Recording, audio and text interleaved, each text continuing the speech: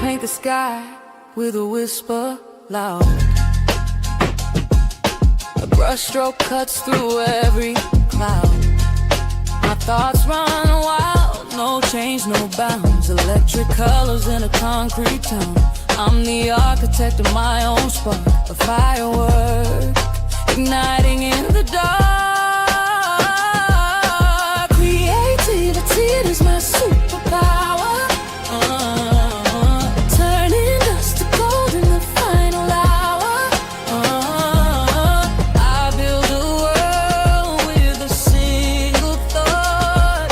No cage, just dreams. It's all I've got. I bend the rules like a melody bends. Snap a rhyme, make the broken man. A kaleidoscope spinning in my chest. This canvas bleeds, but it's my best. Ideas collide, a thunderous roar. They crack the ground and break the floor.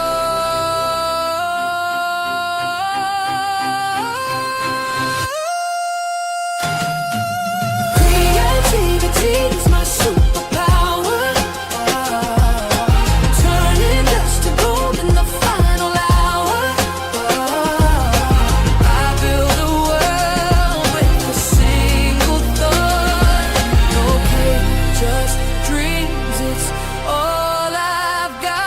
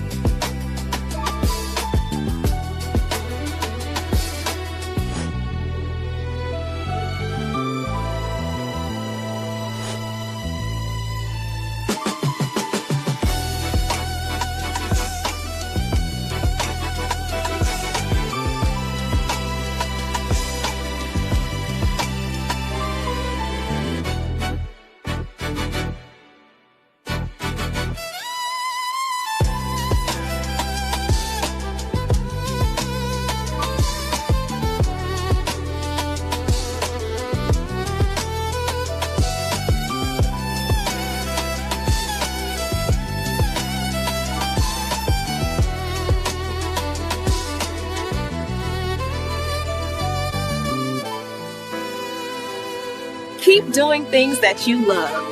Innate Academy is always here to support you.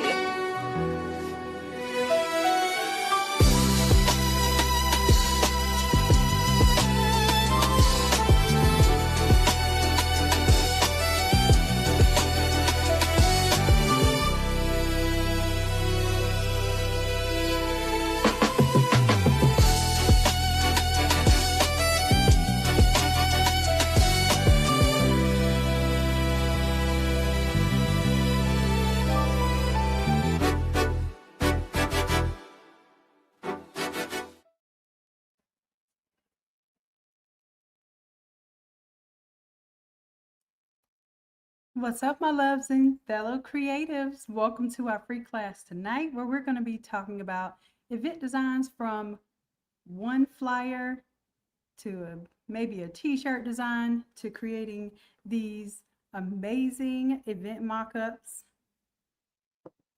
and also some different products that you may decide to make to coordinate with your project. So I would like to have an interactive class. That's why I do live classes. I love to have your input and feedback.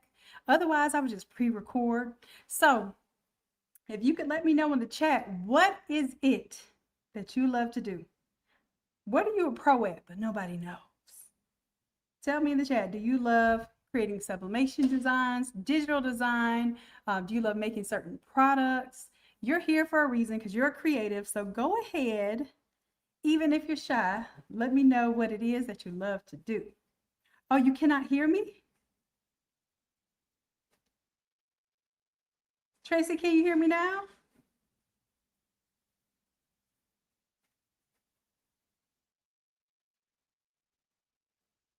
Let me know, because I don't want to get going if y'all can't hear me, because I am going to talk as I'm going along.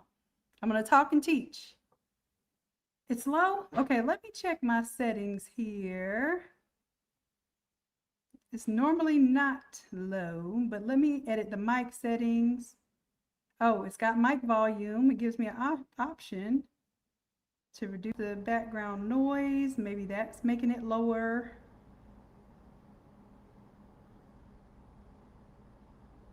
Is it delayed? Well, we're using StreamYard. We haven't used StreamYard in a while. I just want to make sure that my Wi-Fi was connected, and it is. Phyllis, you love creating t-shirts? Oh yeah? Let me know, what are some of your go-to projects that people ask you for t-shirts?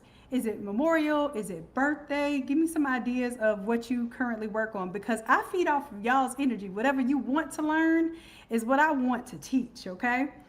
I promise I don't come to y'all with just randomness. I'm coming to you with real world projects that I work on in real time and that I've been working on for the past 25 years. I have been doing Photoshop, design, events. I've done book design, anything you can think of in the design world, websites, etc. I've done it all. I've designed fashion, I've sewn, I have painted sneakers. If you name it, I can almost guarantee I've done it, or I've at least researched it enough to know how to do it. Okay, y'all can hear me? Good, good. Awesome. And I'll do my best also to see what you were saying inside of the chat. I believe I can see it in this window, but y'all don't get mad at me. Be patient with me, because sometimes I get into teaching and I'm looking at this screen and I'm not looking at that screen. So I promise I will look down, see your comments, okay? Not delayed? Okay, perfect. If it is delayed on your end, try refreshing the YouTube page for me. And then that way, and when you refresh it, hit the live button on YouTube, because it may be replaying from the beginning. If you hit that live button, it'll make it go in real time for you. And YouTube does naturally have a 15-second delay. I don't know if Facebook does, but I know YouTube naturally has a 15-second delay. That's why I give y'all a little chance to answer me. All right. Perfect. All right, so I'm gonna do this one more time then, just in case my volume was low. Let me know what you came here for. What is one of your favorite things to do creatively? It may have absolutely nothing to do with the design that I'm going to show you tonight. I just want to know what it is that you love to do. What's your number one product that you design? Who do you serve? Is it memorial clients? Is it birthdays? Give me an idea. Do you like to do business to business? Do you design websites? Do you do t-shirts? Give me an idea of what you do so that I know I'm saying every single week. I don't know if I'm gonna do this every week.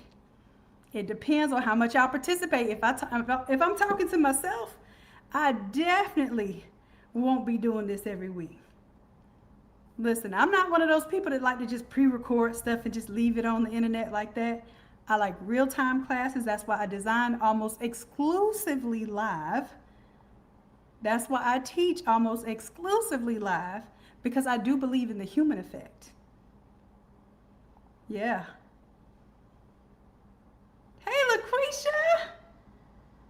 Oh my goodness, triple OG in the building. Yes, love.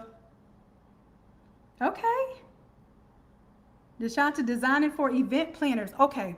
So we're exactly touching on that tonight. For sure, for sure. You're in Tallahassee? What? Okay, planning and party favors, the crafting lab. All right. Okay, well, I think I might be right on time to show y'all some things tonight. And even if you design t-shirts, I'm going to show you some things tonight. Okay? If you design digital products, if you design websites, if you design Shopify stores, let me know in the chat. Let me know what you do so I can show you how this relates. Or how you can take what you currently do and make this another stream of income without having to learn a whole nother process. Right? Okay, that's my goal. All right, cool. So it seems like most of you are here for the event and party flavor. So what I want to do is I want to back a little bit so we can recap exactly what we've been doing this entire time. And the way that I've been teaching in the academy for the past couple of projects has been to take one project. And I learned this by when I was a graduate student teaching undergraduates.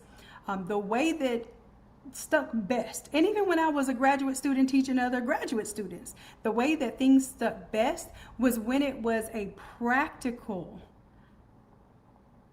example of what to do. So even in engineering, when I was not even an engineering background, but I would teach other engineering students. My whole goal was to show them the relativity of what they were working on so that you would remember the project better. You remember the principles and the application. So that's why I love to see what you all want to do, because I can incorporate it into these examples and these projects and help you actually like put this stuff to work, okay? Because one thing I say, whether it's AI, Photoshop, designing, crafting, just creativity in general, your creativity is your superpower. Y'all know that's my motto. But my other motto is to get paid with it. Don't play with it, get paid with it. And this is what I want you to know about your gift, because it's God-given. And don't play with it. Get paid with it. That's what it's for. That's why you were given this gift, okay? I promise you it's not random that you're here today. What's up, Nikki? All right, so I'll be tapping in with you all, asking your opinions and giving you all my background into some of the solutions that you all may need. And of course, I want you all to pitch in too. Let me know some of the solutions that you have as I go along, because I'm not the only one with answers. You may be able to help your fellow creatives in the chat as well. All right, so like I said, I'm gonna kind of go back just a little bit so we have some understanding. Ooh, these turned out really nice. Okay, I'm going to show you what I did for this prompt in just a little bit, but these turned out really nice. Okay. All right. Okay. I was just, looking at some things I just ran through our AI. Okay, so I want to give a premise first, because I am not anti-AI. In fact, I love using AI to help create a system of how to design. All right, I don't rely on AI. Like, it's not my finished product. 99% of the time, it's not my finished product. But it can help give me great ideas. It can help with the resources that I need to build a better project. And that's how I want you to look at how I'm teaching. Okay, so every single time we do a project, right now, we're wrapping up our memorial segment. So I'm going to take you back. All right. Whether it be our AI, so I'm going to take you back to the AI side of things, okay? And then I'm going to take you back to how we related to Photoshop, just so that you get some understanding of how we're going to build up to an event design, from a t-shirt design, from a flyer design, etc. Okay? So first, we were doing our AI Create-a-thon. One of the first things that we did after that was to create these flyers in AI. We used ChatGPT Image 2 inside of our Higgs field. And of course, we had some, pretty clean prompts that helped us get some fabulous results. But the idea was to start and get some type of energy and some type of inspiration from just a flyer, right? Because our whole idea is eventually we're going to create a whole event. And yes, it's going to come from a flyer. We're going to create a t-shirt design. And yes, it's going to be extracted from that single design. We'll do the grave blanket and the casket and all of the things based on just one design. Okay? So I'm not going to go back over these classes, but I know you all were asking me yesterday what some of these classes were. Like, hey, what class was that where we did this part? So this time I just brought up the Innate Academy classes. Yes, we have over 125 AI classes. Yes, we have over 260 Photoshop classes, because every single week we build on Photoshop, we do a different project, create a different template. Every single week we're working inside of AI, we're building our AI skills, we're learning right along with AI, because I don't know if y'all know this, but AI learns and it gets better. All right, so the AI class we did a year ago is not the same as the AI class that we did a week ago. Just want to let y'all know we're evolving right along with it. All right, so we started off with a flyer design. Then we took that flyer design and we said, ooh, I like to create that for a program cover, for a t-shirt design. And I want to go ahead and break down those elements. What does that background look like when it's all by itself? What does her photo look like when it's all by itself? What do those flowers look like as design elements when they're all by themselves? Now, what does each individual flower look like when it's all by itself? So then we take that, break down those elements so that we can design better. Why? Because every time you design an AI, you're limited to how big that image is going to generate. Even if you upscale the image, it's not likely that it's going to be able to upscale as is into a big old floor wrap or a big old backdrop, right?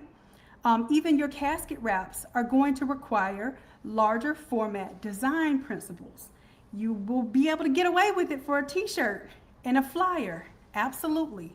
But when you take that image and you blow it up larger, even sometimes to an all-over shirt, you can probably get it to an all-over shirt size as long as you're using some type of image enhancement, which is usually AI as well, right? But when you go for that backdrop, you're going to be pushing it. When you go for that floor wrap, you're going to be pushing it. And I almost guarantee you that you're going to see all kind of little graininess. You're going to see all kind of details just look crazy when you blow it up to that size.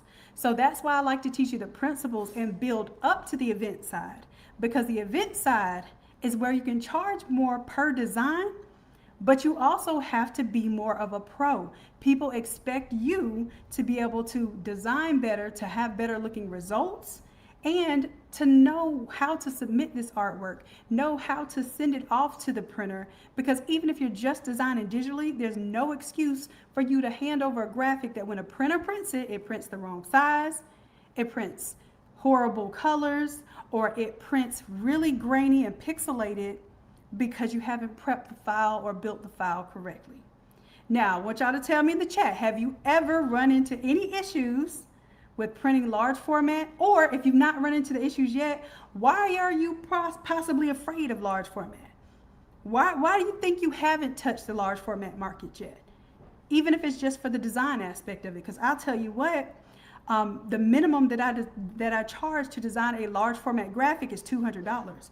I don't care if it's one 4x8 board, it's $200. Okay, if it's one backdrop, it's $200. And then I put on the fee of the printed material if I'm drop shipping it to a client. I don't even print my own backdrops. Now I do some printing. I do have some large format prints that I do for the 4x8 boards and that sort of thing now, but I didn't do it before. I utilize printers, and then those printers would send me work because they could not find artists that could design quickly and efficiently and give them print-ready artwork. Okay? All right, Nikki, your problem is the vendors. Got you. Okay? crafting lab, you don't know how. But here's the thing, you already have a knack for designing for events, right? You already have that that connection more than likely, right? So now we just need to get comfortable and confident with offering this as a service. I think that's where I do best. Yes, I may teach you Photoshop, but what I really teach, and this is, you know, just my secret, I'm just letting it all out. I really teach y'all just to be confident in what you do. And confidence comes from competence. You doing it enough to be doing it well. And I do this stuff so well that I design almost exclusively live. Like, you could throw any project at me at any time and I could do it live right in front of you. Because a prepared man is better than a prepared message, one of my mentors told me. And I said, you know what, you're right. Because that means I could throw down anywhere as long as I got a little Wi-Fi. And I might not even need that because I got Wi-Fi in my brain. All right, so now I'm going to take you on to the progression of how we use Photoshop for those first couple of things so that you understand what we're doing here. So we rebuilt that design. Remember that flyer design? We rebuilt that design as a t-shirt design using all of those elements that we built inside of AI. So we took each of those flowers and broke it down. So then that way we have a higher resolution image, because when AI creates that one flower at that 1080 by 1080 pixels, which is pretty much a graphic that can be used for the web, I can upscale that image, and now that image can be blown up if need be for my banners, for my backdrops, for my casket wraps. But if I just try to take the AI as is, even if I upscale that whole graphic, more than likely it's not going to be print ready for a casket wrap. More than likely it's not even going to be print ready for even your small format jobs. You have to be able to do some real-time editing, okay? And I know some of you are using Canva, so some of these principles will apply to Canva as well. I choose to use Photoshop because I know how powerful it is with making a system of design. And I may have an opportunity to show you some of that a little bit later. All right, so matter of fact, I got something cooking in the background. Hopefully it does well, it behaves, because I'm doing a lot of live streaming right now.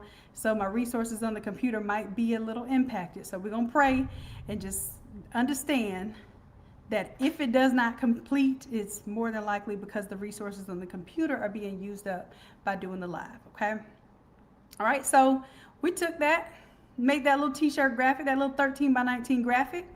Then I taught you how to take those individual elements and build it into an all-over graphic, right? So now that all-over graphic could be used for a t-shirt, it could be a backdrop, it could be a banner.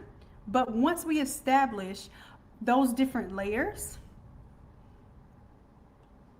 then we can build other products.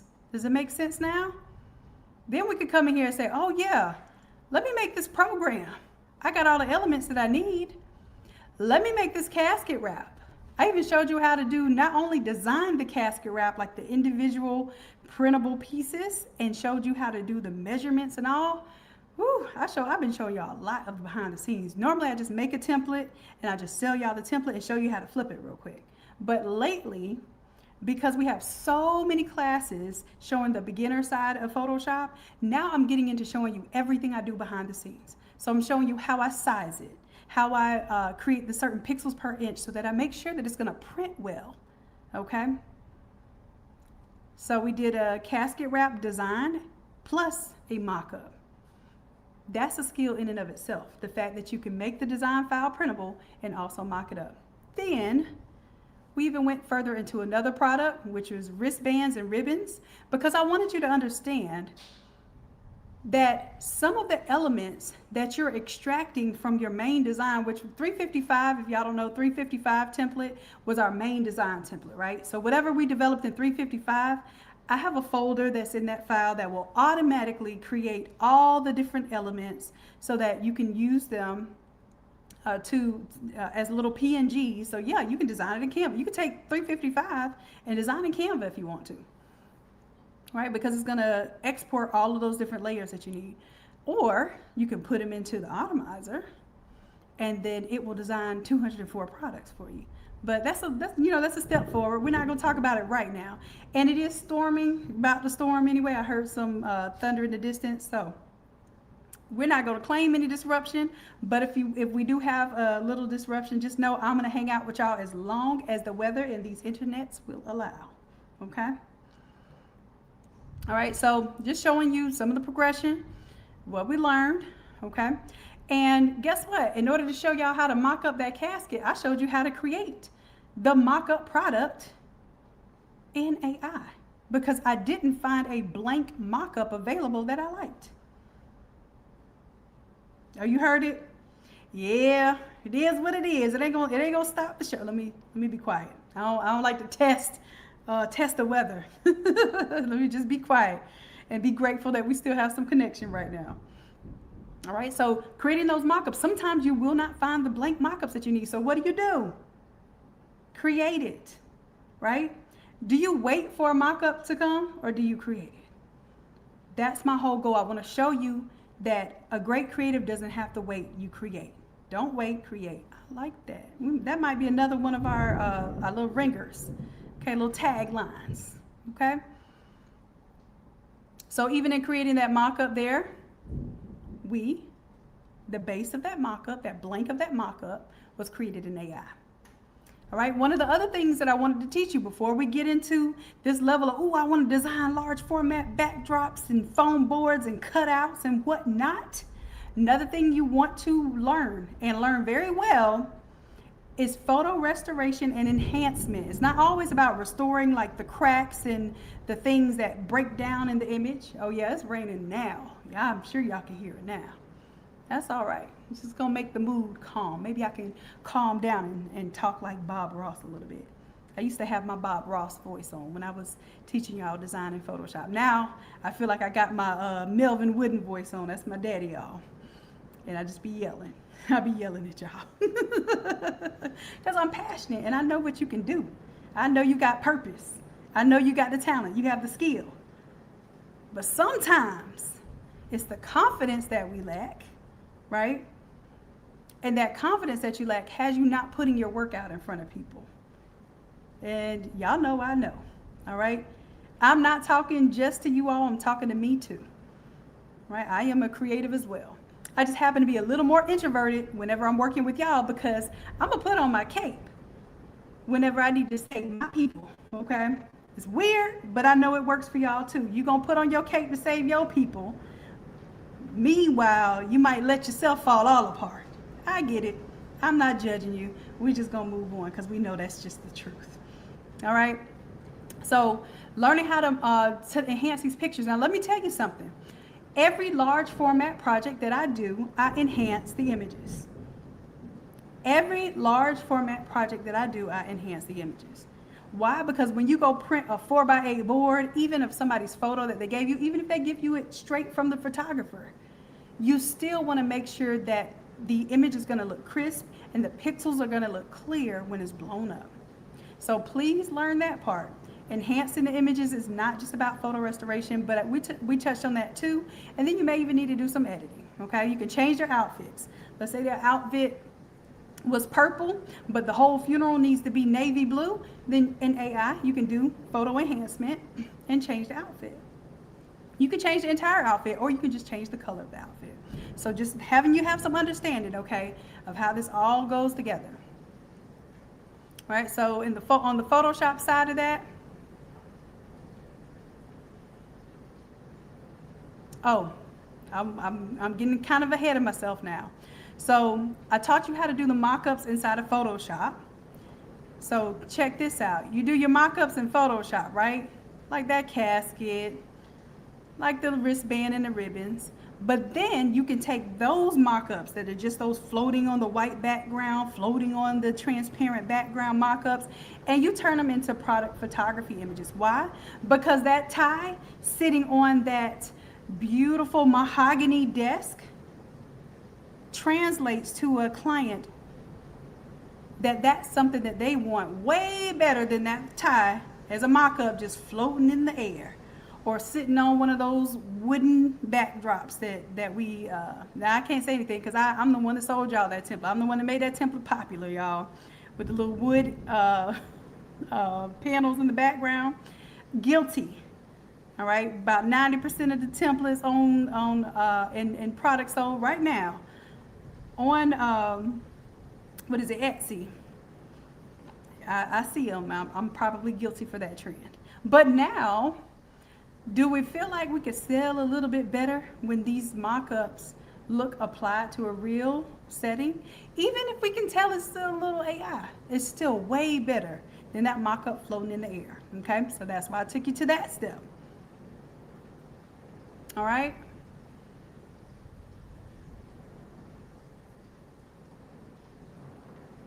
All right, so past that, now this was not art in terms of, it's still art because it's music, but we didn't do the visual. This time we created music. So I showed you how to create custom songs, because what you're going to end up doing is you're going to end up using your creativity for this project. This is our memorial project, but you're not just creating songs for memorial. You can create songs for graduation. You can create songs for someone's birthday. You can create songs that just create an experience, and that way you can add that on to your package of what you're able to create to give an event planner an experience, right? Now, y'all getting a little quiet with me in the chat, so let me know in the chat. Y'all still with me? If we have a little delay, that's fine. I just need to know, did the internet cut out? Are we good? Yes? Okay. Jennifer's the only one with me?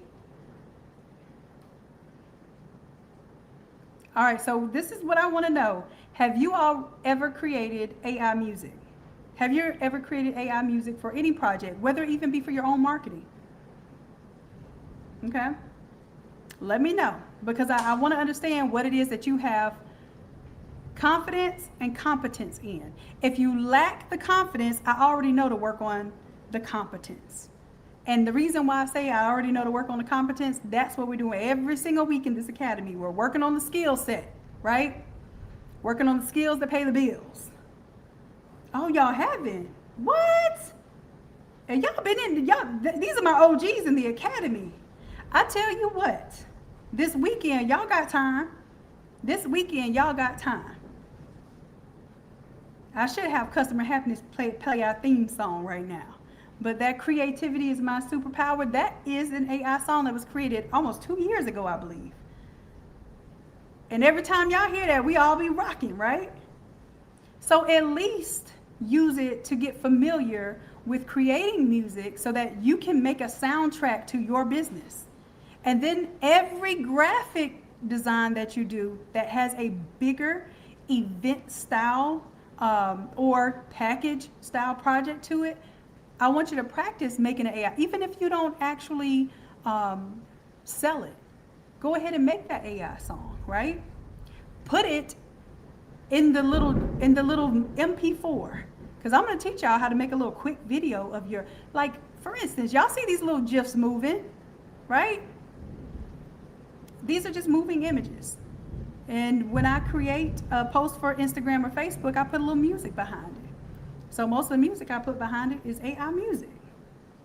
So now imagine delivering your project and you're showing them, hey, look at this. I can do the casket wrap for you. I can do the, another major thing that they do is the portraits on the easel. And then behind that, having some music that talks about that particular, that particular experience, right? And then, oh, you can make a custom song for Jasmine? It had her, I heard her name in that song. Is that a real song? You can say, sure is. I created it. As a matter of fact, I can clean it up and I can make it special to Jasmine, because right now it's just generic because I didn't know too much about Jasmine personally. But if you'd like to give me a few personal details, a little bit about her, then I would love to make this a memorable song. Okay? And then I think our last class that we're doing in AI, I believe, don't quote me on this, in this project, is to create the video. Okay?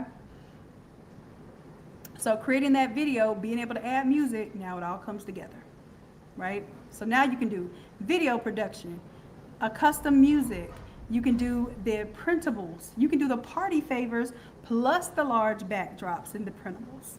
Whether you print them or you hand all of this over to the event planner to find the vendors and do the printing and do all the build outs.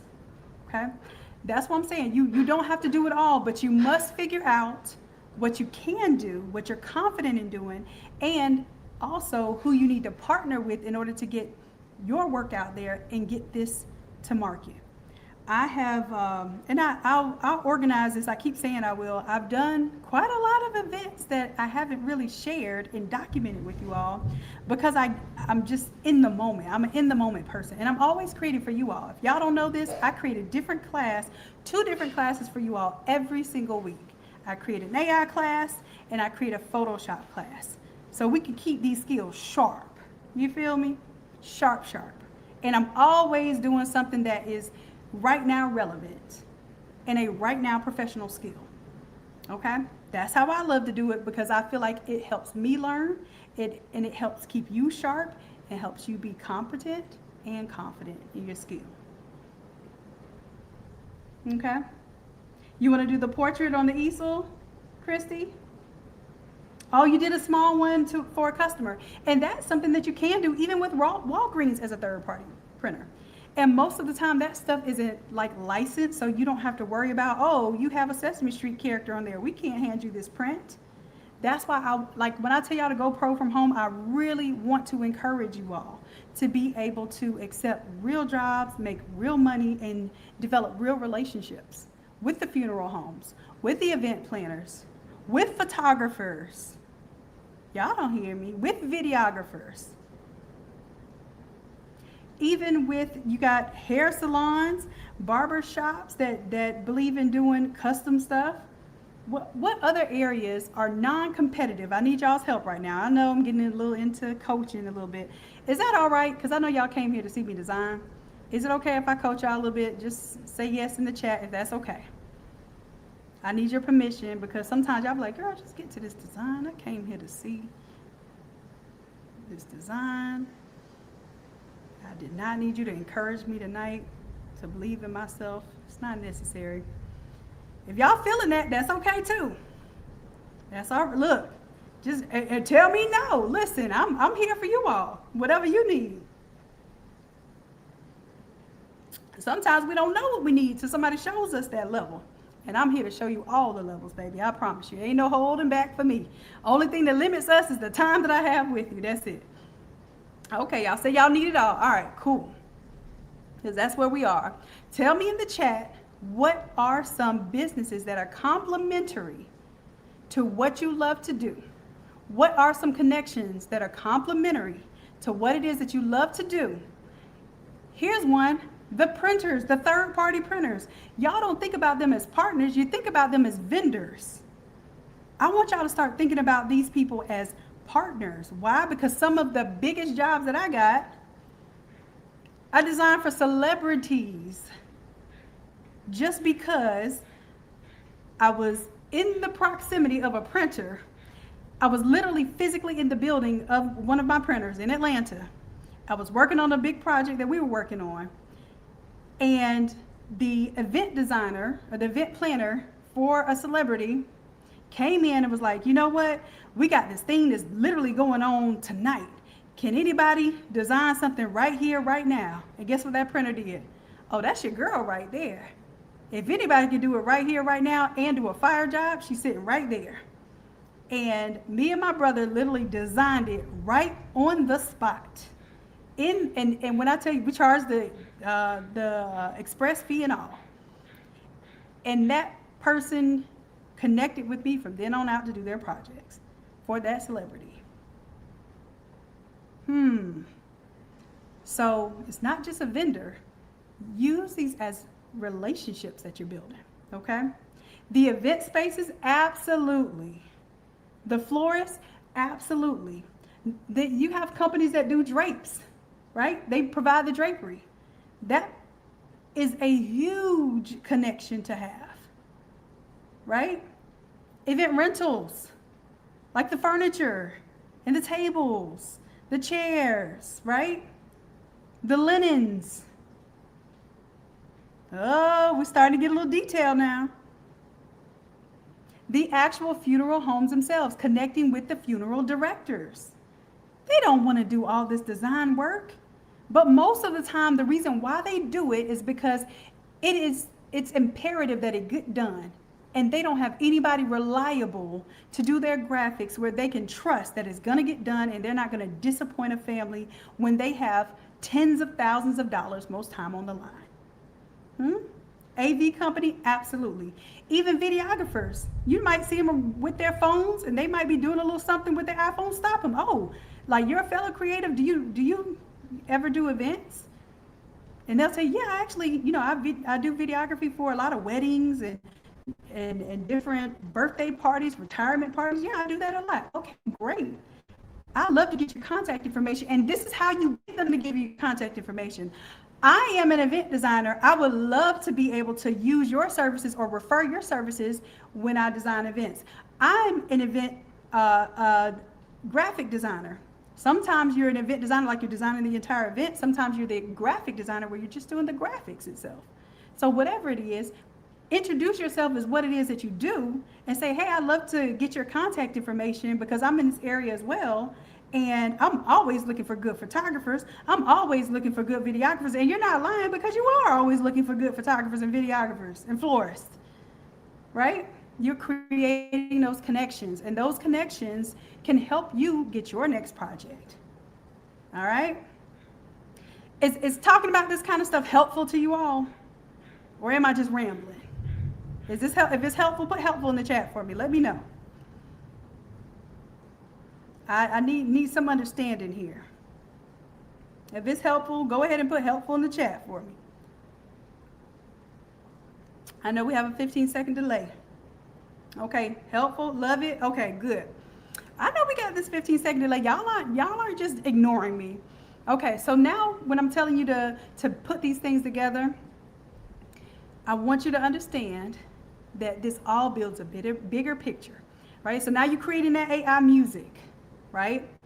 Then I want you to be able to take the project that you're working on. Let's say you're doing a client's graduation project.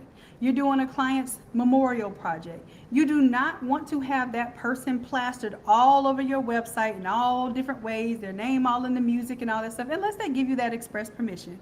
But eventually, you're going to want to run ads, okay? And I'm going to tell you something specific about memorial. People get sensitive. So you don't want to be running an ad for your business for memorial services with somebody else's family member in it, even if the person that contracted you said it was okay. Don't do that. Go ahead and create a replacement AI model. And here I show you how to, hey, take Jasmine, show her at 6 years old, show her at 12 years old, show her at 16 with a prom dress on, show her at 23 where she graduated nursing school and she's in her element at her job, right? Create birthday party pictures so it looks like it's her real life, so that when you create that funeral program and you're creating a collage of those images, now it all makes sense. Okay? All right, and I feel like I'm missing something. Maybe, I think it was in this class where we did the collage, okay? Because what I did was I showed you how to take the collage that we did from AI, because AI did a collage, but let's be real, I think we did it better. We built the collage in Photoshop, but we got the idea of the placement and everything from AI. So this is where I'm telling you, once you know your skill set, these are your tools. This is the way that you innovate. This is the way that you create money out of nothing. Like literally off of an idea is going to bring some real money to your hands, to your family. Okay? She says, yes, we did better. We did. And then we created that as a template as well, just so that you would have the idea of how do we layer? How do we fade off those images? How did we create a background that was faded off on some and a pop-out image for others? And how did we let those flowers pop out? So I showed you how to build all of that from scratch. But then I also, every time I design a class, I give you that template file, but I'm literally showing you how to do it from scratch as well. So there's no project that you could ever take on and say, you know what, ooh, I don't think I can do this. I think I bit off more than I can chew. I promise you, I got a class for that. And if I don't, y'all let me know. If you're ever struggling with something, let me know in the chat right now. That's why I ask you for your struggles. Let me know your struggles now so I can make sure I address them and I help you. Okay? All right, so we did a collage, Photoshop. Then I showed you how to mock up some more products, like some of those products that we designed to AI, like the tissue pack, the urn. Boy, I even did a gatefold program. Now that was a doozy to mock up, y'all. But it's okay, we did it. It's done. All right, and finally, what we did with AI, in this one, I think, we haven't updated this one just yet, the 128. But this is the AI that we created. I'll go ahead and actually go to the AI so you'll see it. So we used Nano Banana Pro, and then we also used ChatGPT Image 2. And of course, you know, I gave y'all a prompt book and we worked through some of the prompts and everything, right? And I'll scroll down to kind of give you some of these images. And let's make them a little bigger so you can see better. Because child, this thing gave us some ideas, didn't it?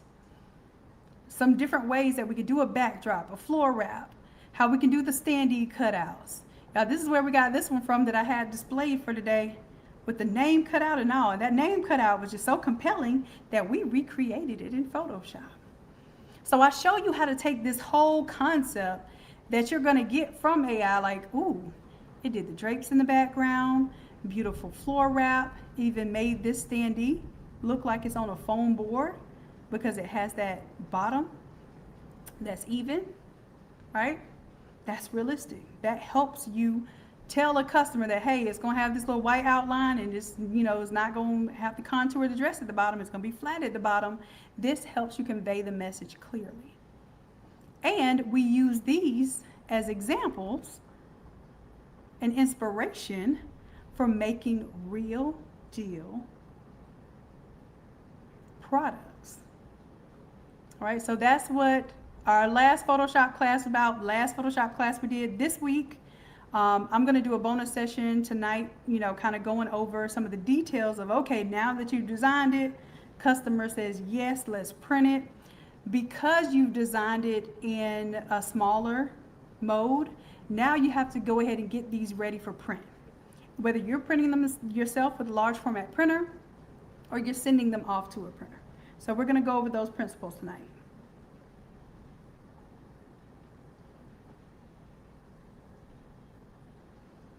Yeah, and Christy, I want to see the stemless wine glasses. I want to see those produced because I'm just curious because I don't want to mock something up that won't produce the way that I display it. So for the stemless wine glasses, I'm thinking that the design just needs to be small on there because if you make it bigger, you're going to have to try to contour that image because it's a stiff piece of paper. So I'm interested in how big you can go without having those wrinkles and issues from basically crumpling up the paper when it goes over that contour. Okay, and I'm looking at the comments right now. Jennifer says grouping, linking, moving the groups and layers to the correct places is your struggle right now on the Photoshop side since we're learning more how to create our own templates from scratch. And here's the thing, the more I show you, I think the more issues you are going to have because you're like, wait a minute, so this just used to be in our templates and I didn't know, I wasn't grouping stuff. Them groups was already there when I got your templates. Yes, exactly. So what's going to happen is the more you practice it, the more you do it, the more you slow it down because you're more than likely going to have to slow down what I'm doing in terms of repeating it. Then you're going to get the principles, the Control G to group them. And like you said, adding the layer effects to what part of the folder or what part of the group, all those things are going to be, it's repetition. I promise you, it's reps. It's reps. And reps is what's going to build your competence. It's the reps. Okay? So every time I do it, I am breaking it down every time. Every single time I do it, I'm breaking it down.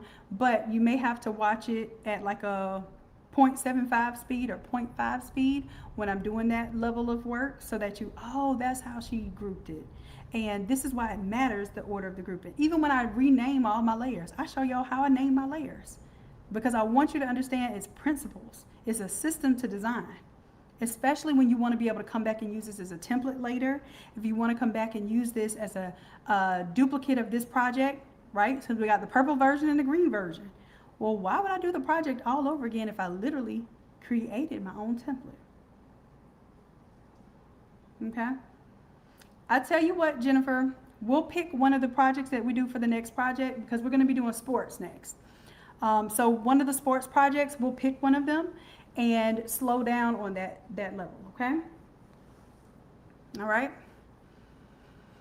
Okay, so finally, like I said, we got into the event design side of things, so that's where we are right now. And let me see. All right, so I am done with this Automizer. I just want to check a few things, make sure it actually did what I wanted it to do.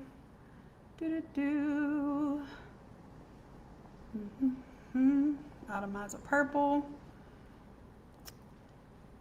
Let me see. I'm just making sure that it went from the green Automizer to the purple Automizer. And if you don't know what an Automizer is, it's okay. Just put auto in the chat. If you don't know what the Automizer is, put auto in the chat, and I can explain just a brief second.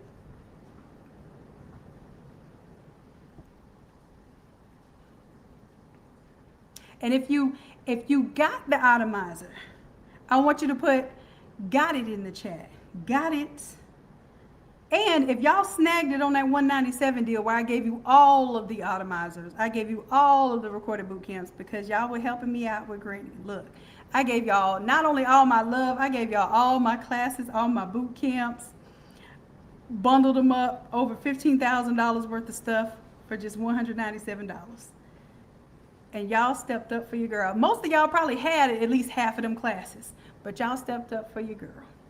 And I hope that the value, that if you got it and you got it in the chat, let me know if the value of the sheer value of the classes that you got for that 197, was that a deal or was that a deal? Was it a deal? Did y'all go into some of them Shopify? We had the challenges in there, we had workshops in there, we had boot camps in there. Did y'all go to the screen printing? Did you go to, I had one for event design, designing those arches. Did you go to any of those classes, or at least see what you had available to you, so you can have some fun this weekend and be immersed in doing your projects? Okay, I see y'all got it. If anybody missed it, if you missed it and you may want an opportunity to get it, I'm thinking about it. Let me see how many people we got on this live. I can't see, but if anybody missed it, I want you to put it in the chat, I missed it. And if I see I missed it, I may be gracious enough to give you all an opportunity. And if you missed it, but you need a split pay option, because many of you came to me afterwards like, Doc, I want to support Granny, but I need a split pay option. And at the time, I didn't have a split pay option available, but I was able to make a split pay option available. So if y'all want, and it's a secret link because I didn't tell nobody about the link. It was just like one person asked me about it. This is what I'm saying, y'all. Sometimes you just got to speak up. So one person asked about it in an email, and I was about to say, no, I don't have a split pay option. I said, well, wait a minute. If I need help and they need help, why don't we create a way? I don't know if y'all heard that. But when you need an opportunity, when you need a solution, do we wait or do we create? I need y'all answer on that. Do we wait for the answer? Do we wait for the solution, or do we create? And sometimes we're praying to God for the solution, and God's like, well, golly, I already gave you all the tools that you need to solve it. What you need, girl? You need me to spell it out? Well, I'm spelling it out for you right now. Everything that you need to produce the vision that you have, God has already given you the provision. Okay? And we have to tap into it. Sometimes we get discouraged, and that's why we can't find the provision. It's not that we don't have it. It's that we're a little cloudy. We don't have that clarity. We're not in our creative zone. We're so frustrated and flustered with the things that are bothering us in the world that we don't see the solution. Not that we don't have the solution, we don't see it. Right? So we're going to create that solution. We're going to create the table that we need in order to be successful. We will create the space that we need in order to be seen. If it is one thing that we're going to do, we are going to create because we are. We are in the image of the Creator. That's why we're so special. That's why we're special. Because we can create like our Creator. All right? So never underestimate your superpower, which is your creativity. All right? So if that's something y'all looking for, I'm going to hold on just a second. Customer happiness. I believe I have a link for that. If anybody needs a split pay option. If you don't need a split pay option, you can do it without the split pay option as well. But like I said, I heard my girl, she said, I've been with you, OG, from the very beginning. This is something I really need right now. Do you have a split pay option? I promise I want to support you. I want to support Granny. And I said, all right, let's make it do what it do.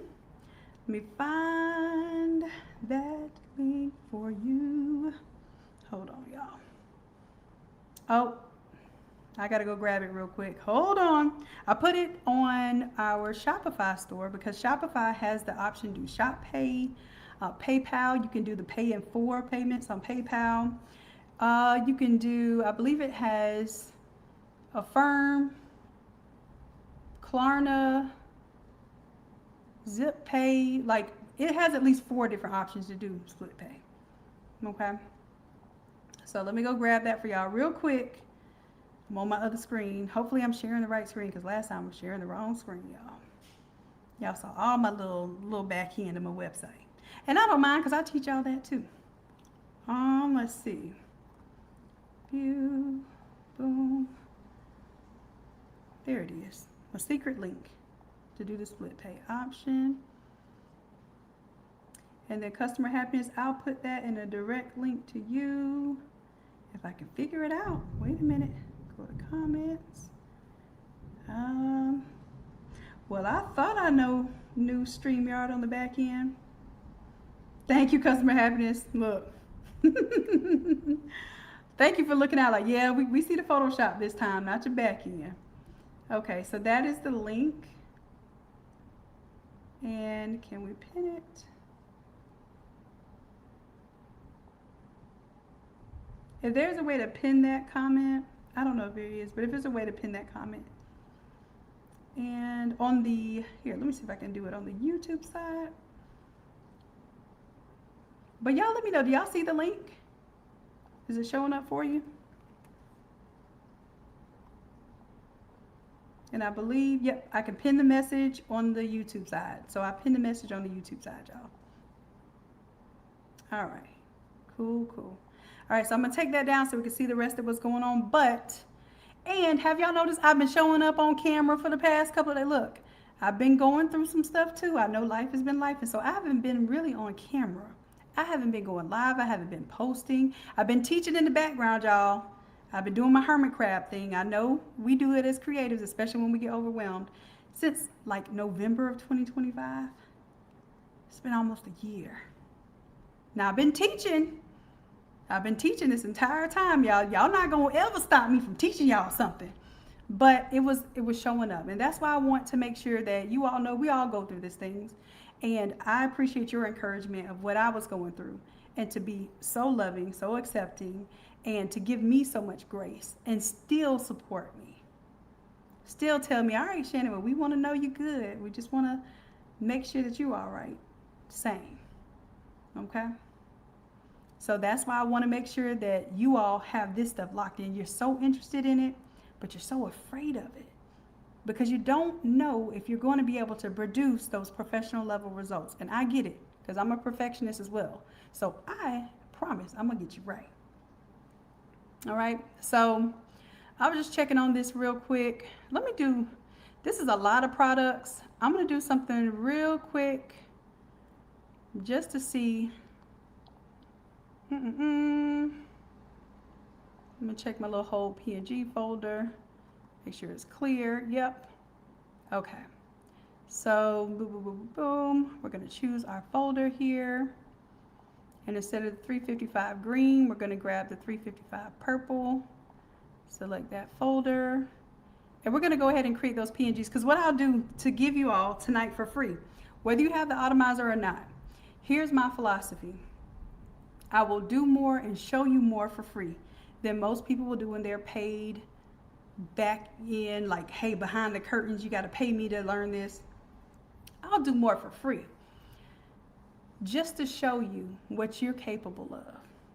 But if you want the resources, the templates, the implementation, the accountability inside the Zoom room, then that is what I charge for, because that is another level of quality. That's another level of you unlocking your skills, okay?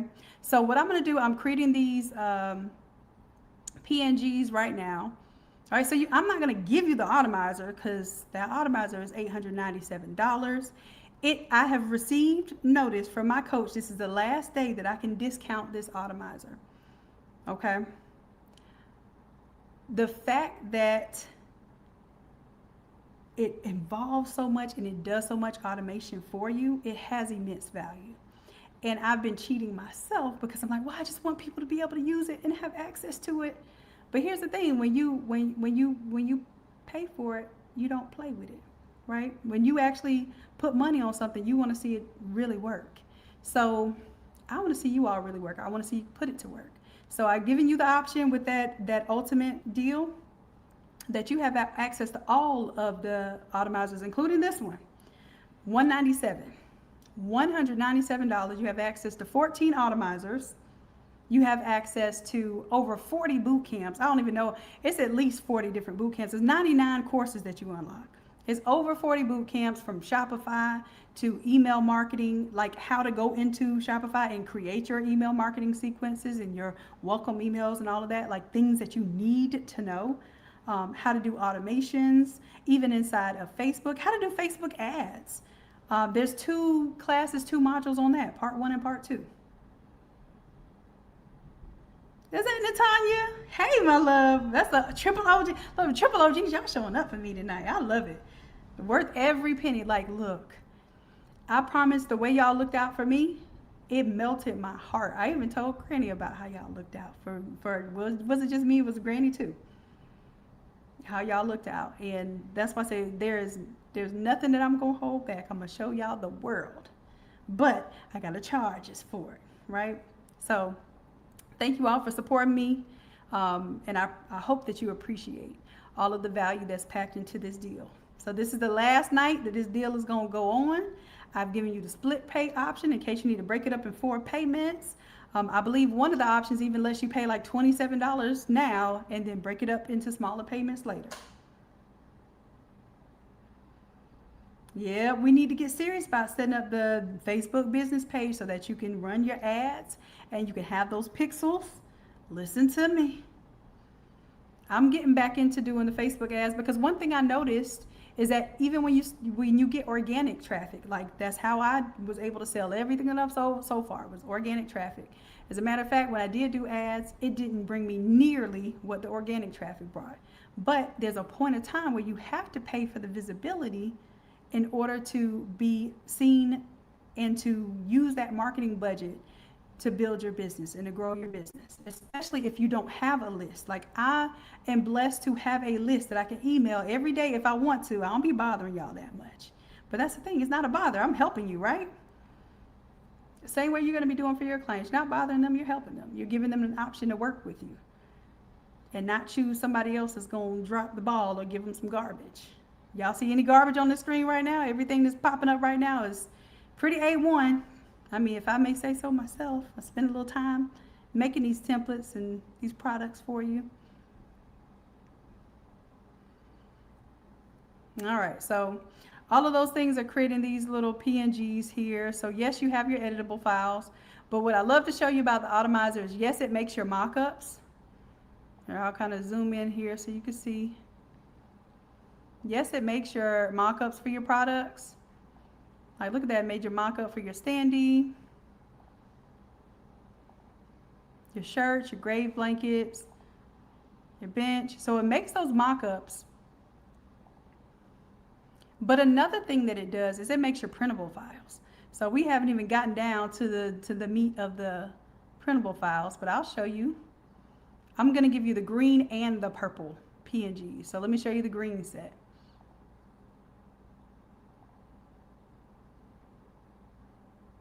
All right, so boom, if you want to make custom envelopes, any product that you see here is not just for Memorial. That's what I want y'all to know. Like, this is not just for Memorial. This is for back to school, right? But what it does is it takes your entire project and it propagates that project across all of these different products. So maybe it is for a senior and you want to make a cheer bow. Maybe you want to make the car coasters because you want to do a whole auto kit that has the air fresheners and stuff. You don't have to imagine this just for Memorial. This is absolutely something that can be used for seniors. This can be used for bridal showers. Options are absolutely endless. Ooh, you're offering some envelopes? Yes, or envelopes. Chocolate bar purse, y'all, that one right there, y'all got me with that one. Not only did I make that template from scratch with all the materials in it, and y'all got me on that one. That was a good class. Even this crown, making that mock-up for that crown, y'all, was not easy, but it's done. Look. And a lot of you all are getting into doing acrylics and that sort of thing for party favors. Imagine being able to show, like, this mock-up here. It looks realistic. It looks like it's really acrylic in 3D, so you can show off those products. Your fan looks realistic, right? All of those products. Your all-over-ish hoodies. I got a denim. Y'all got me into making a denim jacket. Now, I will say some of these products, because I was not using them for Memorial, like these products here, you want to make sure that it's going to be specific for how you want to produce, okay? So you'll go into those individual products and tweak maybe the words that are on there, but nonetheless, it's there. Keychains, digital invitations or announcements, physical invitations or announcements. Like, I didn't even do all of the possible products that I could have for Memorial because it was a lot, right? But I did some of the primary or more important ones. But you can even see some of these products that it mocks up, like, oh yeah, I am making that for graduation, or I did want to do that for a birthday party. Speaking of party hats. So the ribbons, the Pringles, regular top, pop-up top. I even showed y'all how to take this into AI, and it will put the little beads and the sequins and the little confetti inside of there. Shanon, let me show y'all how to animate them too. Create some ads, some video ads that you can run on Facebook. So yes, these are, oh, and this is the prize, because this is actually what took me the longest time inside the Automizer. I don't regret it because I feel like it's a much needed product, but what I did was I went ahead and created trifold mock-up, I did a bifold mock-up, and I did the gatefold. Okay, and I did it for 3 sizes. Y'all see that? Where'd it go? I did it for 3 sizes, 8.5 by 11 paper, 8.5 by 14 paper, 17 by 11. But do you understand the concept now? The reason why I taught the module for the memorials like that, this whole memorial project, I taught it a certain way where we started with one project, one image, one flyer, and then we broke down those elements and built our background, we built our foreground, we built those accent elements, we used certain effects in Photoshop to create and give us dynamic text, right? So all of those things gave us all the essentials that we needed to build all these other products. You got towels, of course we got t-shirts, you got a center print t-shirt versus an all over t-shirt, and guess what? This automatically designs both of them. I really want us to do these stanchions and velvet ropes custom. I really do. I'm waiting on a project. We're going to do a project in January for Martin Luther King weekend. I'm going to do a special invitation. It's only a few people that's going to be able to come.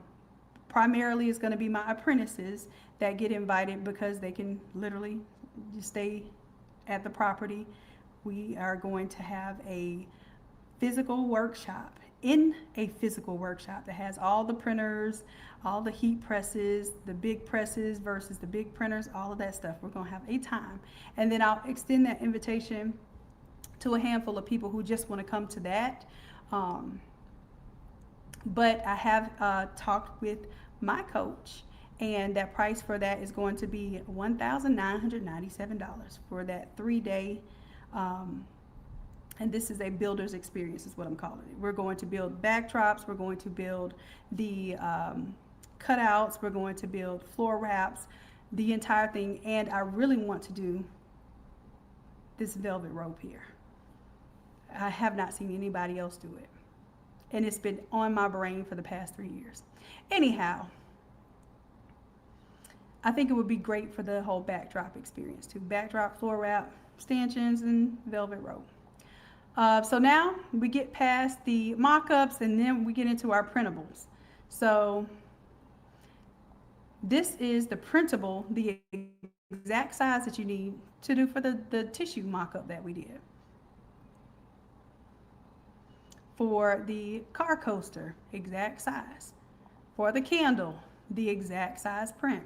So the reason why the Automizer to me is way more valuable than a set of mock-ups. It's 204 mock-ups.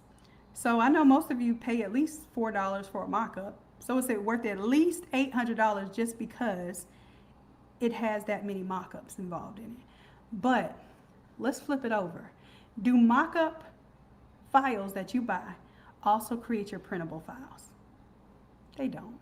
I know because I done bought plenty of mock-up files. So the way that this system works, and this is where my engineering brain gets to talking to my creative brain, and when I solve problems, I never made this for myself when I was designing because I just always thought, oh, I design so fast that, and I have so much experience, I could just design each project as I go along.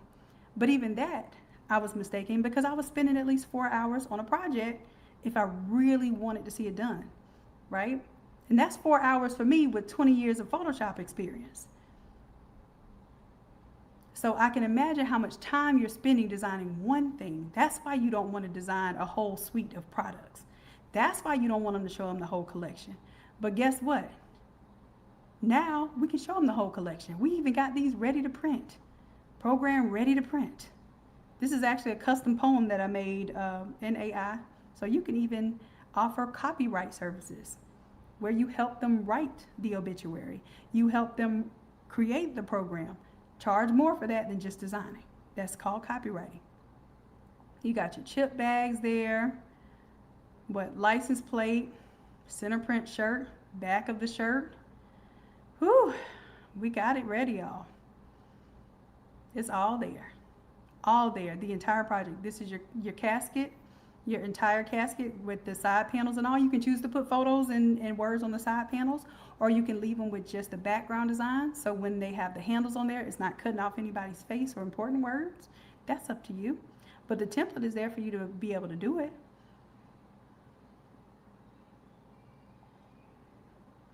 It's your digital invitation ready to send directly to your client. Okay? We talked about doing this silk scarf, which is actually a satin scarf, but it's sublimatable. A satin scarf could be a beautiful gift to give someone for a memorial, right? All right. So that was me bragging for just a little bit. And right now what it's doing is making all the purple, everything I just showed you, the green version, is almost done, as a matter of fact. It's almost done. Look, it may, okay, it's still creating those last few products there, but do y'all see? It's making my floor wrap. I didn't design this. I just told it to propagate these elements here into my project. Oh, y'all, that gatefold program, like I said, I spent a little time on those programs, but the gatefold program looks so good with these elements. It looks so beautiful. All right, so I'm letting that cook. Letting it cook. But y'all see, we even have the wine bottles, the mugs, the mouse pads. What I think, whatever. I think, as a matter of fact, I asked you all, is there any other products we need to add? And Christy, I know you gave me the stemless wine glass. And technically, I tell you what you can do. Let me tell you what you can do, Christy. Hold on. Hold on. Let's go to my green, 355 green. I think I have a glass stemless wine glass. Uh-oh, I'm clicking on stuff too fast while it's working. Uh-oh. Okay, there we go. Let me put in wine. Okay, so I have this stemless wine glass. Guess what you can do?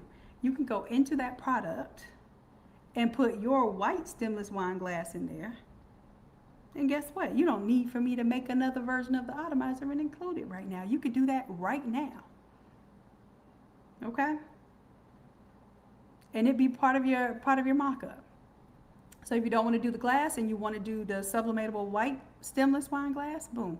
Now, if you want to make it wrap all around there, be my guest. But like I said, you're going to have to show me what it looks like actually produced so I believe that it's going to wrap around there. And of course, I did show you mock-ups, remember? So Christy, I want you to go to this class right here. Class number 360. Remember, we did that just this past, the week before last. So it'll teach you how to kind of make it look like it's curved around there without distorting it, okay? That was the purpose of me teaching that class. Yeah, baby, get on in there. I know you got that Automizer. I know you got that 355 Automizer. Make it do what it do, okay? All right, so I think this is almost done if it's not done already. Looks like, okay, it's almost done. All right, so while it's cooking, can you all tell me a product that you want to see in the Automizer that is not in the Automizer yet? A product that you would like to be automatically mocked up, automatically designed and mocked up, because y'all, this automatically designs your stuff too. All right, it automatically puts the elements that you need in place. And yes, sometimes you have to tweak it or put a little glow behind it to make the text pop off. Sometimes you have to do a little tweaking, but for the most part, your products are foreground and background ready to go. All right, so I bet, look, tell me something that's missing. Tell me something that y'all need, whether it be for memorial, graduation, whatnot, whatever. And I'll let you know if I have it in here. Like, y'all even got the rug in here, y'all. I got this custom menu in here, y'all. We got a glass cutting board. I bet y'all even forgot about that. Cupcake toppers, cups, clear cups, paper cups that do the whole wraparound. Told you I ain't play with that casket wrap, y'all. Ooh, an umbrella. All right, hold on. Let me put it in my notes. Umbrella. Now, this is what okay. So if you aren't making the umbrella, let me tell you what my suggestion is. Anything that's produced third party, like all over print, like the umbrellas, the all over printed backpacks. Because I actually used to have that from Arts Ad. I used to have it in the Automizer. But what happened was it's so large and I have to create so much in order to make basically like a 3D style mock-up, that my suggestion for you is to go to, can I give y'all a website if y'all don't know this?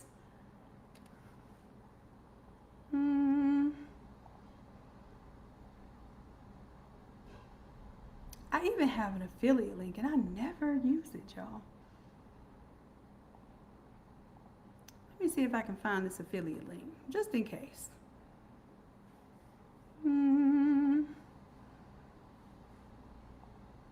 Since tonight, like I said, I'm spending some time with y'all to make sure that y'all know I appreciate you. Oh, I love y'all so much.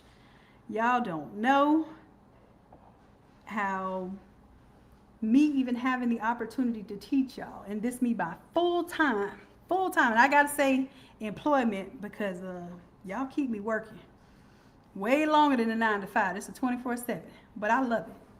And I love y'all for real. I don't just say that for likes on Facebook because it's only about 20 of y'all in here anyway. I don't do it for the likes. I do it for the love of what truly matters. All right, so where's my little arts at link?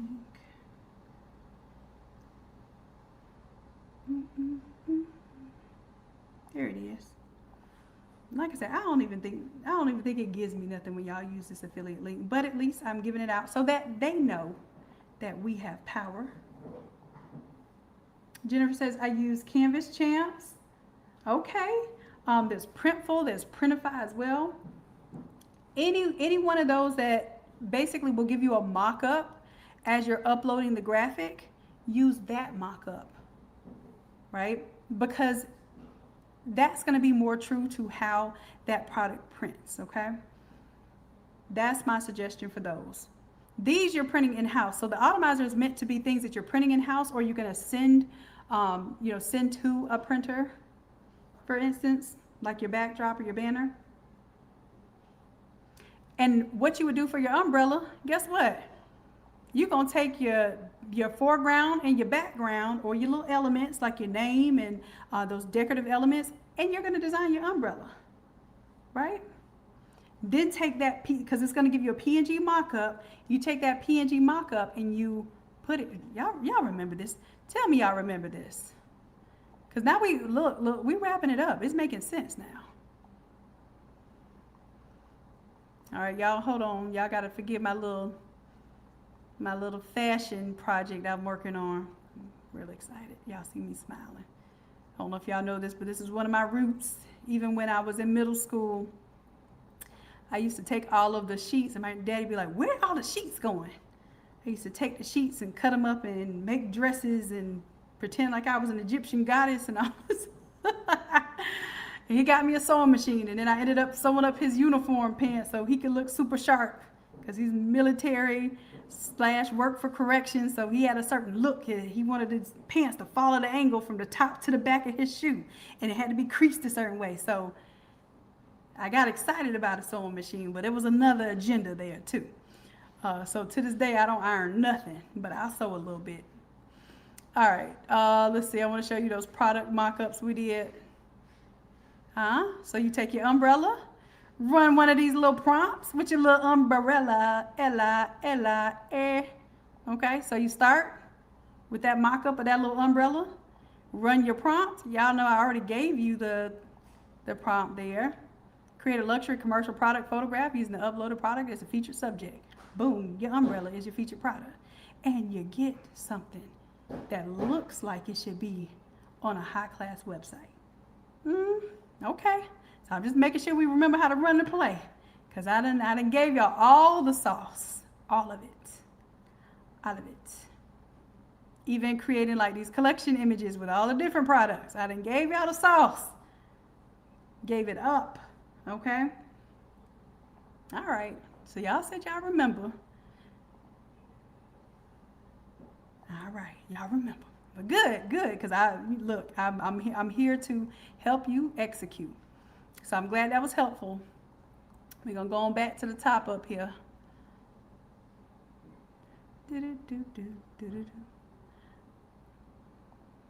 All right, so my Automizer is done. Running all those products that we have for the green. Now we should have all those products for the pink. So I'm gonna take all these. That poster, yep, we should have another poster in here too. So this is what I'm saying. Some of these, like, I have to go back in and change the pattern for some of these products. So I will go back and change my gift wrapping paper, because the pattern is not something that automates. The pattern is something you have to just switch out, and once you switch it out, it will automate. But you know what, I'll work. Let me put that in my notes. I think by this time I should have a problem-solving strategy that makes the patterns update.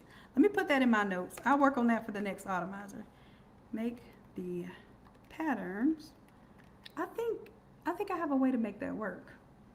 On the skirt and what's that? The tissue paper, and I think the gift wrap paper. And I'm going to say auto update. I may have a way to make that work. I'll have to dream about it, y'all. All right, so yeah, same thing. Now we got the pink version. So what I'm going to do for everyone here tonight is I'll give you the green version of all the PNGs and the pink version, even the printables. So if you wanted to, hey, make a sample button. So you want to say, hey, I offer this product. Look, I'm not mad at you if you use my exact artwork. You use Jasmine. Look, this is not a person that I did a real project for. So I don't mind if you use Jasmine. That's why I created her, so that you don't have to worry about using someone else's memorial image in their project and offending, right? So, y'all, this right here, this gatefold, baby, I did shook a little something on that one, okay? It's got a little extra sauce, a little extra seasoning to it. You know, you can see the gatefold versus the bifold and the trifold. Yeah. I think y'all appreciate that. All right, and what am I gonna do? Oh, take all of these products, and like I said, some of them do need to be tweaked, but that's how you'll know. That's actually what I do. I run all of my products, and then I carefully go through the ones that I'm going to create. Now, I will never suggest that you do all 204 products, because why? Well, actually, that's not a bad idea to offer. Ooh. Y'all could do a Christmas offer if you had a memorial client. This does make sense. If you had a memorial client, then around Christmas time, you could offer like, hey, I thought you might like some of these comforting products to really celebrate your loved one. Didn't think about that. And then I can show you how to put it into your custom GPT. Write those emails up, create those strategies.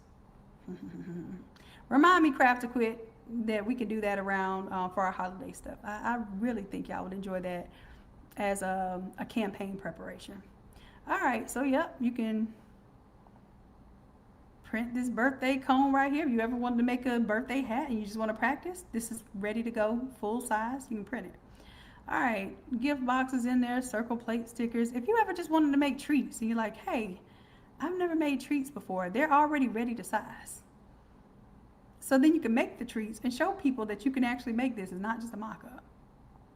All right, there's the bench. Excuse me, y'all. Oreos, yeah, you could do this. Somebody asked about a composition notebook template. It's right there.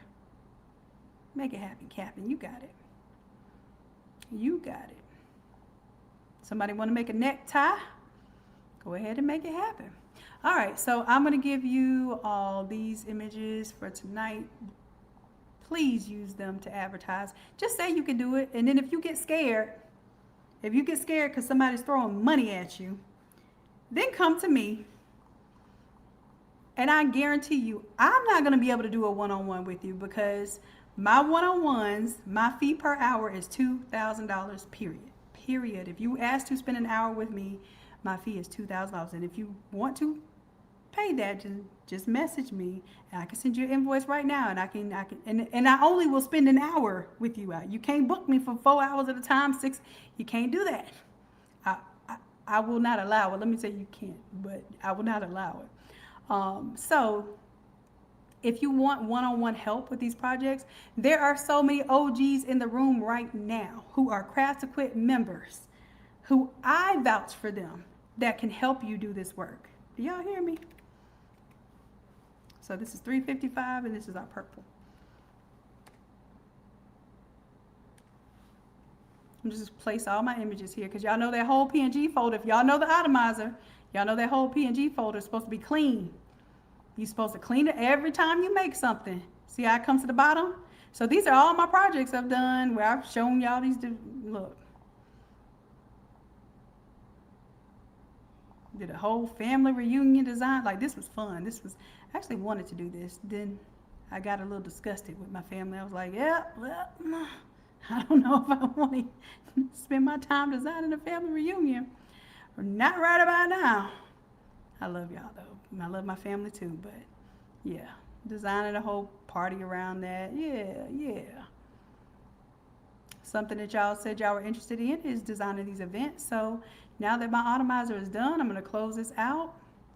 It's already saved. All right. So what I'll do after class tonight, I'm gonna put the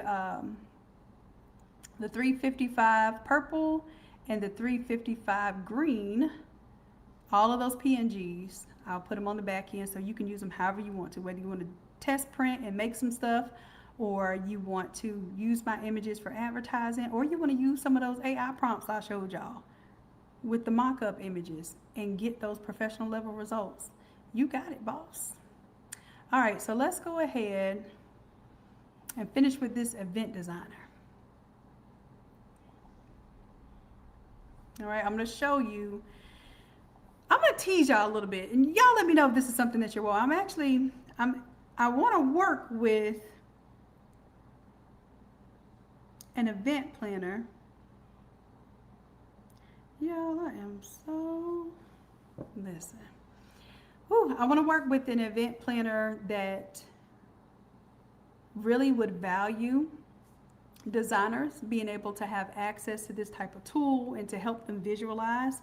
So not just the AI, but also being able to take those AI concepts and building them into a true project. So I want to kind of tease y'all a little bit with this event template that I'm working on that has all the components, and these are all editable, not just mock-ups. These are like the printables and the mock-ups. So I am working on, we're going to see, I'm working on creating this as its own Automizer, where you can pick the products. Let's say they want an accordion wall and an entryway arch and a retractable banner, floor wrap, cubes, maybe the rope and stanchions. Maybe they want the storybook design. Like, these are all editable templates that we've designed over time in the Academy.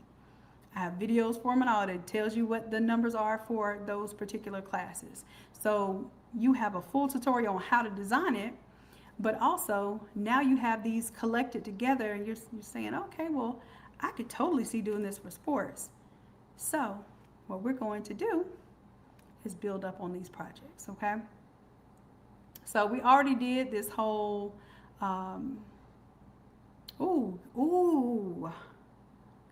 we can do this in our upcoming sports session. Would you all like for me to show you? Because I have, the ones that say 3XX means that I have not done that as a class yet, so it's pending. If you all would like to do that class, where basically I show you how to make a frame and box, prepare those graphics in order to do large format so that people can step into the box, take photos. You know, of course, it can also be used as a frame. You can shrink it down to a 24 by 36 or a 3 foot by 4 foot, and that way people can hold it as a frame, or it can exist as an actual stand-up prop that is about 4 feet wide and 8 feet tall. If that's a project you all would like to see, put frame in the chat.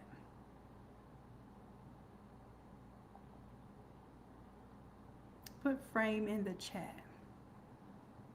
Yes? Okay, okay. So let me put that as one of the classes we will do, because I like to do a large, every time we do a project so far, I hope you all notice that I like to do some kind of large format, event style, practical setup each time we do a project. So I'm going to show you what we're doing for Memorial, but we're doing sports next. So I'm going to put the sports frame.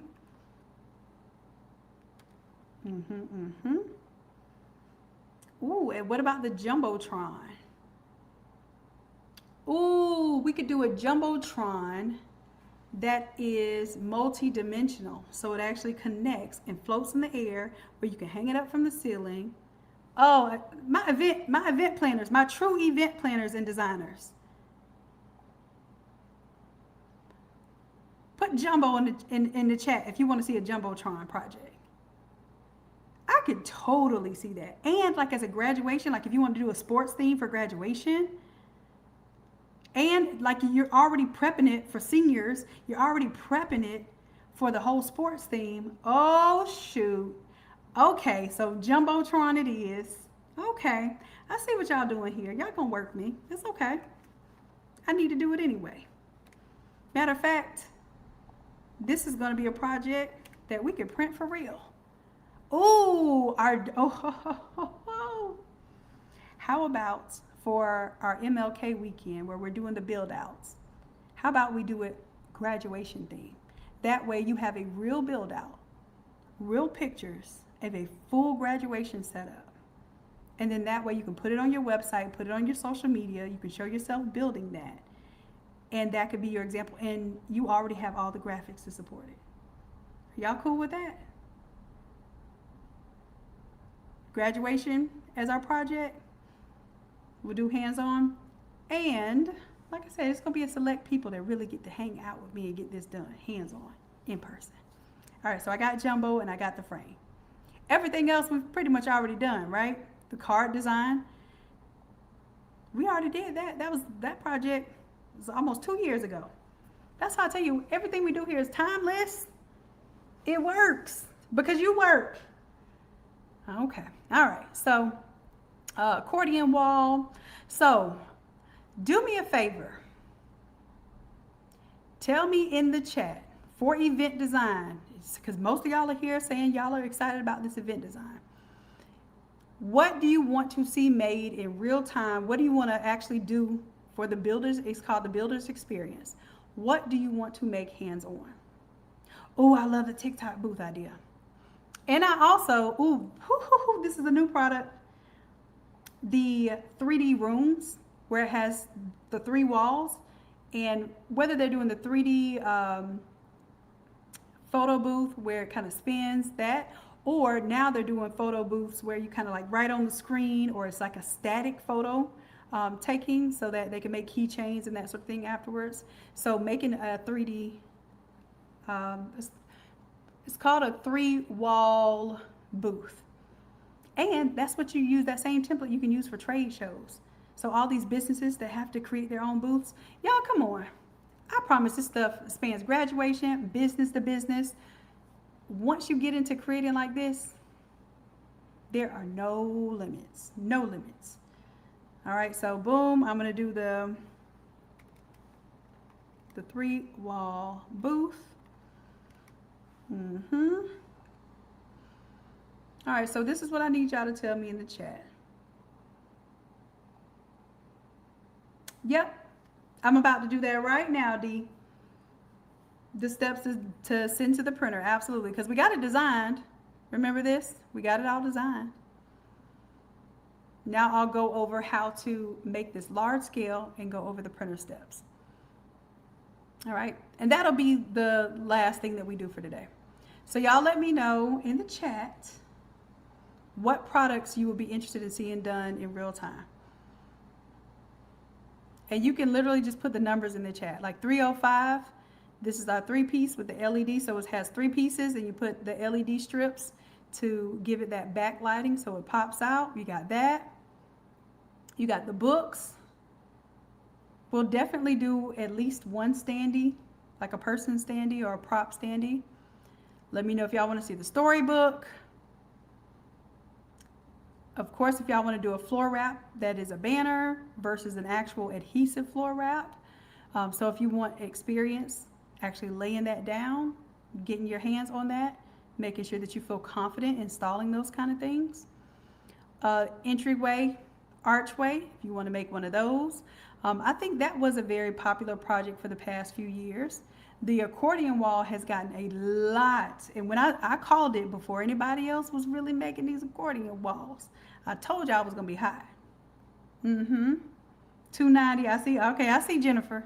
Jennifer, I know you're gonna come out. I know as soon as I haven't released the tickets yet. I'm gonna do a wait list for it just so I can see if there's anybody interested in coming out, how many people are interested, so I can make a proper number of tickets. But yeah, for the hands-on, the builder experience, it's just gonna be a select, like small group. I don't want it to be a big group because I want us to be productive, hands-on, and not be in each other's way. All right, so welcome sign, we'll probably do one of those just for the sake of doing one because it's not that hard and it's going to be substantial for almost any project you do. Retractable banner, these cubes, do y'all want to make the cubes? Let me know. The velvet rope, that's the one project that I know it seems simple, but I'm so interested in doing that one because then I can make it match the velvet pillows and I can make it match the, the custom napkins. I have 6 different styles of napkins that we're going to sublimate. from the crushed velvet napkins to there's a linen style napkin, there's a satin napkin, and there's some textured napkins. But when I tell you, you're going to make your events chef's kiss just by texture alone. Oh, you all will be able to make premium level products for any designer to fall in love with, whether they're an event designer or any client to fall in love with. Because I haven't seen one person as a one-stop shop offering these options. And you can very well offer these options because you can do drop shipping on some products that you don't produce. And then you can produce in-house what none of these other people are daring to do. Like all of the custom napkins and the custom velvet rope, nobody's really doing that. Okay. Jennifer, I know you want to do that DJ bar booth. Yep, we can absolutely do that. Okay. But I could even see doing the Jumbotron, and then I would have to make up a tutorial about how to assemble it and how to hang it, because that's considered mechanics. So that's a little bit different. Okay, we can definitely do that.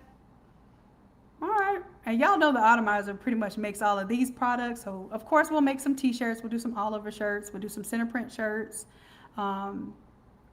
But I'm really interested in doing like the napkins, the menus, setting up an actual tablescape that really looks beautiful. I don't know. I don't personally do like balloons, and I'm not a floral specialist, but if I found somebody to do balloons and florals, is that something you all would be interested in learning, putting together? Let me know. Florals, let me know florals and balloons. If y'all are interested, put florals in the chat, balloons in the chat. And I do have quite a few people who do this at a high level, but in order for me to get them to little old Mariana, to get them to this small town, then I'm going to have to make this a event that makes good for their portfolio and for their experience. And I'm probably going to have to pay them to come in to coach y'all. So I need to make sure it's what you want.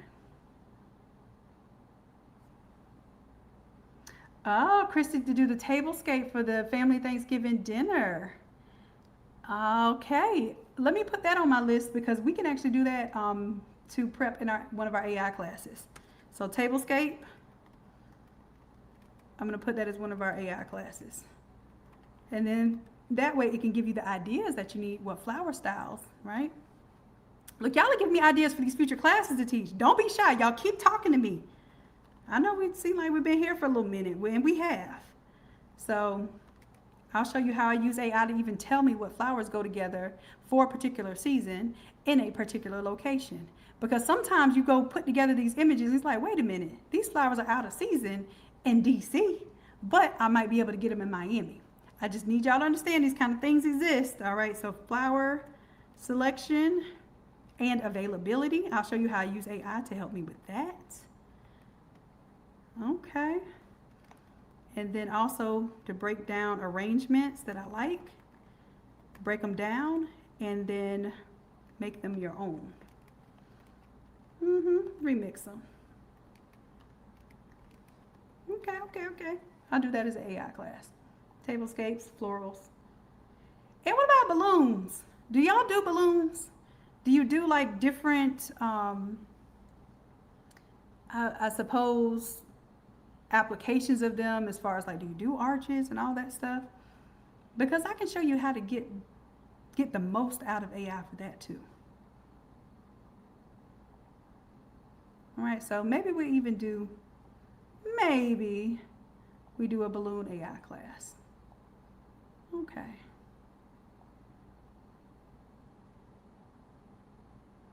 Okay. I'm taking notes. I'm taking notes on what y'all want to learn next for this next module.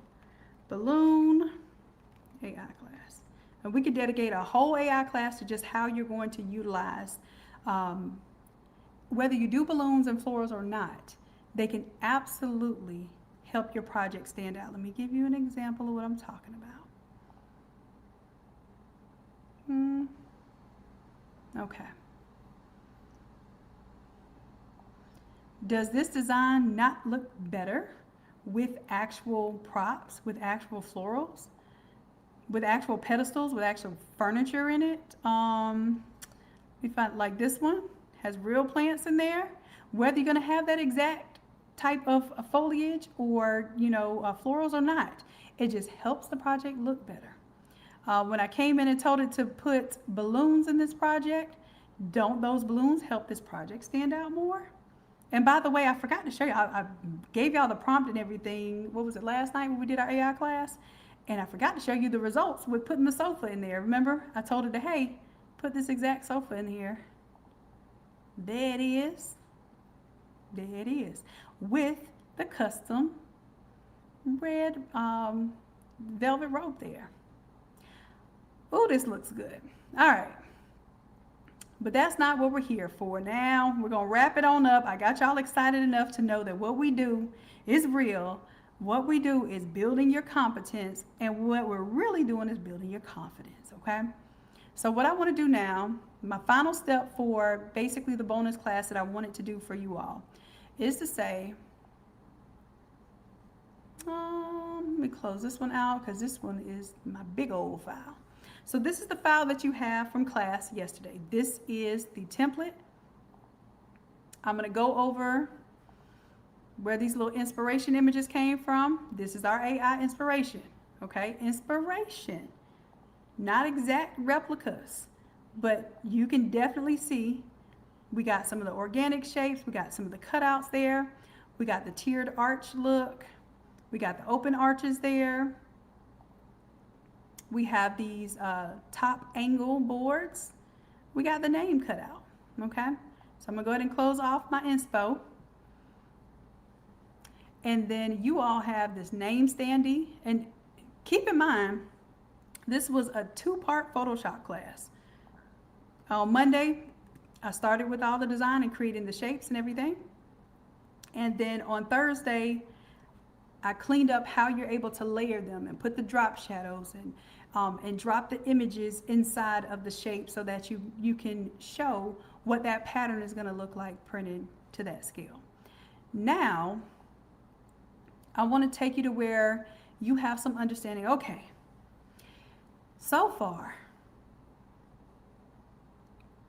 this is the approved design. That's what we're going to assume. Because you're not going to do this step. You're not going to make this stuff full scale unless the design is approved. So let me ask you all this. Wall shapes. Okay. So we have this layered arch wall here. I'm going to let you all pick. So I need your help in the chat. Okay. Oh, Dee, did you see that?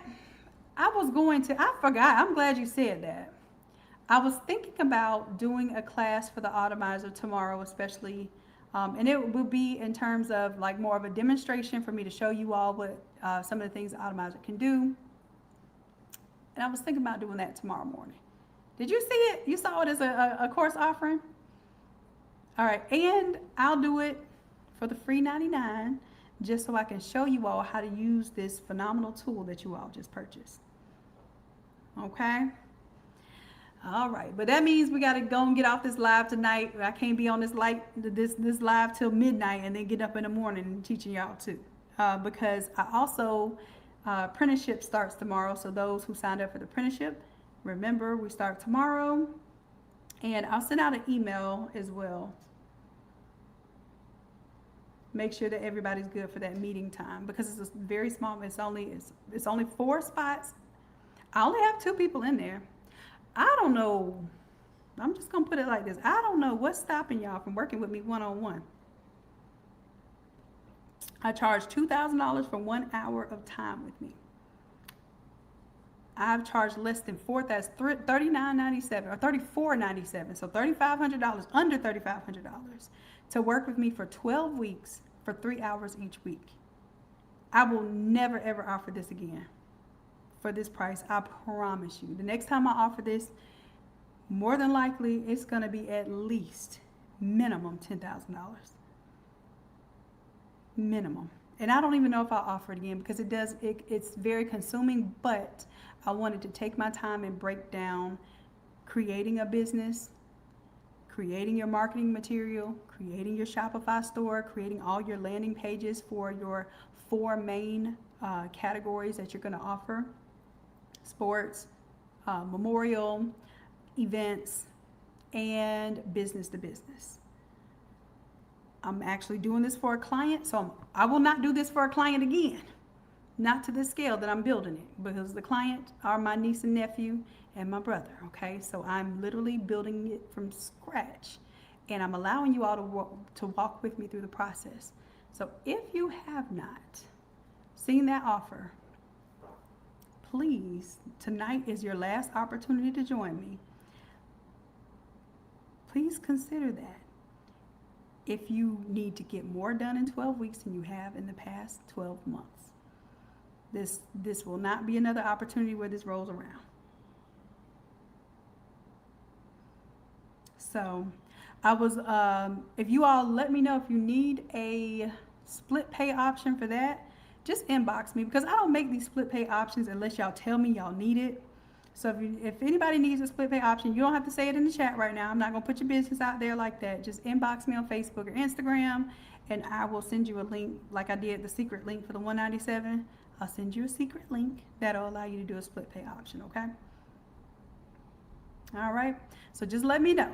You don't have to tell me right now, just let me know in the chat and I'll make one up for you. All right, so let's go ahead and decide what we're gonna do here. Y'all tell me, are we doing, I think this one is a little extreme. The angle top is a little extreme, right? Because that's a lot of pieces. The half arch, so this, I'm gonna let y'all vote. The half arch will be 1, and then what I'll do is I'll show you how to break it down into printables. So the half arch display is, you can put 1 in the chat for that. Just wait till I show you all of them. Then the open arch, if I do the open arch, then I would take off the square one. I would do the open arch with the tiered arch, okay? So I'm gonna make that option 2. And then option 3 will be the organic wall group. And then for the organic wall group, we'll do, I'll let you all decide whether you want to do the square or the tiered arch center. So go ahead and vote now. 1, we'll go back through your options. 1 is the half arch with all of these pieces, because I'm going to do all the other pieces too. I'm going to show you how to literally set this up as a print job completely. All right? So half arch display, open arch display. So open arch is 2, and then the organic is 3.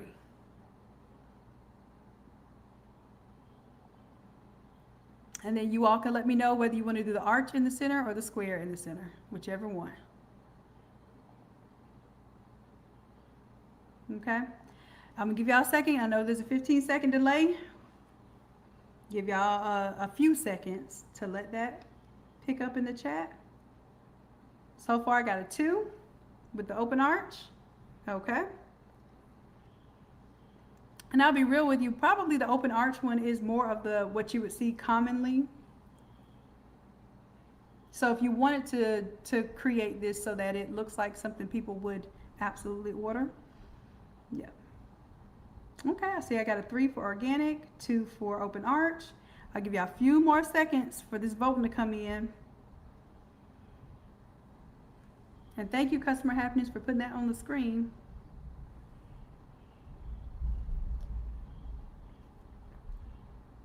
All right, so we're going to cut the voting off now, and we are going to do 2. All right, so 2 is going to be the open arch. I'm going to take off the square, and then we'll do the layered 8-foot wall, which actually is a little more difficult to show you all. I'm going to show you all how to print it as if it's one graphic, okay? All right. Ooh. I got to do a little stretching, a little preparation. All right, so yep, 2 wins. All right, so the first thing I'm gonna do is some of the simpler things.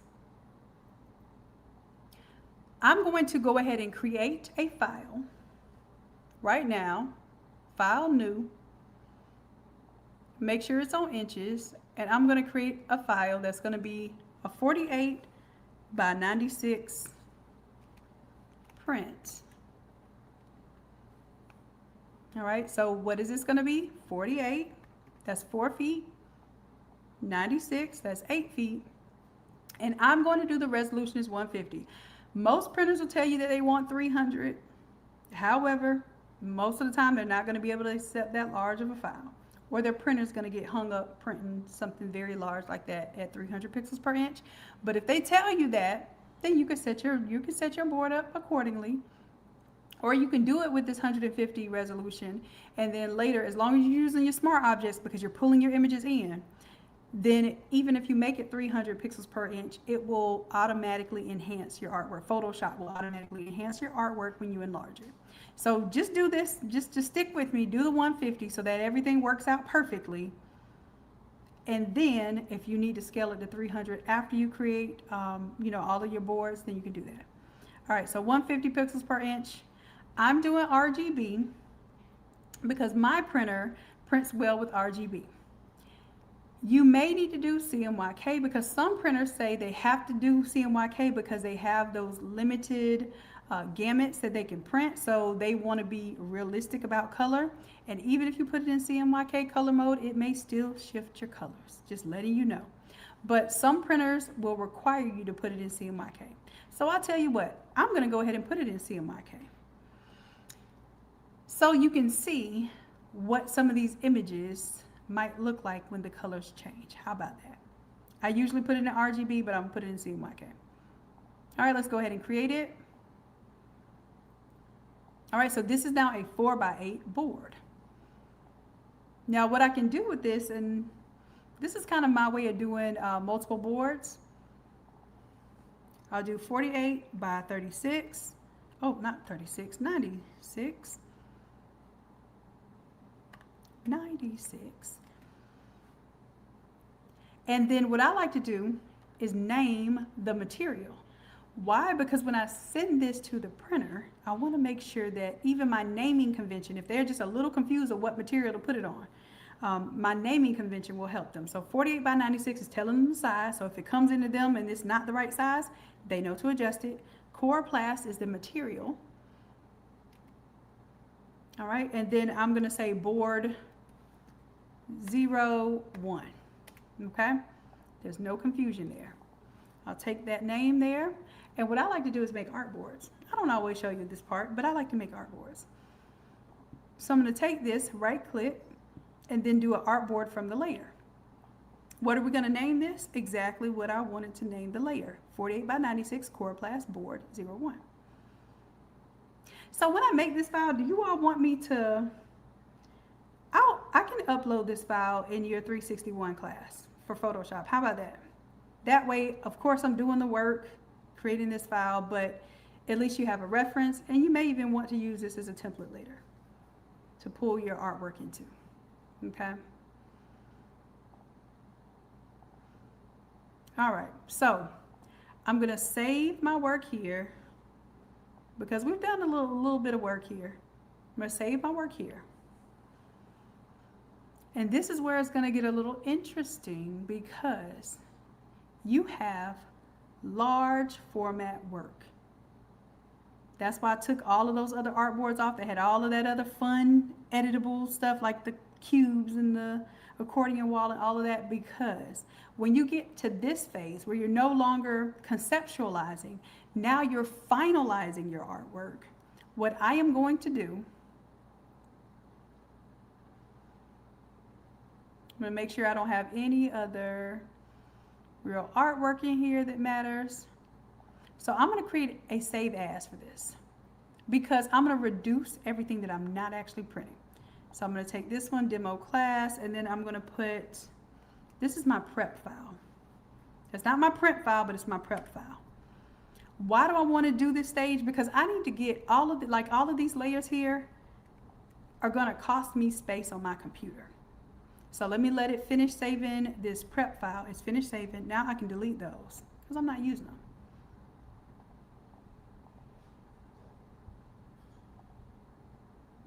All right. I don't even really need this either. Uh-oh. That's supposed to be my time. Actually, I forgot I started at 7. I was only supposed to do an hour-long class, y'all. But that's how much I love y'all. Had to get on here and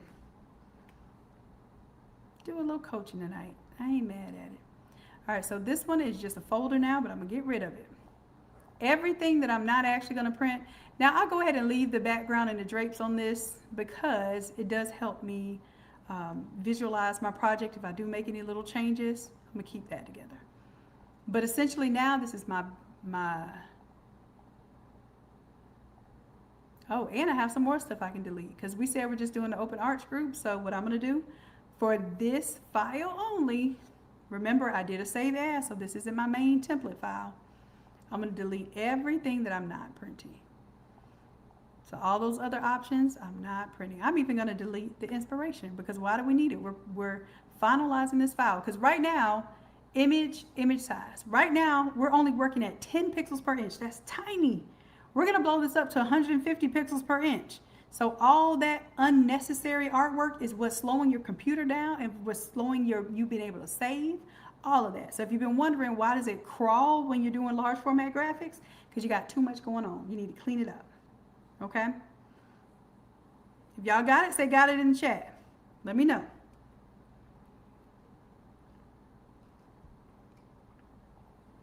All right.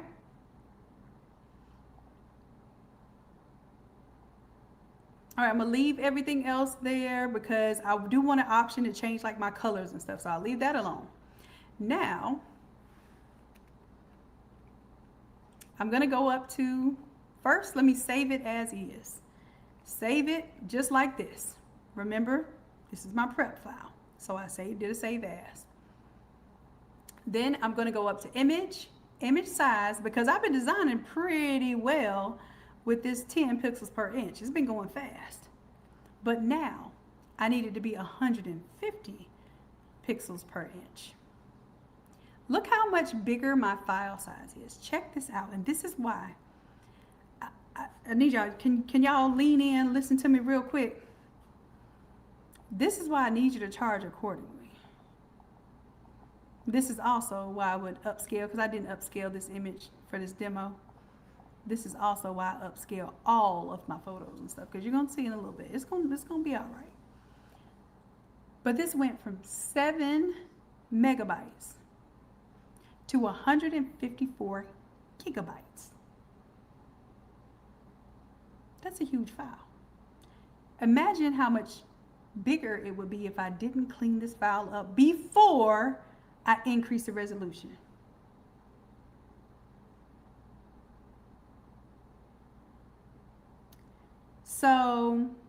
So D, what I'll do, it is actually easier. It's easier to go from CMYK to RGB. So I'll take the file and I'll make an RGB version of it, okay? And then that way, since we have the smart objects in there, should preserve your colors.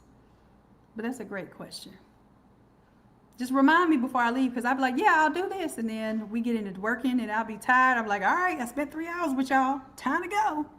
Just remind me before I go to make a RGB version of it. And I'll make that in the print file. Ooh, that actually would be a good resource for you all to have the CMYK one already done and the RGB already done. You just open it up and whatever the printer says they need, you drop your images on that one. Okay, you're welcome, D. That was a great idea. Okay. All right, so 150, I'm gonna hit okay. It's going to take some time to even make this image the appropriate size. So I just want you all to know, if I had a whole bunch of junk in here, not only could it take a lot of time, but it can also crash your Photoshop. All right. So I'll put this in the 361 class, because this is literally part 3. In customer happiness, if you don't mind, can we put part 1, part 2, if you haven't already, and then make this part 3? And I know we didn't start it till right at the end, so if you could timestamp this video and put it on the back end of the 361 class, that part 1, part 2, part 3. That would be amazing. Thank you, love. All right, so like I said, you see it's cooking right now. It's taking its time. That's why you want to clean it up before you increase the image size. That's why I'm giving you the steps in order. And y'all, this is what I be doing, y'all. This is why I charge extra for large format design, because the fact that I have to sit here and watch this bar load means I should be getting paid for this time. All right, so now I'm going to do Control 0. But that just made my image, what, not 10, it made it 100 times larger, a little, well, more like 150 times larger, but you get the idea. Went from 10 pixels to 150 pixels, but it just doesn't make it 1.50, so I guess that'd be 15 times larger. It made it 150 times larger. So I need y'all to understand the pixel math. It doesn't just add a 0 on the end. It gets huge, okay? Now, what I want you to pay attention to is I have some settings on my Photoshop, and I'll make this a free resource because I want to make sure, customer happiness, if you can remind me, I'll make this a free resource that anybody can get, and I'll just go through my preferences and screenshot each of these of my preferences. So I'll just go real quick just so you all can see them if you want to follow the video. See what I have on here. I'm just going to give it a few seconds to go on each screen. So if you want to slow this down and make sure your settings are the same as my settings. But I have certain things turned on. I'm not going to explain them all right now. Maybe I'll do a video just explaining them and showing y'all the screenshots for why I have certain things selected. But I'm just at least giving you what's on my preferences right now. Okay. This is important. Enable legacy save as and do not append copy. Y'all know that's important for the Automizer. Export. It's going to do a PNG with the transparency. Performance. Oh, this is major. Make sure y'all have that 90% because by default it's only 70%. I said I wasn't going to go through this. All right. Image processing. Make sure you choose the cloud for the remove the background. That way it gives you better background removals. It uses AI to remove the background. Scratch disk. Y'all, I've been over here playing with my scratch disk. I have run the Automizer so many times today, it immediately and temporarily takes up all of my hard drive space until it's updated on the Google Drive, and then it takes like a couple of days to come back down and give me my hard drive space back. So that's why I have an external hard drive as well. All right, you got the cursors, but yeah, for your scratch disk, basically I wouldn't even, until I clean up my my space by restarting my computer and everything, I can't even run the Automizer again. I need to have at least 250, and I would say to be safe, 300 gigabytes of free space in order to run my Automizer.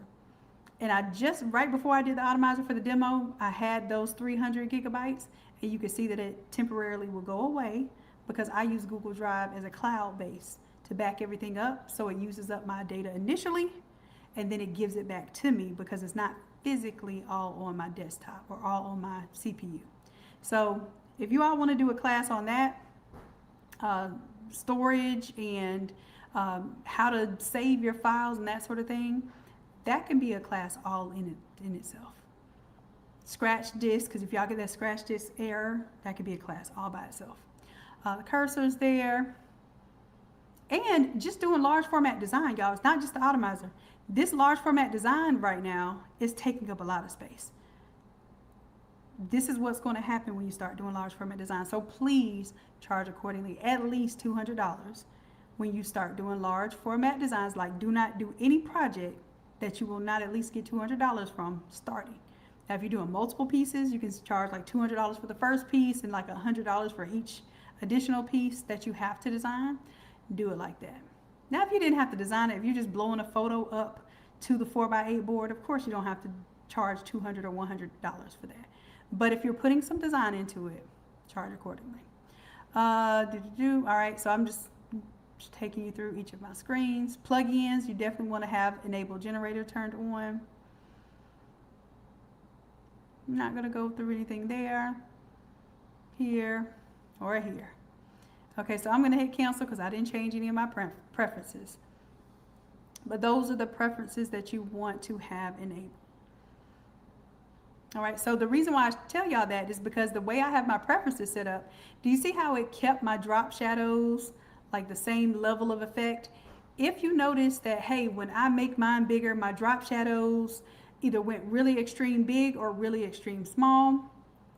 Also, if you're doing like the gold effects and that sort of thing, and they just get really extreme small or big, that means that you don't have one of those settings on that protect your effects and what is called what they call scaling your effects. So as your image gets bigger, the effects will scale with the image size. If you don't have that turned on, when your image gets bigger, the effects will still be at the original. If you put like a 0.2 or not 0.2, but a 2 point outline on there, it looks different in a little 10 pixels per inch versus 150 pixels per inch. You won't even see that line on 150 pixels per inch. Just letting you know, those are things that you want to understand about large format graphics. All right, so I am now going to start preparing this for print. I want to go through each of my products separately. Okay, so for my name cutout, I'm going to turn off everything and I'm going to go through each separate. Okay, my open arches. Okay. So let's just say for the floor wrap, the floor wrap is ready to go. I'm going to double click on the floor wrap. Now the floor wrap itself is at a preview mode. So I want to warn you, do not print this preview mode. You will have to go back into either your design file, or if you did this with the Automizer. So I'll go into that Automizer, the green one, because we designed it at preview scale just to get the customer's approval. Now I'm going to go into the Automizer. I'm going to find my floor wrap, because remember we edited it yesterday to take the words off and just put the flowers on there. Okay. Anytime I open it, I just update all the modified content. And then I'm going to look for the one that says event design, or where is it?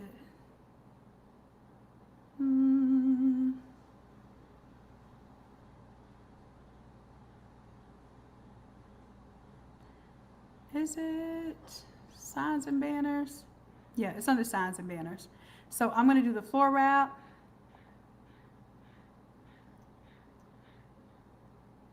Double click on it. And right now it's doing a preview.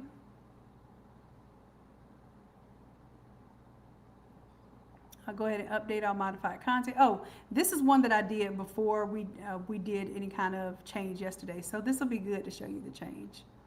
So let me turn this one off up top. And then what we did was have auto select turned on. We took these two little accents right here. We duplicated the layers and then took it over to the floor wrap design. All right. And I'll take these two and center them, make it a bit larger. I'm just kind of recreating that graphic real quick so I can show you that part. So 3 is over here, 4 is there. I didn't put the graphic in the center there. So that should be about right. And then I could take these two, put them in a group, and then if I want them centered, Control A to select all. Then I just center them in. It looks like it was like perfectly centered. All right, eyeballs. All right, so now this is a preview mode. How do I know? Image size, and it says the word preview after it. This is only 15 pixels per inch. So what I'm gonna do, at 15 pixels per inch, I'm gonna save it, because I always like to save it in the low resolution for the editable file. But I'm gonna create a printable file of this. I'm gonna go image size. I'm going to make it 150 pixels per inch. Look how big this file jumps up. I'm going to say, okay, I'm not going to keep it at 150 pixels per inch. I'm just doing this initially so I can get my printable file from this. I will not save this at 150 pixels per inch. Look how big it got. Look at that. Thing is huge. Control 0 there. Now what I'm going to do is go to File, Export. Oh, for this one, because I only, I don't want this whole artboard. I only want this 96 by 96. Here's the thing. If I disable that layer mask, it is now 120 by 96. Does that make sense? I'm giving y'all this is, if this project was done for me, this is what I would actually do to produce it, to print it, to get it ready. Okay, I'm showing you all the steps. Okay, I'm glad y'all feel like you get some gems tonight. Cool, cool. All right. So let's say if I'm doing the 120 by 96, then I turn off this 96 by 96 because that's an 8 foot by 8 foot, and now I'm doing a 10 foot by 8 foot. All right, and this should actually be called floor wrap and not backdrop banner, but I'll do that later. Let me put that for maybe the next Automizer iteration. Boom, boom. It should be renamed floor wrap. Okay. Look, I'm always improving and doing iterations of this Automizer, y'all. All right. So let's say we want to go with this size. I can right click, quick export as PNG. And I'm just going to put it right here, right now, just in my downloads. So that's my 120 by 96. See how it says backdrop banner? It should say floor wrap. So I don't get confused. That's why I want to go ahead and change the next version of the Automizer. I'm not doing that little bitty change on this big old 204 product, almost 7 gigabyte file that I couldn't even upload on Podia, y'all. I had to create a link for it. All right, so floor wrap, ready to go. That is my printable file. And what I was supposed to do after it, instead of putting the word preview, I put a dash print. So I know that it's my printable file. Look how long it's taken to even think about how to save this, because the file is huge. The file is huge. But we want a nice size file. Now, if you go doing this in Canva, Microsoft Paint, and all kind of other programs, I can almost guarantee you may have a decent result, but you're not going to get the highest quality you can possibly have, because Photoshop is designed to do these large format projects, and it has preservation built into the design and the layers and all of that. Okay, so you see how it kind of went away, the little spinning wheel. Let me go to my downloads here, make sure it's there. Boom. Okay. Now I'm just going to put the word print at the end, so I know this is ready to print. Why? Because my other one's going to say preview at the end. I know better than to print my one that says preview at the end. I just know better. Oh, can I show y'all a little something? Because we're going to get into AI video creation. Do y'all see this? Would y'all like me to show you how I made this so it can be a good ad for you for Facebook? I got a little distracted. I forgot about that video. Anyways, put video in the chat if you want me to show you how to make a video for your products so it has some motion and it just doesn't always have to be a static image. All right, let me get back to work. Y'all, do y'all see my ADHD coming through? I don't even know if I have it. Look, I just already claimed it because I don't need no other doctors or diagnosis. If I got it, I got it, and it works well for me. It's probably the reason why I'm super creative now. Don't be trying to take away my superpowers with no medicine. I just got to control it with discipline. All right, so boom, got my green floor wrap. It's done. Now, I have to either undo this last step where I did the image size. So I have to go back here. Do you see how tiny that thing got when I went back? That's where you need to be to save this. If you don't go back to that small size, you will save it as this huge size, and it will make your life miserable, okay? Because it's my preview file. So I can do Control-0 just so I can zoom in and see how Photoshop is going to preserve the quality because it's built inside of this little smart object. So whatever quality it can do, even, I'm going to tell y'all the truth, this image blown up to floor wrap size. I need to really upscale that image as much as possible in order for it to truly print well. And that's a whole nother monster. And I think I did show you all doing upscaling when we did our photo enhancement. But yeah, upscale, I use Topaz to upscale, but Topaz is built into Hicksfield, so you can upscale straight up in Hicksfield. But you cannot put this big old file in Hicksfield and then upscale it. So you have to upscale your elements as you go. That's why I tell you, hey, we upscale these flowers. We'll upscale this watercolor background. Whatever we have to upscale it in pieces so that when you print the larger format product, you're not like, dang, I see all that graininess in that background. I forgot to upscale my background, but your flowers look all sharp. All right, so like I said, I'm giving you the full rundown. I hope this is helpful because I probably won't be doing this class style, but maybe once every quarter or something because this is a lot to explain. But I hope it's worth it for you. All right, so I'm back in my preview mode. I can save this and I can close it now. Boom, and see how fast it saved because it's tiny. It's only 10 pixels per inch. And one thing I could do too, and I should have done, I'll do this. I'm gonna test it before I save it. Just go to image size, and make sure that it's down to, and what I do is I do 15, so all I have to do is add a 0. When I'm doing the whole event designer, I do it at 10 pixels per inch because the event designer is very heavy, multiple layers, multiple large format products. So I have to even break that down even smaller than 15 pixels per inch, down to 10 pixels per inch. All right, so boom, that proves to me that we did right. All right, and then here, I'm gonna save, because every level of the Automizer you wanna save and then make sure you close out after you save.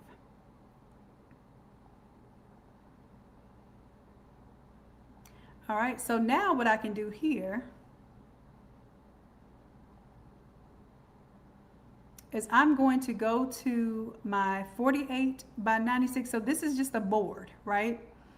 I'm going to duplicate this artboard, and this time I'm going to call it a 96 by 96. This is not going to be a Coroplast board. This is going to be, oh no, I said it was going to be 120 by 96. Now this is where you're going to decide what the material is. So y'all tell me in the chat, do y'all want to see this floor wrap as a removable adhesive?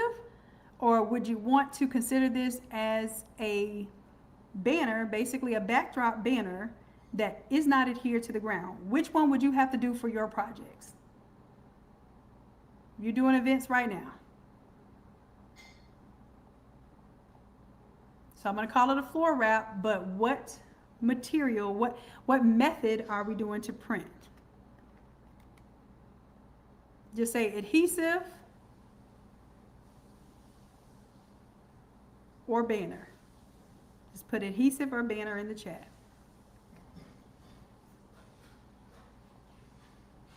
Okay, so adhesive. Nikki says adhesive. So if we do adhesive, we don't need to just put adhesive on this label. We need to put removable. So I'm going to put adhesive and I'm going to put removable. And as a matter of fact, I'm going to put removable before adhesive.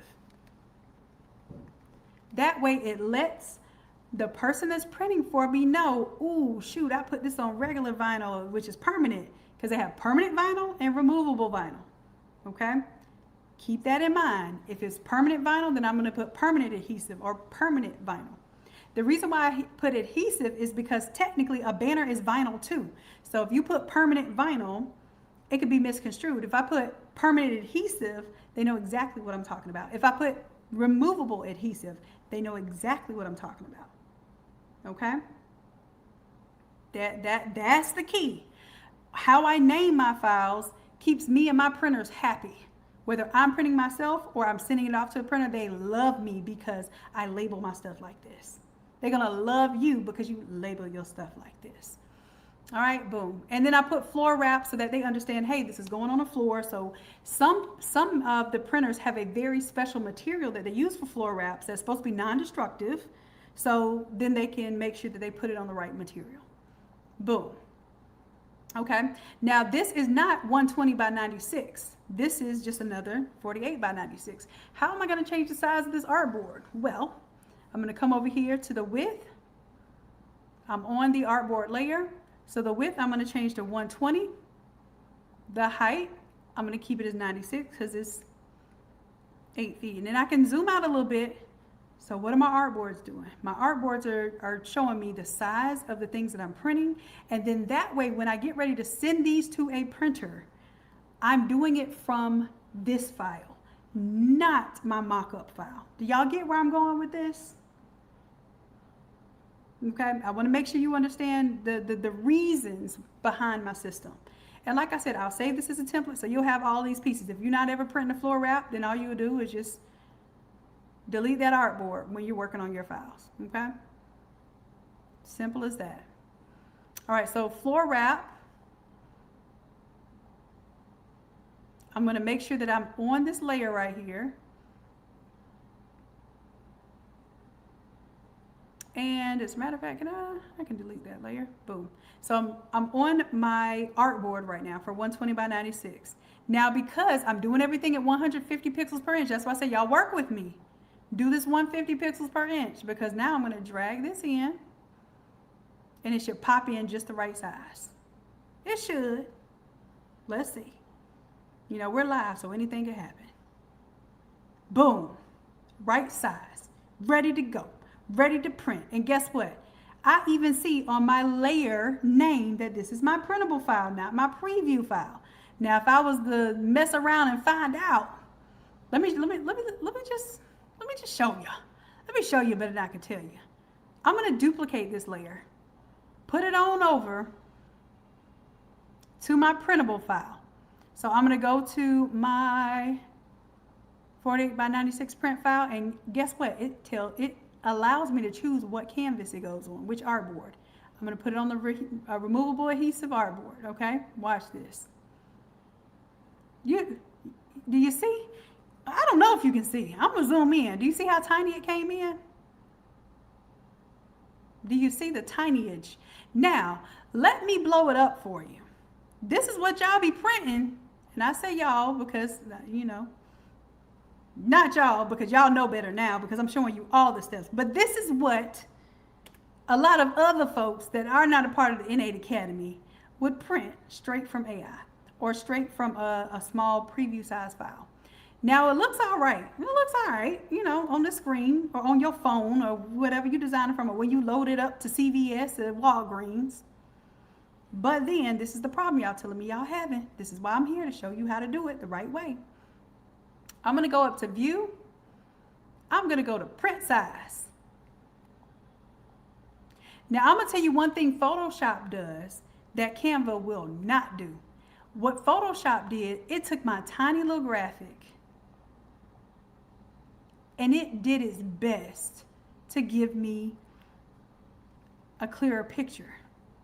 So it used AI inside of Photoshop because I told it that this image is going to be at least 10 feet wide and 8 feet tall. So it did its best to give me, and that's what I'm saying, if you work in Photoshop instead of Canva, it will at least be more forgiving when you do make a mistake. But let's see, let's zoom in a little bit here. Let's see if we can get some detail for detail. Just looking at this little circle right here.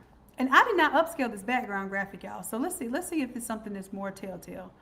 Hold down the space bar. Look, it's going slow. Look, it's aggravated. Let me just use my regular old move tool. Because like I said, we're designing large format now. This is large format.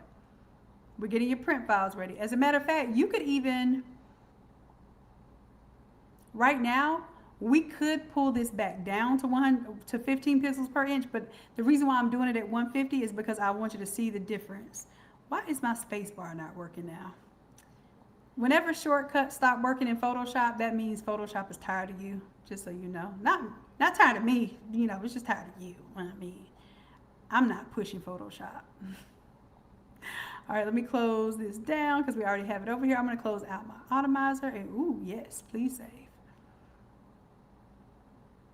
All right, plus I'm live streaming, so I already know what I'm getting into. Oh, it's still saving. So let's let it finish saving. And I don't think it saved this one quite yet. So let me go ahead and do that because I'm doing a lot. I I haven't even done the save dance, y'all. That's how I know I'm messing up. All right, I'm gonna put it in my downloads here just so I have it like immediately. This is my print file. So it's 48 by 96. I'm gonna just put, for my project, this is my 355 green print. So these are gonna be, all of my prints are gonna be in here. But you notice that I label each of these canvases, each of these artboards, as what is on that artboard. All right, so let's let it finish saving. It's at 69%. Let me let it go and do what it do before I start tapping on stuff.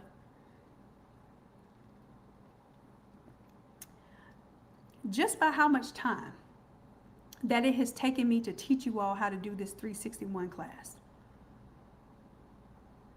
Do we have some understanding of why we should charge more for large format graphics? Why we should spend a little more time exercising these type of projects and templates, getting more comfortable and more confident with how you're preparing your files and doing your artwork? I think this speaks volumes because, y'all, I teach y'all how to design a t-shirt in one class, less than 30 minutes. Matter of fact, y'all can design with me in an hour when I give you a template. But the whole point of this is I want to not just sell you the fish, because I can sell you all the templates. Every single week I come up with templates. I can just sell you the templates.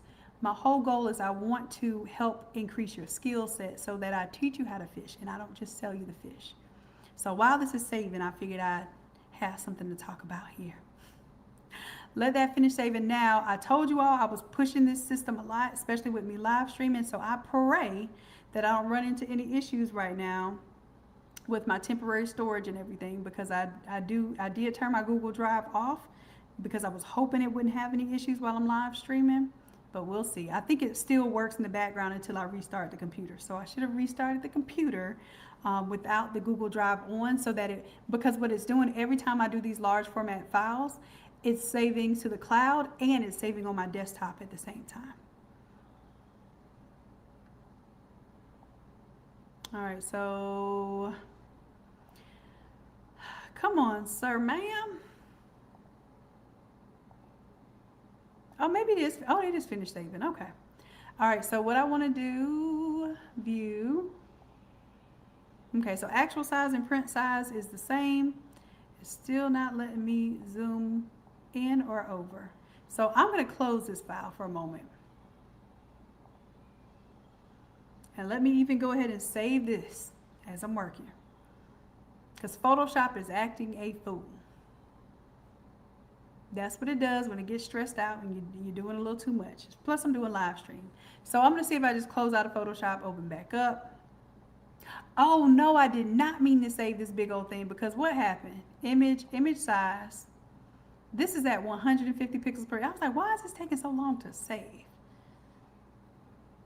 That's going to get me in some trouble right there.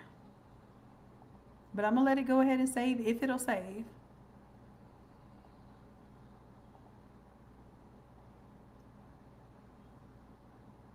That's, I think, what's slowing me down too. All right, I'm doing too much while I'm on the live stream, but it's going to work out. Oh, also, just to let you know, while we're waiting on this, so you remember how I put that little tiny pixelated version of the floor wrap on that big old artboard, but it didn't look that bad. It really didn't. Keep in mind that Photoshop's going to charge you for that. And when I say charge you for that, basically it's going to make the file so much larger because it is enhancing that little tiny graphic and doing its best to make it look like it's 150 pixels per inch at 10 foot by 8 foot, even though when it came in, it was only not even a tenth of that.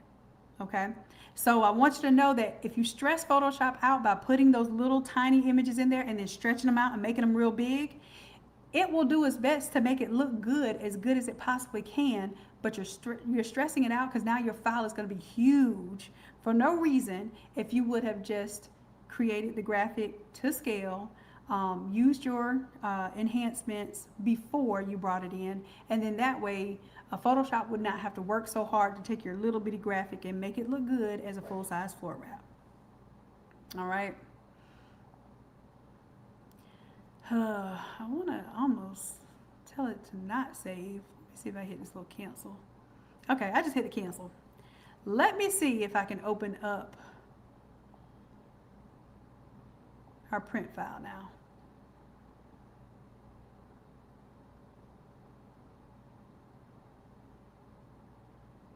There we go. Okay. So now let me see if it'll show you this little zoomage.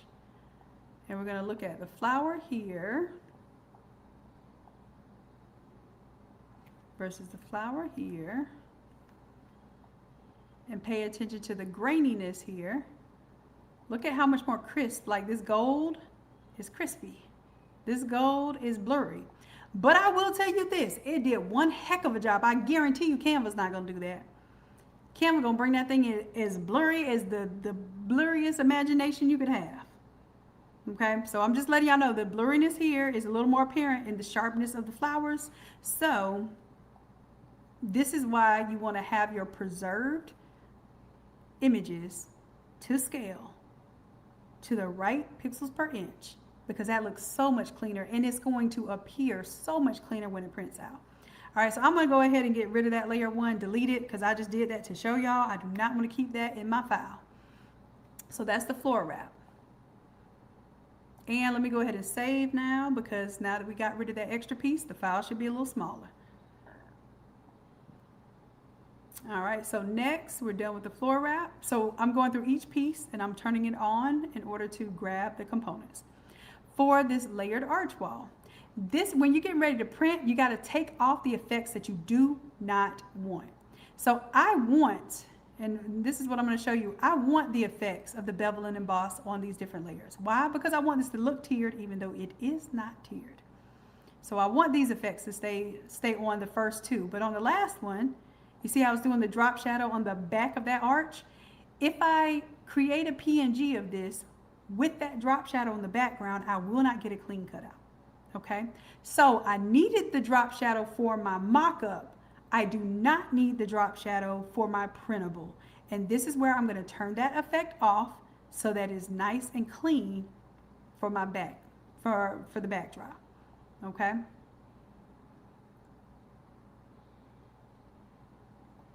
And here it looks like I can see my bevel and emboss. Inside.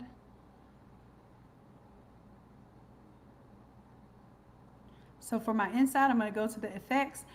You see how I've got that little hard, that bevel down there at the bottom there.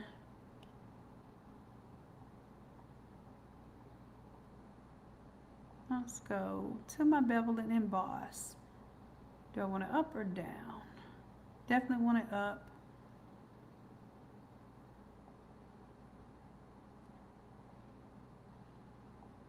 Screen is giving, I'm going to turn the screen down. See how the screen kind of gives it a little lightness there? I'm turning my screen down because I don't want that whiteness. I do want how it looks at the top though. So I can even increase that by, see how I'm increasing the multiply? And I can even move that angle.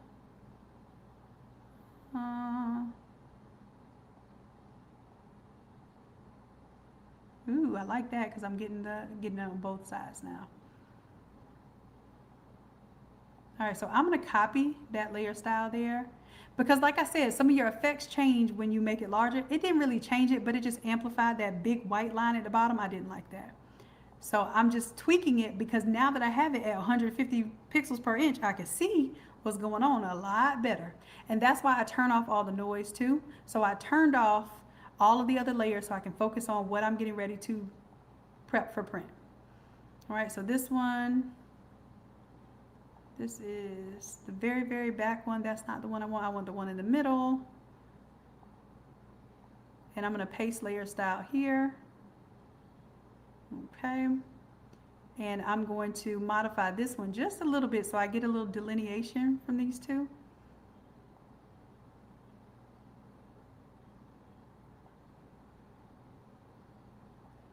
I'm going to see if I even want to put, oh shoot, that's not what I wanted to do. I'm going into my bevel emboss, but I thought I was changing the drop shadow there.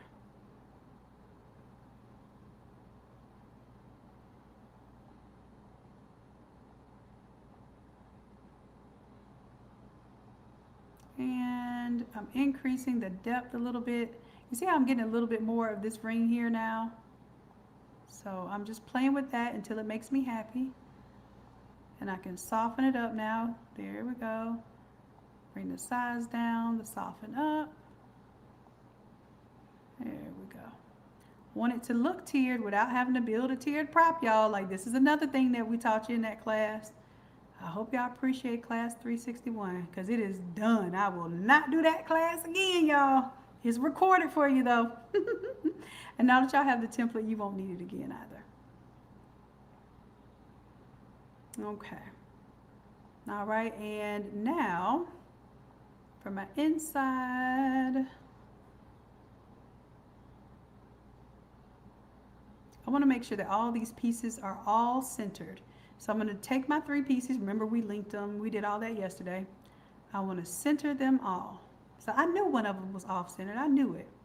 And then also, I want my top smallest one to be a little shorter because I feel like I have less space at the top here, more space on the sides. That means that this is not quite the right size it should be. So I'm going to bring it down a little bit. And yes, I'm eyeballing it, but if I wanted to do the math, I could make sure that my height and my width is proportionate to this height and width and make sure it's all the same. However, I'm eyeballing it and I think my eyeballs might be all right. But still, I'm going to take all 3 of these and I'm going to make sure that they're anchored to the bottom so one isn't sticking out more than the other. And I'm going to make sure that they're centered in the middle and nothing moves, so that means it was centered. But do you see how I just changed my effects just a little bit to make sure that it looks like this tiered or layered arch? Okay, now that's all ready to go. I'm going to right click, do a quick export as PNG. This is my layered tier 8-foot arch wall. Save it. So here's what's going to happen with your 8-foot arch wall. It almost always has a split right in the middle. Now you can choose how you want to split this. I'm going to give you my suggestion. Most people, when they build these arch walls, they split them right in the center. The fact that you have a face right here, I'm going to advise you against that. Why? Because I just know what's going to happen. When they merge some pieces together, it ain't going to be her face no more. It's going to look like she's botched, okay? All right, so same thing here. Oh, y'all, my tush is getting sore. I've been sitting too long. But we're gonna wrap this class up. We're gonna get this done tonight. So I'm gonna right click again. I'm gonna duplicate that artboard. This time it's gonna be a 96 by 96. Oh, no, I lied. This is gonna be a Coroplast 48 by 96. What I'm gonna do is go ahead and place the image in first. And I'm gonna show you what will happen. When I bring it in, it tries to make it fit inside of this board. So it's gonna come in too small. Do y'all see that? That's why I say, ooh, let me do this. Let me go back. Let me undo that. I know better. 96. And I really need to understand what this biggest arch size is. It says, oh, it's not even 96, so I need to increase this. But here's the beautiful thing. I know that this is 72 inches high, so this is only 6 feet high and 56 inches wide. So I'm gonna call this though. I knew I should have did that before, but let me go ahead and change the width. I'm gonna have to adjust my artwork a little bit, but it's gonna be okay because at least this will be compatible when you all get this up, this file too. So width, let's do. It's not gonna quite be 96 because it's not gonna be 8 feet wide because you're gonna have to trim the board and match these up. So let's just say it's 90. Then that tells me, It didn't. I don't want to do that. I don't want to do that. I'm not going to do that. I'm just going to say that this is my 8-foot wide arch. I'm going to bring it back in because I want to keep this a little simple. I'm bringing it back in. And then I'm going to tell it the height of this. So the height of this right now is 61. So what I will do, I'll do Control T. I'm going to come up here to the top. And I don't know if you know this, but you can go by percentage or you can put it to inches. And let's say you want this to be about 96 inches tall. I would not make it completely 96 inches because you're going to have it cut off a little bit. So here I'm going to put 94 inches is usually the tallest that I make my props. I don't actually make them 96. So 94 inches. And then if I right click and do inches here, it tells me that the width is 73 inches. So it's not quite a square. All right. So that way you have that those measurements. All right. And then what I'll do is I'll put that as my layer name. So now this is going to be, you see how I have the transformation here, the width and the height? Always put the width first. 73 by 94. And that's my layered tier arch wall. Okay? And I don't have to put the word print on this because we're working in this file as it is 150 pixels per inch. All right, so if I'm sending this to my printer, I will have to print 2 of these. I'm going to leave a little bit of bleed room right here. Top and bottom. And some of you may want to like print your print all the way to the bottom. More than likely the printer isn't going to print it to the bottom, but at least it'll look like it starts at the bottom there. So you don't have to trim that bottom edge if you don't have to. So I would do that. And then if I have to trim it, I will. Like if they mess up and they don't do it straight and you have to cut it straight, you have that option. All right, so I'm going to duplicate this board now with the artwork on it, duplicate it, and I'm going to call this board 02. Is this helpful so far? Does it seem like this is making sense? Please let me know, because this is a lot, and I'll need to know if this is actually helpful to you. This is a lot. Oh, Control Z, because I have auto select turned on. I'm gonna do this one more time, duplicate the board. 02, I turned off auto select because it was going to select the board that I don't want. And I can layer these two. I can put that underneath for right now. So my board number 2,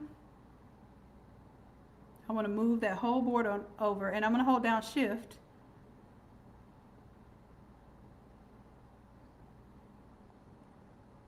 All right, and then so board 1 here, I'm going to hold down shift. If I hold down shift, it locks it in one direction, so I can only move it left to right. Now, granted, this is giving me some overlap here, but I want to show you what happens if you were to do about half and half. Do you see what's happening there? Do you see that? It's, the line is going to be right in her eye. That thing is going to look crazy. So what I want you to do, I'm going to take these two, do Control T, and I'm going to rotate them this way instead. Okay? Now, oh, don't worry, Jennifer, the replay will be available. All right, now, and it brought them both to the same board, so I'm going to bring one back over here.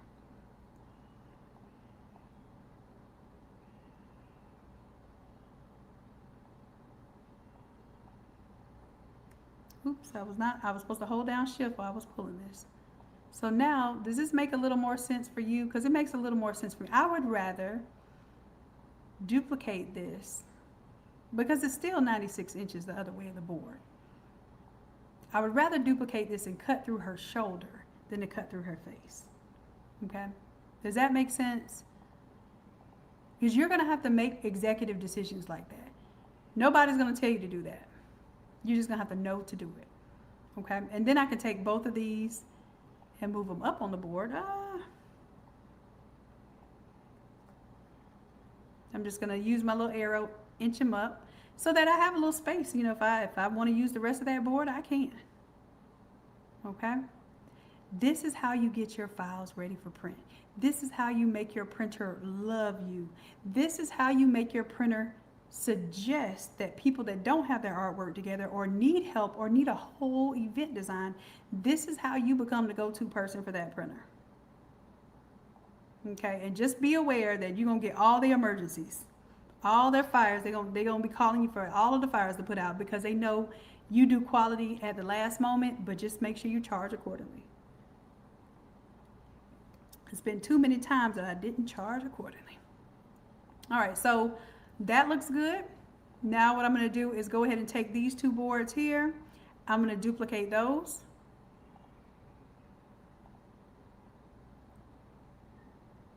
And then I will bring those boards like down here.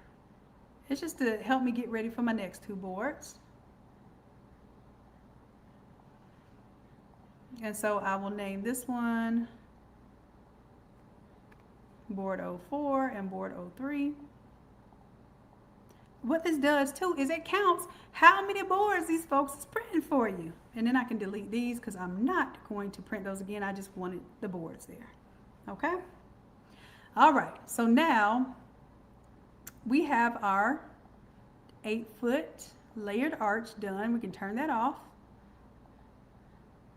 Now we're gonna do the open arch. Now technically I can just do the open arch one, like if I didn't want to print them differently, like let's just say I just wanted two of the same exact arches. I'm gonna show you that. Okay, but what I want to make sure, remember I told you that we have this drop shadow on, which was great for our mock-up, horrible for the PNG. Let me just show you better than I can tell you.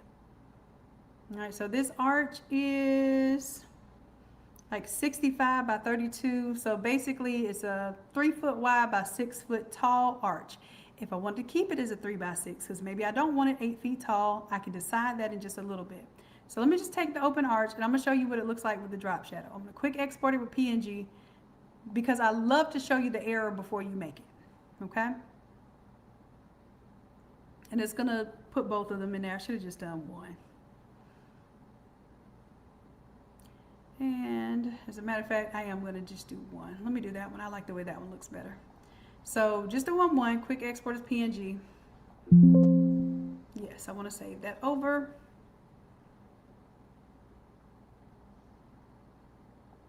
All right, let's bring it in as is.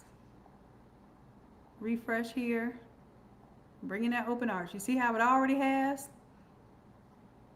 that little shadow around it? No bueno, no good. All right, so I'll keep that one there so you can see the difference when we do it the right way. The right way, remove the drop shadow. That was for our mock-up purposes. Now, when I quick export as PNG, save, I am going to just save over that because I don't want to save the wrong one. Bring it in later. Boom. Now I'm going to bring over this new one that I just created. And you tell me which one do you want to print. Okay. Now what I will do is I will encourage you to put, so I'm going to delete that one with the drop shadow because we already know it's wrong.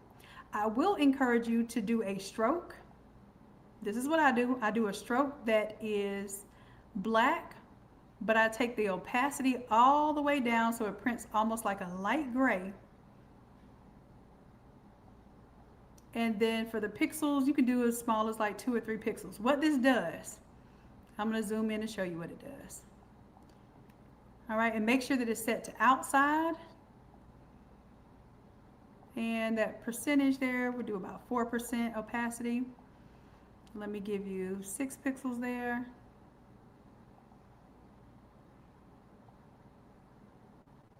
All right, so because this is such a huge file, let's do 20 pixels. Okay, so a very faint line. What this is gonna do for you, and it doesn't even need to be 20 pixels.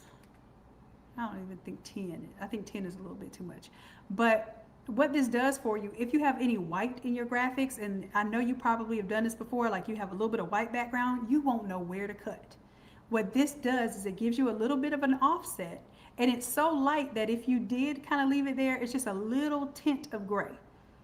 It's enough for you to see when you're cutting, but not enough to make or break if you happen to leave that offset or cut into it. Okay, so that's why I did the opacity at like 3 or 4%, because if I wanted to leave that contour there, this would be about what I would want to leave there. And you can make that whatever your offset needs to be. Like if you like a 1/2 inch, do the conversion for a 1/2 inch versus pixels, and you can 1/2 inch is a lot. 1/2 inch is a lot to leave for that white space. I would say maybe 1/4 inch is as big as you want to go. All right, so I'm going to show you if I turn the fill off, that's what the outline looks like. You see that? So it's just going to help you cut and help you keep your graphics in line. All right, so let's go ahead and bring that fill all the way back. And this is not the proper size. So what I'm going to do is do Control T, and I can go now, instead of inches, I'm going to go, yeah, we'll do inches. So how tall do I want this to be? If I want it to be 6 feet tall, then that's 72 inches. And I'm checking to make sure it's going to fit on my board. It's going to be less than 36 inches. If I want it to be a little taller, but not quite 8 feet tall. So let's say I wanted it to be, 7 would work. So 7 would be 1 foot smaller. I'm thinking maybe 1.5 foot smaller, because I want it to be a big enough difference between the arches. So let's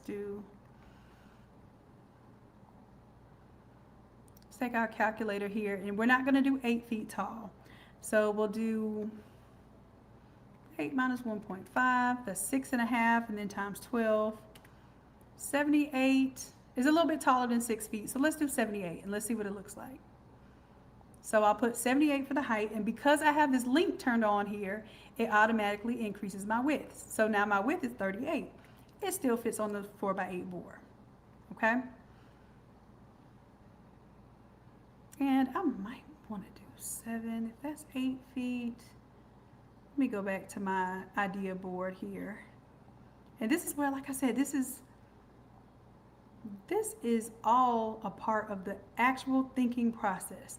So I'm going to put these lined up bottom to bottom here.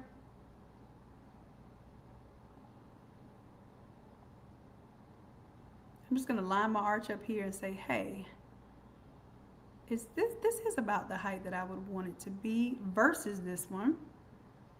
So I would say that's about 12 inches. That's about right. So I'll let this one be 7 feet tall, because I'm thinking 6.5 is too short. And I know we're talking about a matter of 6 inches, but y'all, this stuff matters.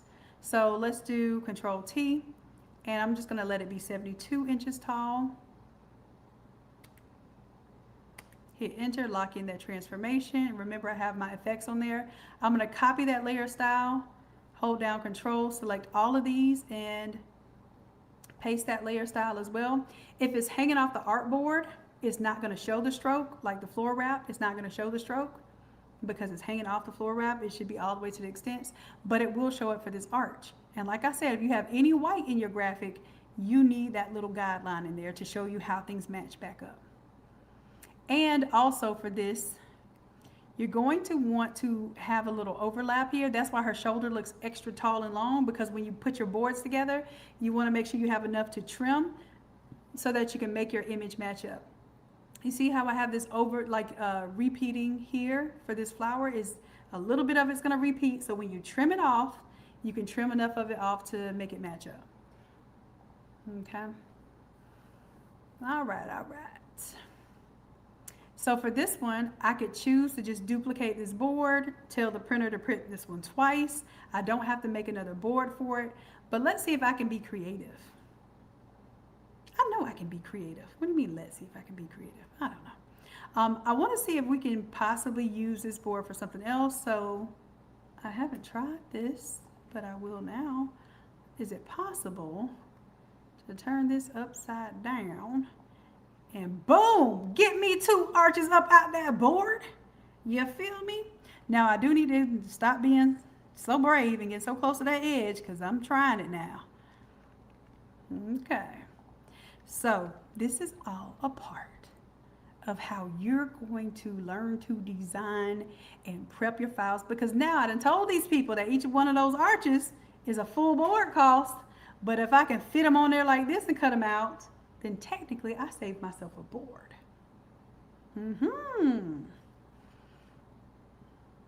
All right, let me make sure I did this the right size, because I'm over here talking junk. Control T. 72 is only 6 feet tall. Why y'all didn't tell me I do my math right? Dang, I want a 7 foot tall, so it may not fit two to a board. However, let's do the math. So I would say I want 7 feet by 12. So it's gonna be 84. All right, so I'll take both of these. Well, I'll take one of them because I'm gonna delete the one that I just turned upside down.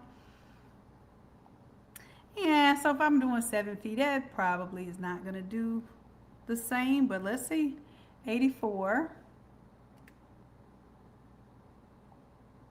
Yeah. It's not going. Now this is where we might consider doing 6.5 if it were to let us fit it. But I don't think that's worth it. I would rather print my stuff like I know it's going to function. Yeah, because this is giving me the 12 inches at the top like I want it. Yeah. Now what I will do is I will give myself a little playroom over here, at least 2 inches. And then that way, if I want to fill it with something, I have an opportunity. We'll see. All right, so that means that we're going to have to duplicate. So I'm going to delete board number 4 here, and I'm just going to duplicate artboard number 3 because it will duplicate it with the artwork on it. And I'm just going to pretend that these arches are going to look exactly the same. If I did want to do one arch versus the other, then I could come over here for my open arches.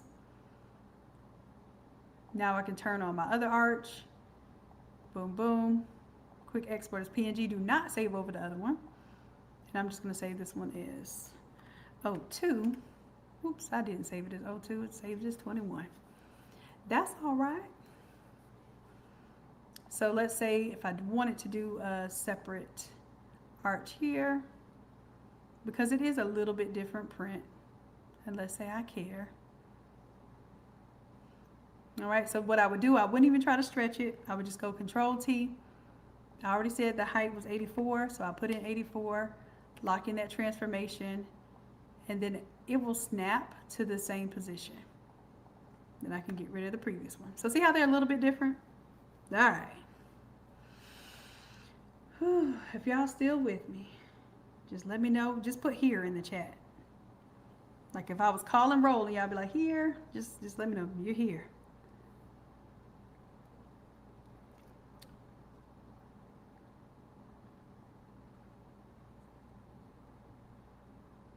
Oh, looks like it. The numbers haven't dropped. Y'all are with me. Y'all are with me. Beautiful. All right, so let's continue working. Make sure that we wrap this up now.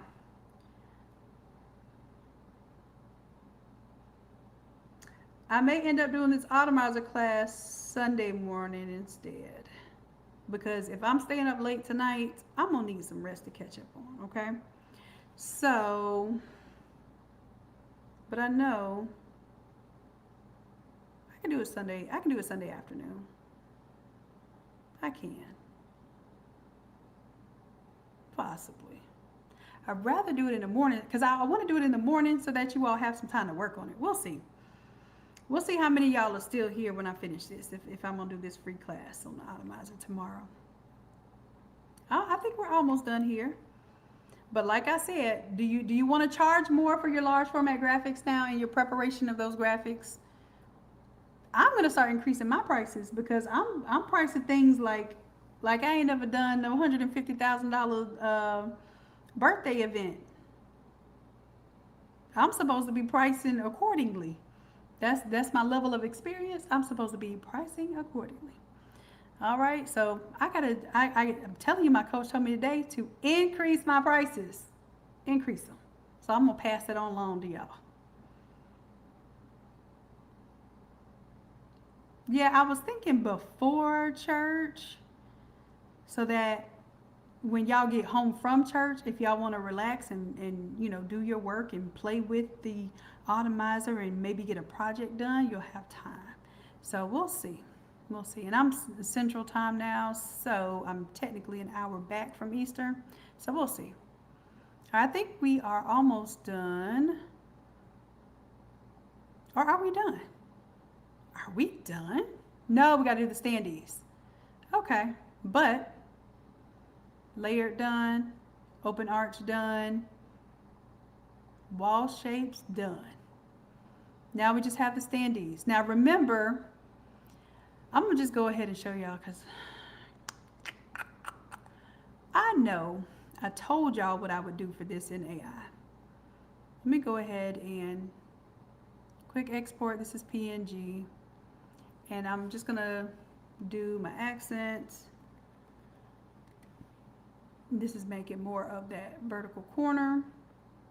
And remember, this came out of our 355 template.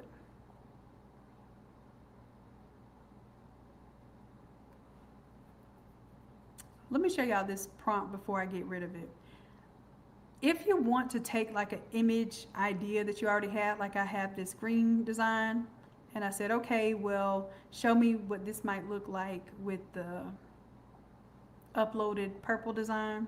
And I'm sure I can clean this prompt up a little bit more, but that's how I got these purple graphics. I didn't rerun the prompt. I wanted it more to that style, so I was just letting y'all see how I told AI to do my mock-up versus me doing this in Photoshop. All right, and y'all see it changed her in the dress color and everything. All right, so I'm gonna get rid of all this so we can do this next step.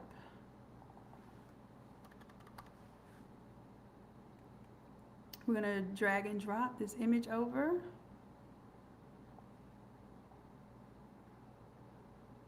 And I don't have a fancy prompt for this right now. I'm just gonna make sure that what's in my head makes sense. So I'm gonna tell it to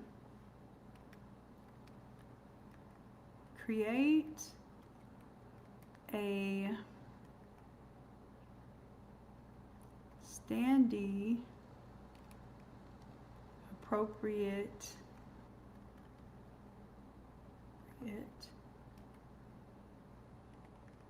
graphic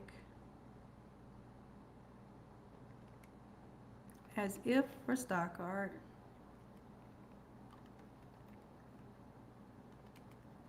isolated on a white background. Can I zoom into this a little bit? Okay.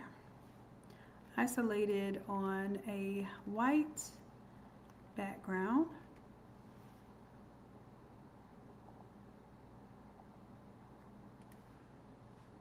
And I'm going to say clean up or remove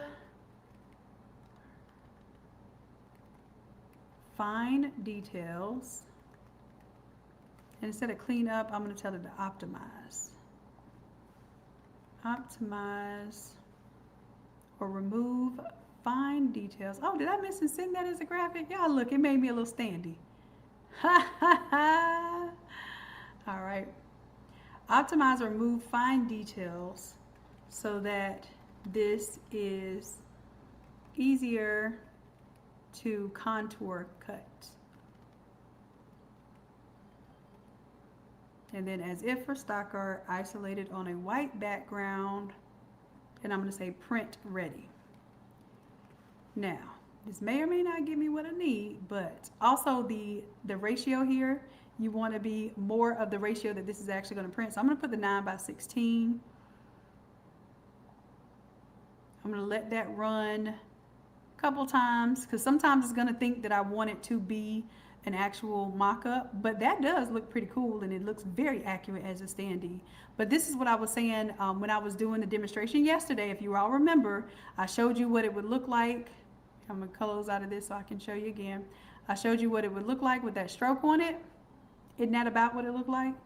And then if you wanted it to truly be a standee, you would put that white box at the bottom. Isn't that about what I told you it was going to look like if you wanted to keep all those vines? So did your girl know what she's talking about a little bit? Just a little bit. Now, I will also run this GPT image 2, but I'm still going to change the ratio to 9:16. It's going to use up 7 credits instead of 2 credits, but I'm going to let that roll. And sometimes if you develop it in GPT and then run it in Nano Banana, it does have these kind of conflicting issues. So I'm hoping not to have those issues, but I'm going to let it do what it do. Like this one says credits refunded. I don't know why.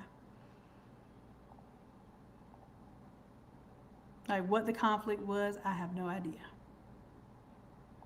But I'm going to go ahead and generate one more with Nano Banana, give it a chance.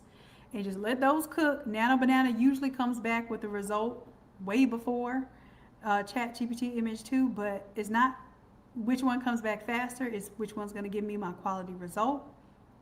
Push come to shove. Where's my Photoshop? If I do have to do this, then now I have an opportunity here. I'll tell you what, I'll do one of each so y'all know what I'm talking about. So all of these little details need to be cut out. Fun stuff. So I'm going to increase the stroke so that it is more believable what I will actually have to cut. That's about what's more believable here. And then I will have to create a little rectangle shape here and make sure that I encompass all of the print down there. Make sure that my rectangle, I'm going to double click and select the white that I see from the image here. Hit OK. Bring my image on top of it. I'm going to take off the drop shadow now because remember the drop shadow was there for us to get an idea, and I'm going to turn off my standee of my young lady. And then what I like to do is I am not going to go in there and cut out all those little holes.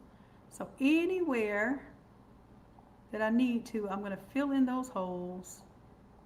And really and truly, I could have done this with the pen tool. Let's escape. I should have done it with the pen tool. Let's use the pen tool. Pen tool, because it will create a shape. And the reason why I tell you to do it with the pen tool is because you can reposition the nodes on a shape, but once you just create a fill layer, you will not be able to reposition. All right, so that's all done. It's a shape, it's white. I'm gonna bring it below and see how it feels and all that. Now, see, I was telling you, you may need to go in and modify the shape. So this little open space here, I'm gonna go to my direct select tool, boom, select that one little node, and say, hey, I need you to close that little piece up there. I might even have you come close this piece up right here because that's unnecessary. Even this piece right here. Now, I can choose to, I'm gonna have to make a new node. So I go to my pen tool, go to the plus sign for anchor point, make a new anchor point, and then I can convert that. Instead of a curve, I'm going to convert that to like a little sharp edge there. Go back to my little white arrow, direct select arrow, and then just reposition that one. Okay, looks cool. I feel like I probably should have turned on my smooth curve, but I think this is good enough. All right. Now, I'm going to zoom out. Do you see the difference? How much white that is? But for that to be a true standee that you would cut out, that's about what you're going to have to do. All right. So what I'm going to do here is turn off the other standee.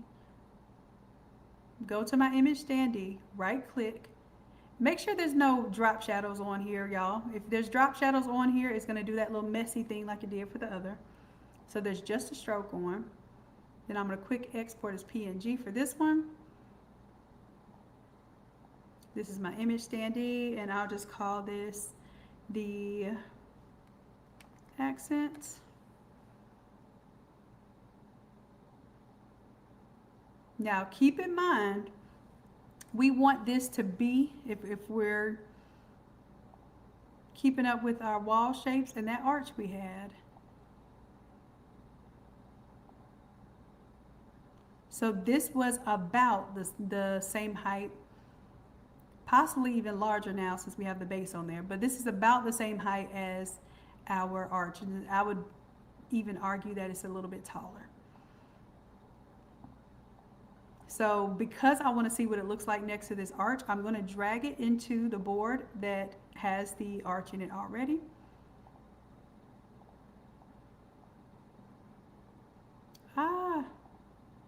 Oh, that's my accent. That's why I was like, that's not what I wanted.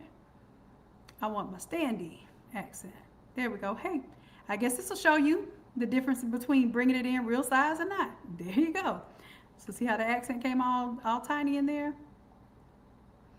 All right, so here is where I get a chance to say, what I'm limited by now, which this is very interesting, I'm limited by the width of this image now, because I cannot go but 94 inches wide. So what I'll do when I do Control T is for the width, not 94, 44, because I like to give myself 2 inches on each side. So 44 inches. So then it's now 69 inches tall, unless I stretch it. I do my best not to stretch my artwork though. If I have to, because this is kind of arbitrary, you can stretch it a little bit if you really want it taller. But it also adds layers when not everything is the same height. It adds visual interest. All right, so this one is the appropriate size now. I'm gonna make it go down here to the side. And then this just kind of gives you an idea of what it would look like. So one standee will look like this. Let's see what my AI is doing. Let's see what it's cooking. Ew. Why is it all flat? Yuck. Who did that? Nano Banana? I know why. Because the image was created in ChatGPT. Yeah. So when I told it to mock it up like a cutout, it was okay with that. But when I told it to redo the artwork, like clean it up, it didn't want to do that. Okay. Now this one did okay, but it did change up my art style, because I believe it's kind of looking at it like, because you know when you do AI artwork, it has markers in it to tell that it's AI and what the source is. So I'm actually not mad at this one.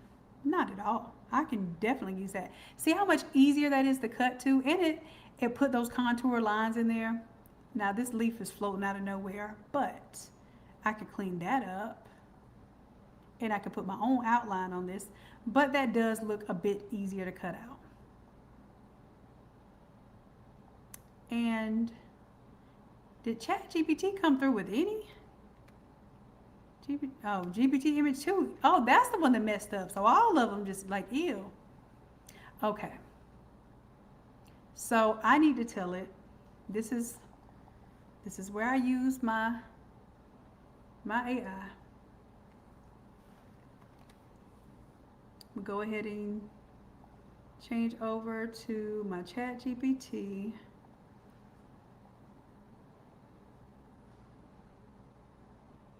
Going over to my image graphics. What was one of the last projects I was working on? Memorial design. Okay.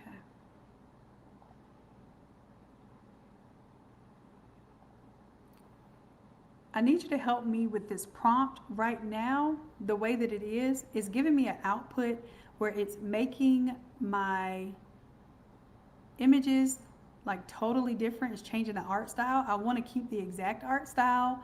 I want to keep the exact placement of the main flowers, but optimizing it so that it fits as a standee.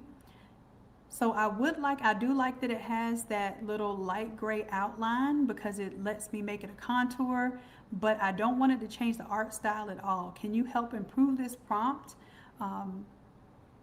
I would want it to refine and optimize those little fine details, because I don't want it to be very hard to cut out. So help me. I'm going to paste the prompt that I did and give you the image that I'm working with, and I want you to come up with a better prompt for ChatGPT image 2, and that would also work for Google Nano Banana Pro. Okay, so I'm now going to hold shift, press enter, and then just put the prompt, boom, paste the prompt, and then I'm going to include the image so that it understands what it was working with in the first place. Okay. Oh, customer happiness, you made a document link for the, I don't know why, thank you, customer happiness. I appreciate that. Because I was like, oh, it's something I'll make later as a free resource. Child, y'all would have been inboxing me for about 3 months. Remember you said, I love action takers. Thank you, Hannah. I appreciate that. More than you know. I'm sure they appreciate it more than you know. Okay. And later, Hannah, we can make that a free resource, just like the all over template that we have. We can just make that a product so that anybody that needs that free resource will be on the back end of the academy. All right. Cool, cool. So, oh, I did not run the prompt. Let me run it.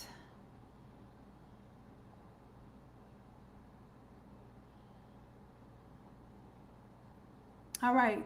Did want to reminder while y'all here with me.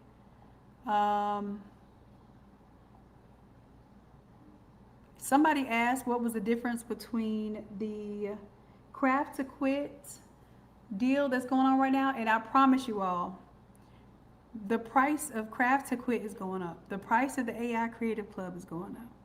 There will be no more silver membership. There will just be the gold membership at $97. We're going to keep the gold membership at $97. The price of Craft to Quit will stay at $197. That's why, I was telling you all to lock in when you can lock in. And like I said, we won't have a silver tier anymore. And the AI Creative Club is going up to $47. So the AI Creative Club is going to replace our silver. That's going to be the least expensive to work with us every week live in the Zoom room. $47 a month to work with us. You see what we do in the AI. We don't play with it. We get paid with it. And I have to do that because it allows us to provide better level of service once we can charge a little bit more, especially to be inside of the Zoom room. And it allows me to solidify that I'm doing what I'm supposed to be doing. I'm telling y'all to raise y'all's prices. I gotta raise my prices, okay? It just is what it is. All right, so I did want to show you all, if you go to the main, not the main AI page, the main Innate Academy page, the IA page.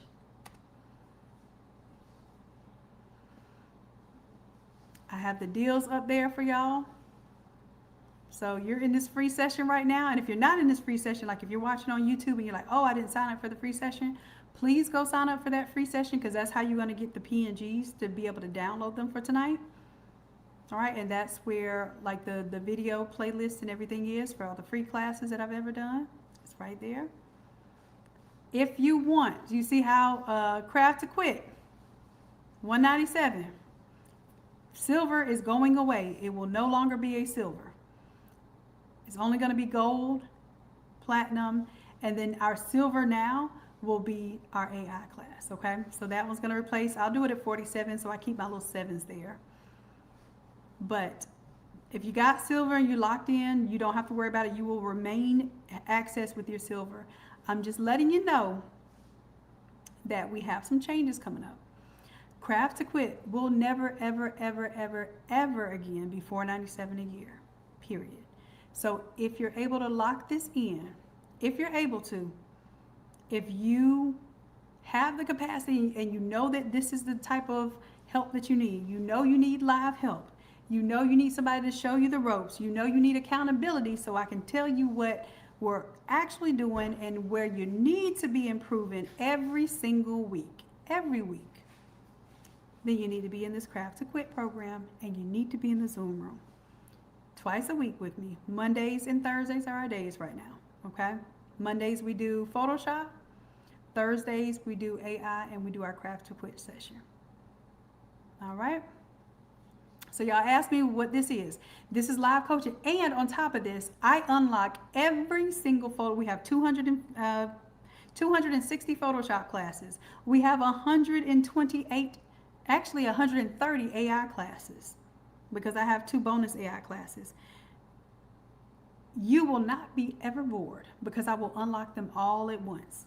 If you regularly join the 197, what happens is it unlocks a course every 7 days from AI. It unlocks a course every 7 days from Photoshop. So it has 4 years worth of unlocking classes for Photoshop and over 2 years worth of unlocking classes for AI. That's how long we've been doing the thing. Okay. I'm letting you know this now because I am cutting this. This was my appreciation for you all. Like I said, you all showed me so much love. I even let people come down to this level from their current rate. So just know I lost money on this just to show you all love and to give you an opportunity to lock in for this year and really invest in yourself and really, truly build with me this year. All right. The Ultimate Creators Deep Dive Bundle. This is all the Automizers. If you even buy one Automizer right now, I don't even have it at full price. It's $497. So if you're getting all the Automizers, this is a no-brainer. $197. You're getting all the Automizers, including the 355, which is the one I showed you today. You get all the boot camps, which each of those boot camps here, I'll just take you to the page because I'm over here just closing my eyes and circling my fingers. Here you go. This is all the stuff you get. Yeah. All the challenges we did for the Auto Design Me challenges. All the create-a-thons we did with AI, which is basically an AI create-a-thon, is a challenge as well. It's 5 days with me, where I go in depth for 5 days with you. All of the Automizers, you see the different versions of the Automizers here. They start with the Auto. 125, 262, 271, 1, 2, 3, 4, 5, 6, 7, 8, 9, 10, 11, 12, 13 Automizers. Okay. Party automation class I did. Now these are boot camps. So let's say 3, 6, 9, 12, 15, 18, 21, 24, 27. I'm forgetting my multiplication now. 30, 33, 36, 38, 39, so about 40 boot camps. Okay. You get the split print templates. Like if you want to be able to make all over shirts with a 24-inch printer, a 13-inch printer, or even an 8.5-inch printer. I made a template for that. You want these to automatically design your Shopify store, create your banners and your thumbnails. Yeah. Some more Shopify. All the Shopify challenges. Y'all remember those challenges were $297 a piece. It's still $297. I never took it down because we did so much in those Shopify challenges. It was its own boot camp. 5 days with me with Shopify. You have access to all those. And each of these classes have templates in them. Templates in the challenges. You can rebuild these entire projects from everything that I gave you. So, just letting you know, this resource alone has a whole bunch of $97 courses, $497, $497, not $497 like $4, but $497 Automizer templates. This does not have the 4 to 8 unlocking classes that the Craft to Quit does. So if you get Craft to Quit and this deep dive bundle, you have everything you can possibly have in the Academy. That's what I'm saying. And if you're Craft to Quit and you already had all the classes unlocked, this Ultimate Creators Deep Dive Bundle has all of the boot camps that you ever missed, that you were like, dang, that boot camp was $197 live. Yeah, you get all of them for $197 now. And the Automizers. And all of the past replays for every single challenge we've ever done. I'm doing that because I'm getting ready, like I said, not only to increase my prices, but we're getting ready to restructure our entire program. So what I'm doing for those of you all who right now who are action takers and say, you know what, that ain't nothing. For what you're giving me, that's peanuts. Because you were supporting me in my ask for help because I needed help with Granny right now. I've been really overwhelmed. I've been financially strained by my own family. And I just needed to reach out and talk to y'all about it. Y'all showed up for me. You said I didn't even have to give you that. Y'all was like, girl, if you just drop a link and just say you need some money, we'll drop some money in your account. I won't do that. I'm not going to say I can't because I can do that. I could do a GoFundMe and tell y'all everything that's going on, and obviously you will support me. But I wanted to make sure that I offer you immense value to show you how much I appreciate you, to show you how much Granny appreciates you all, supporting, asking about her, praying for her, all of the above. So, if you do not grab this now, tonight, it will be gone forever at this price. This is thousands, and when I say thousands, I mean like close to $20,000 worth of courses that have been done over these years that are still relevant to today. So hopefully you would take advantage of that. And then just finally, I know somebody said they may need this payment plan option. It automatically gives you the option to break the build a better business apprenticeship where you're building right alongside me, literally one-on-one. If you like how I'm teaching right now and really getting into the depth of things, I'm going to help you build your actual business, your actual Shopify stores, your actual your marketing material, your banners, your Shopify images, the videos that you want to create so that you can create your Facebook ads. All of those things we're going to build intensely and intently together for 12 weeks because I have to build out this store for my niece and nephew. They're 15 and 13. And they've been in the academy since they were 6 and 8. They've been doing Photoshop with y'all since 6 and 8 years old. So finally, I'm going to have them create and run their own business. They are super excited about this. I'm super excited to record the process and hopefully be able to return to y'all with some profitable kids. You know, kids don't necessarily equal profit. Most of the time, kids is going to eat up some profit, right? Literally, they're going to eat up your profits. But I would love to show you all that that even your young ones, family members, even yourself, you can do this. So this is my way to document this process. You can work along with me in order to build this process together. That way I can help you build yours as well. So those are my 3 offers that I have for today. This one right here, no brainer. This one right here, no brainer. $4.97 to work with me for an entire year, and I unlock all of your classes. Even if you just got this and you downloaded all of these templates and all of these AI classes, like you just downloaded and said, shoot, I ain't even planning on staying with Shanon for a whole year.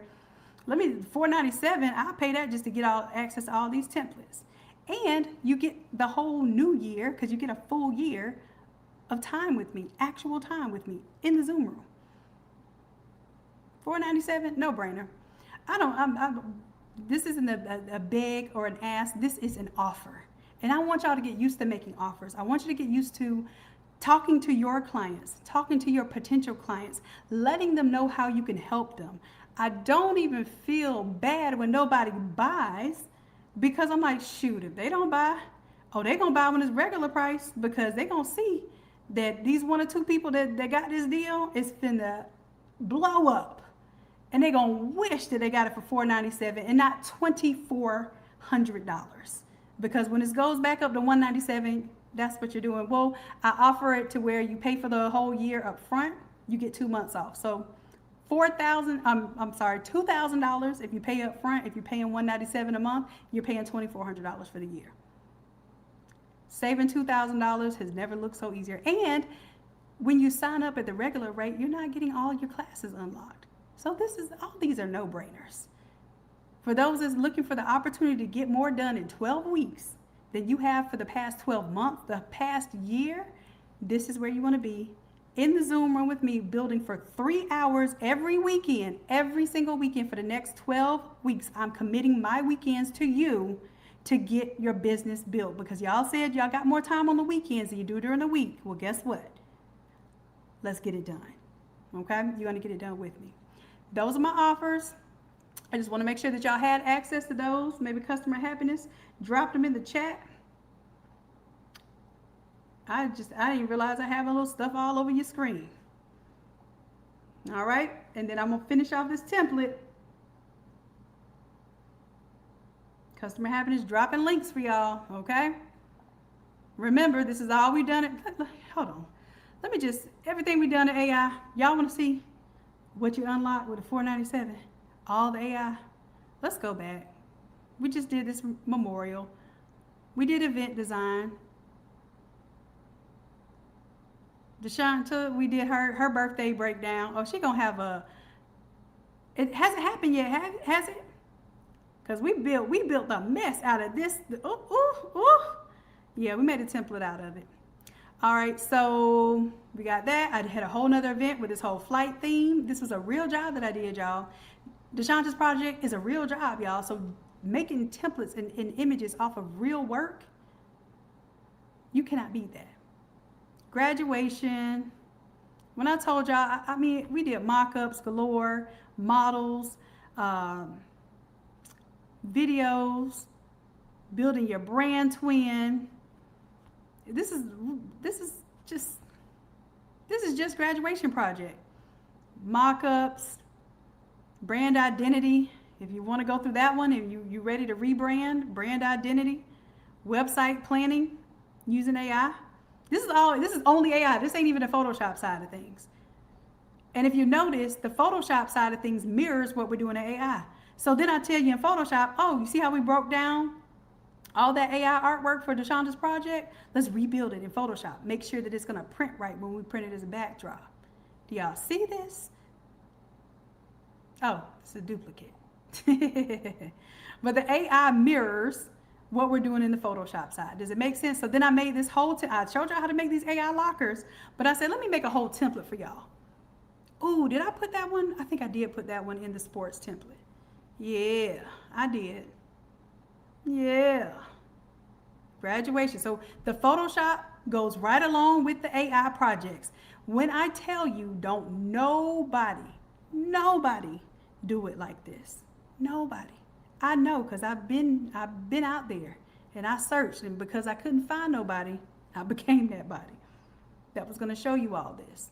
Everything from the ground up, how I really build as a professional in this field, but also teaching you how to have my level of skill set with a fraction of the time and the effort that it took me. I'm 25 years in Photoshop.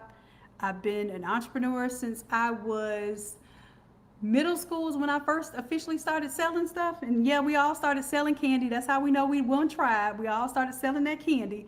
But I actually would sell my my production. So I would make things and sell things and design things. And I taught myself how to sew. And I created jersey dresses and jeans and custom painted jeans and sneakers and sold those on eBay, even when I was in high school, all over the world, internationally. So I've been a part of this whole e-commerce process. You feel me? All right, so yeah, brand identity. We made our own brand identity board template. Y'all know y'all not only do you need this for yourself, you need this for your business to do for other businesses, okay? So all of these classes, this is just recent classes. We go back. Remember I told you family reunion design, did this whole wedding, birthday, event design, tablescapes. If you want to go to tablescapes right now, you can go to AI 72. Christy, if you're still here with me, I don't know if you sleep, baby, but I'm just letting you know we've been there, done that, but we're going to do it again because now that was a year ago. AI has changed since a year ago. So I will even run these classes again, going a step further than the last time that we went. Now, this was a fun project doing this whole birthday things. We made the cake toppers with all the different layers that automatically creates all those different layers. We did the book. This was a class where I showed you how to make large format stuff too. So if you go back to 331, Remember I showed you, hey, this is how you set up your 4x8 art boards. This is how you create your book. This is how you make the characters standees. Do y'all remember that? Same principles I'm teaching you tonight. I taught you in 331. Okay? You got your Pringles thing that automatically makes all these little pieces, y'all. Yes, this is the mock-up, but I also created the printable files with this. So it has a little strip on the side. It has the full print for the container. It has the top, all of that. All right. Remember y'all asked me about this viral backdrop? It's going to be viral again this year. So here's my thing. I want y'all to quit collecting like Pokemon and do me a huge solid and just implement even a handful of these classes, just a handful of these classes. Implement them, flip them, show them off. Even if you don't flip them, show my images off. I don't care. I give you all my images. I give you all my PNGs to show them off. And then if somebody is so bold, so emblazoned enough to ask you to make them something and to want to hand you some money to do it, and you're so scared of making that money that you, oh my gosh, I don't know if I know how to design this. Come into this group. Our Craft to Quit OGs know how to flip these templates with their eyes closed. Okay? Ask one of them to help you one-on-one. They charge $60 an hour. For 1 hour, you get a project done. Listen to me. For 1 hour, you get a project done. You paid $60. You had someone help you get a project done, and you accomplished work, you learned, and you got a client's order done, which you should be charging anywhere from $25 to $60 for regular size artwork anyway, depending on how complicated and how many photos you're doing. C2Q. Can you drop your C2Q in the chat? So anybody that's not Craft to Quit understands that my C2Q crew, y'all are OGs. Y'all know how to flip these templates with no issues whatsoever. You could do it in your sleep. You probably do it. Probably y'all sleep right about now. Talking about Shannon, finish talking so I can get some rest. But I'm bragging on y'all right now. Is that okay? Y'all tap in. Tap in with your Craft to Quit.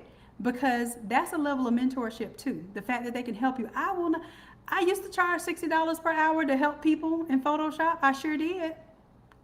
I will not do that ever again. Not for one-on-one. So the fact that I've cloned myself and created an opportunity for you all to work with people who already know how to do all this, go ahead, post my images. Don't be bold enough, post my images, get somebody who wants to pay you, and then when they pay you, you pay somebody in Craft to Quit to help walk you through that project, because you're going to get the project done. Even if you break even, you got free training. Hello, somebody. Even if you break even, you got free training, you got the job done, and you put a project out there to build your confidence. Some of y'all, we're not understanding quite yet. We understand training, going to college and paying tuition and those sort of things. But you have to pay your dues in this design world too, in this creative world too. So pay the dues to get the help that you need. If following the videos isn't enough, if coming to the live Zoom sessions with me is not enough, then go ahead and pay somebody. And I'm going to say somebody, I'm going to validate only this Craft to Quit crew because I know what they can do. I've seen it over and over again. Go check out their work on the N8 Academy Facebook page. Choose the Craft to Quit members and you see their work. You see what they can do, right? That's why I be telling you, Craft to Quit crew, y'all better start posting your homework so these folks know what you can do, okay? But y'all see these projects. We don't play with it. You haven't seen this before. You haven't. I'm positive of that. I'm confident in that. Because we do it like there's no option not to do it. We show up every week like there's no option not to show up every week. We show up for this better than we'll show up to make somebody else rich and for their job. I'm telling you this. We'll take off from work to make sure that we make it to class and we get these designs done. That's how strong of a commitment that we have to this craft. So please make sure that you're tapping in with a community that rocks like that. And if it's not ours, it's okay. But let me know there's another community that rocks like that and does all of this for you, gives you all of these resources, and helps support you actually get it done. Not just accountability, but the examples and the epitome of what a tribe really is. That's why I call y'all my tribe. I don't just be like, hey, my followers or, my students. No, y'all are my tribe. We support one another. We get this done. Do you see how much we've done over this time? This isn't even half of the Photoshop classes so far, y'all. Do y'all see all of this? You talk about family. Here go family reunion stuff right there. Look, family reunion right there. Wedding, welcome sign. Come on. Zodiac season. That's the one with the card design there I was telling you about, 270. Come on, y'all. Too much excellence here to drop the ball. Too much excellence here. Too much access here to drop the ball. Y'all got enough templates. Y'all don't even need no more templates. You see, y'all got templates galore. More templates than I've ever had imagined. Ready to go. Ready to help you create success. So please, do yourself a favor and take advantage, if you have not taken advantage of this offer, so that you have all the tools at your fingertips. So you have all the templates, and all you got to do is reach out to Craft Quick, like, hey, can somebody help me with template number 226? I want to do that mermaid design, but I bought the deal, $497. I got over 500. That's less than $1 per template in class, y'all. Less than $1 per template in class. You can afford to pay $60 for somebody to walk you through the process if you're just one of those people that don't follow the video well, like you need, and I know some of us are like that, we need somebody to walk us through in live, but also you got me on Mondays and Thursdays to walk you through live. So it ain't no chance that you're gonna lose. There's no chance that you're gonna lose unless you just don't show up, period. Okay? All right, so I'm not even halfway done with all of these projects that we've done so far, and you see that this is excellent. Even my little airbrush, y'all, child, I did the first airbrush template that ever existed. I know because I searched high and low for an airbrush template, and that ain't even the first one. The first one I think was like 105 or something like that. Y'all, we've been doing this.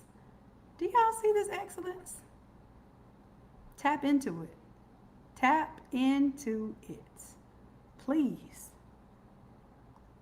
That's my daddy right there. I showed y'all how to do the first photo collage with his image, and that's the actual collage that I did for his funeral portrait.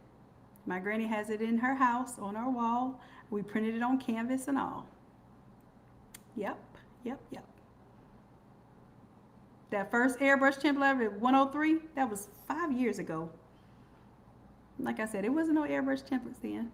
So I make sure whatever y'all say y'all need, we create it. We don't wait for the opportunity, we create it. So I'm letting you know, if you were looking for a tribe, this is your sign. This is it. Whew, all right, so I was showing y'all all this. I'm not even going to explain these AI classes. I just scrolled real quick so you can see what 128 AI classes look like, what 260 Photoshop classes look like. And then let me get back to my little prompt here. Okay, that actually did really well. I wanted the prompt, but it gave me the image. Shout out. Okay. Now this one, I'm just going to still call it accent.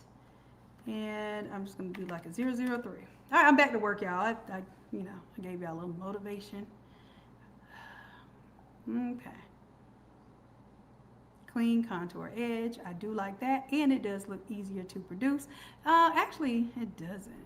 I mean, it made these a little bit bigger, but I will say it did make the gold foliage bigger and everything too. I'm gonna rock with what we have, but at least I did show you how you can go to ChatGPT, create something a little bit different. Yeah.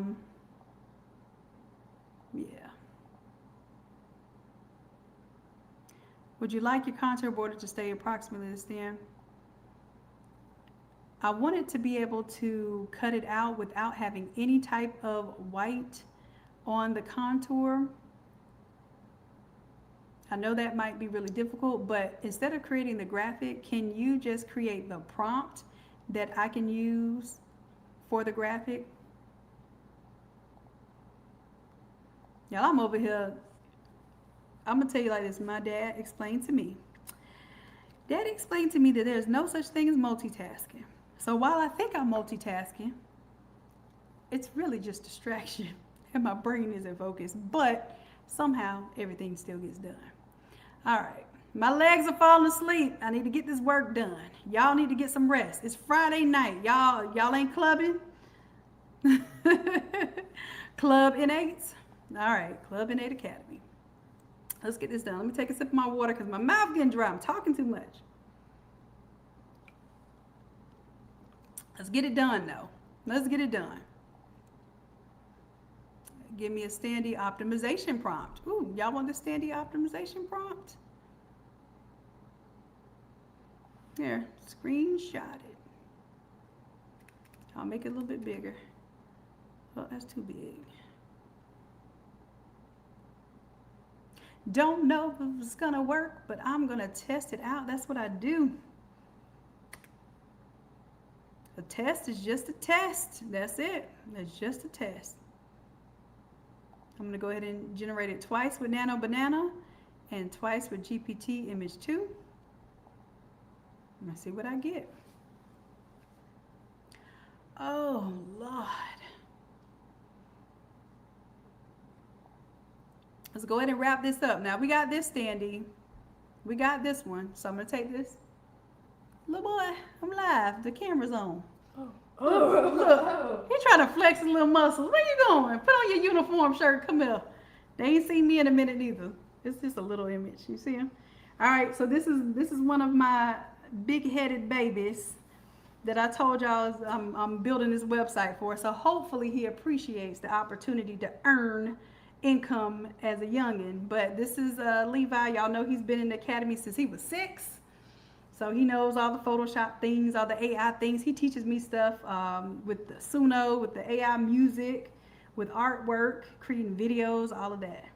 So you all will be seeing him in action, creating shirts, creating part of the websites, all of that stuff. He's even doing website design, y'all. Y'all better recognize that these kids can work. That's why I say I'd rather show you better than I can tell you. You going to bed, baby? Don't say it's not school night. You can stay up a little while. Oh, you just want to show me some love. Look, he just wanted some attention. All right, look, I'm over here. Oh, my tailbone needs some attention. Let me hurry up and finish this work so I can get out of this chair and y'all can get some rest. Tell your significant others and your family I love them too. Okay. I know they hear my voice like, dang.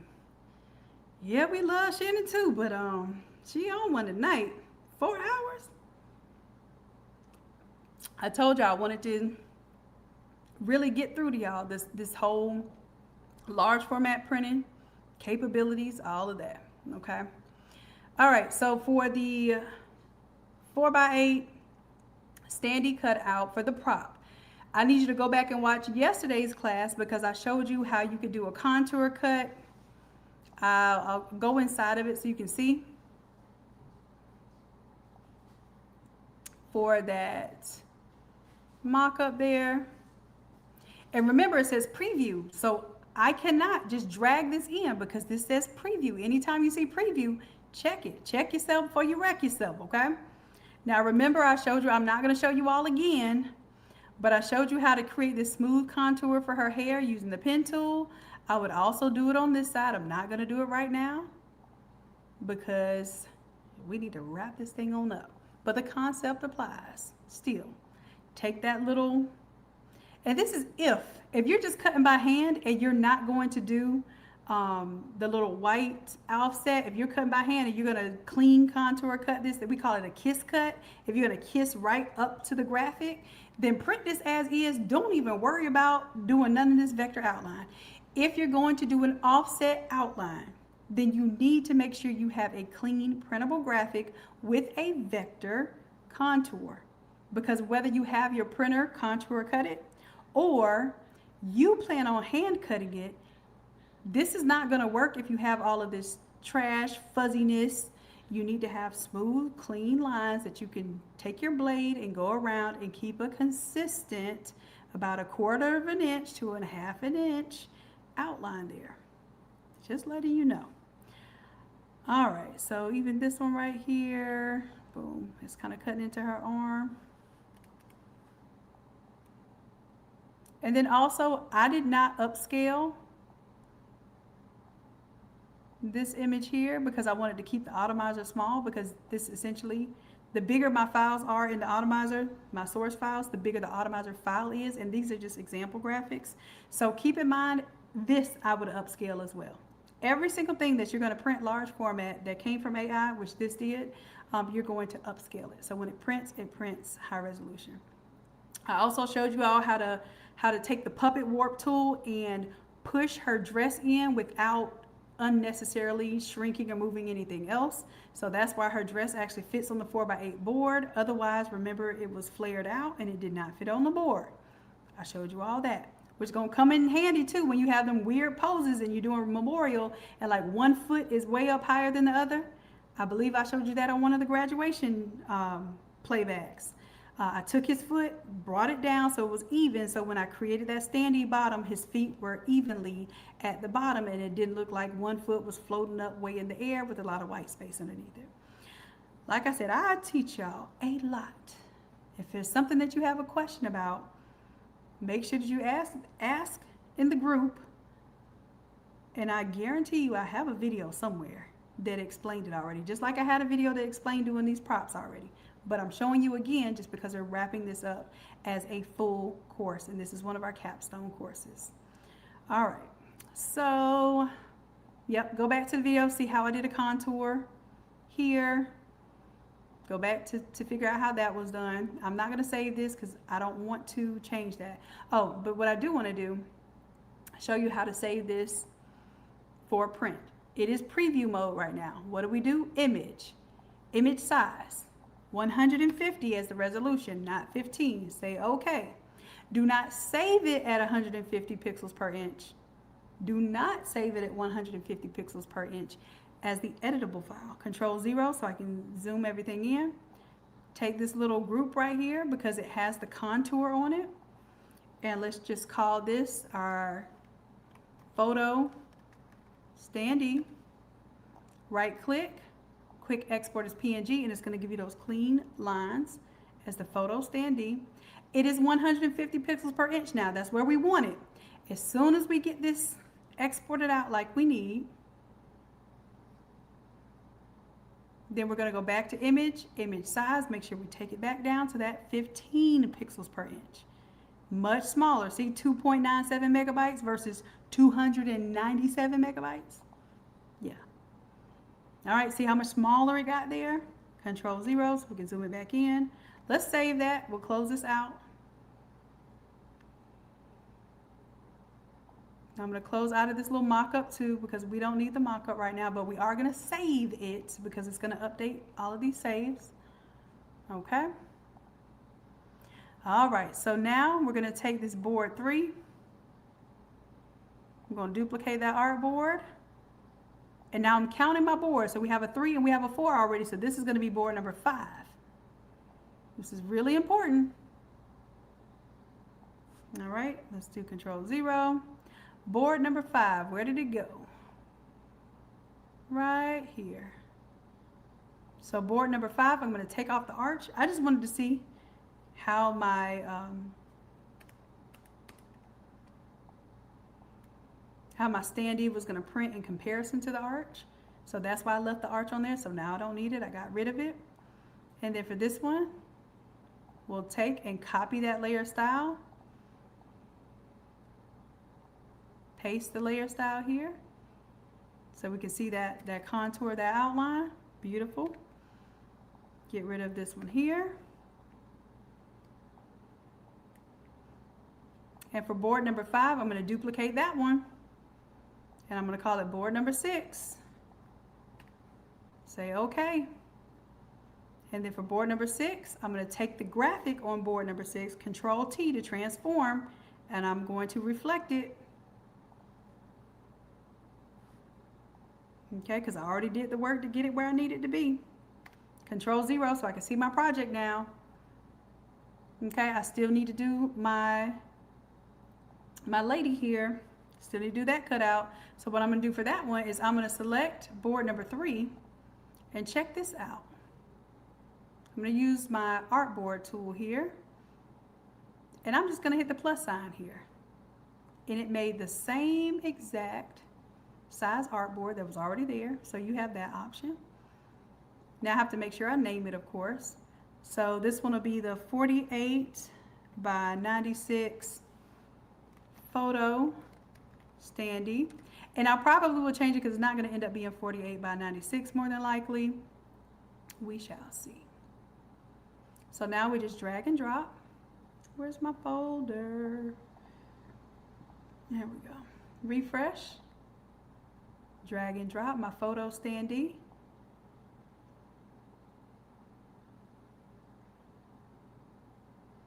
And then of course, whatever size I want her to be, if she is 5'1" and I want her to be actual size, then I would make the height of this 5'1". So I want it to be a little substantial, so we'll do, let's say 6 feet, what's 6 feet, 72?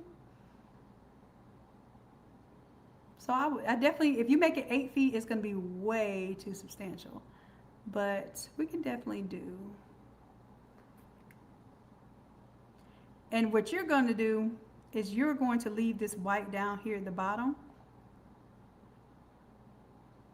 Or you're going to straight cut this at the bottom. So this is what I would do to just make it easy. Drag it towards the bottom. So it'll be a bottom edge there. That way, let's do this. I'm going to make a little line here. Wrong one. So if I want her to be 6 feet tall, that's 72 inches. Wait. Yeah. Y'all, I'm getting sleepy. Yeah, because either I get real goofy or I start slowing down. Well, y'all hear me slowing down. That means it's time to put it to rest. So we're almost done. We're almost done. I'm going to make a little square here and tell it that I want it to be 72 inches high and 40, I'm going to say 44 inches wide. And I'll make it a color.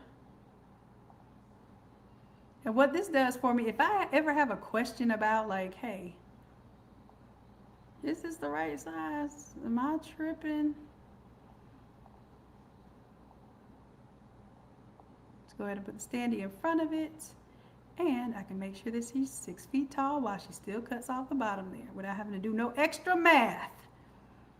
Didn't I tell you I was going to tell you all my trade secrets? There we go.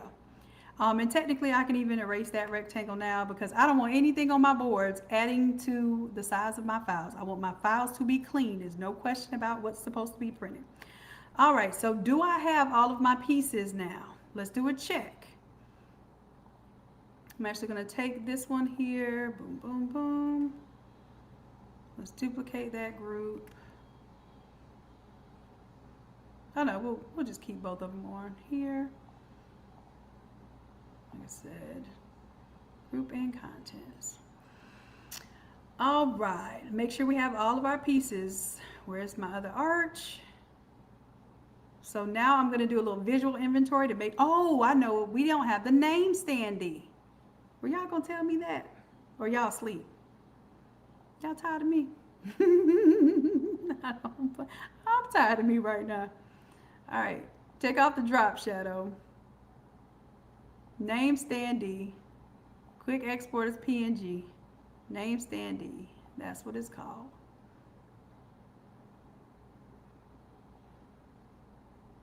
All right, so I don't think the name standee is going to fit on either of these boards. Now, is it possible? I was thinking if I could possibly get these two on a board together, but I don't see it. Maybe if I had cleaned up this graphic, that would have been perfect. But look, if you can save it, save it. If it's going to cost you messing up, doing your best to like skim on some materials, just don't do it. I learned the hard way. I don't want to learn any harder than I've already learned over these years. Okay, so 4, 5, 6. I'm going to put these in order now. 5. So 6. If you don't get out the way. And then this is going to be board 7. And remember, this needs to be called Coroplast board, and I'm going to keep my naming system of putting the 0 in front of the number. Okay. And the reason why I do that is because if you have a job that has more than 9 pieces, if you want to list everything in order of 1 to 9 and then go further, if you don't put a 0 in front of your single digits, it'll put it out of order when you save things by name. So 0, 1, 0, 2, that way you can print up to 99 boards and everything will be in order. If you're ever wondering why she put that 0 in front, that's why. Like I said, I'm a systems engineer by training, so that stuff gets to me. Designing processes and making sure that there's a flow. There's a rhyme and a reason. And even before that, you know, my dad taught me this kind of stuff growing up. And I didn't understand it at the time. I just thought he was OCD, which he probably was too. All right, we're going to duplicate this last artboard here. We're going to call this artboard number 8. The other thing that happens when you label your artboards like this, your Coroplast boards, you know how many Coroplast boards you need to charge for, right? How many you're going to get charged for as well. All right, let me move this one. I'm going to hold down Shift and move it all the way over to the right. Boom, boom. Board number 8. Where's our name? Ooh, this name standee. Get it, child. And let's say we don't want this to be any taller than 4 feet wide. What I'm going to do is turn it sideways. So Control T to transform. I'm going to rotate this. And I'm just going to pay attention to, at this time it's going to be the height. Oh, it's already got it in inches. Cool. So I don't want this to be more than 4 inches high. So 36 inches high is probably pretty good. It's going to be sitting on the floor. So I'm happy with that. Now, does that fit with any of my other stuff? Nah, it doesn't fit. All right. And then make sure I give it those 2 inches. Because this is contour cut, I want it 2 inches from each edge there. All right, so one of the final steps. I have all of my artboards for Coroplast. I have my floor wrap. If I was doing a backdrop banner, then I would have that too, but we're doing the Coroplast board for the arch. This is everything that I need done. Now what I'm going to do is make sure that all of my artboards, every last one of them, I'm holding down Shift. Oh, I lied. I have to go to each one and put transparent. So each board I'm making transparent. The reason why is because I want to be able to layer these if I need to, see my outlines, see how much free space I have, see what has a white border around it, see what I had that white on. I didn't see that white border. That's why you want the transparent. Also, what happens, we can export all of the individual boards, or you can export each piece as is, and it will export the exact size that it's supposed to be. Now, I'm going to just tell you to give your printers the boards themselves, because how they like for you to upload them most of the time is, hey, what fits on this 48 by 96 panel? So we're not resizing your artwork and messing you up. All right, and they might say, hey, we don't even want a 48 by 96. You have to give it to us as a 44 by 94 because they may require those 2 inches all the way around. So you just have to be aware of how they need your stuff uploaded. All right, so this one looks like it still has a white background. Let's turn it to transparent. All right, everything is ready to go. I can close up all of these now.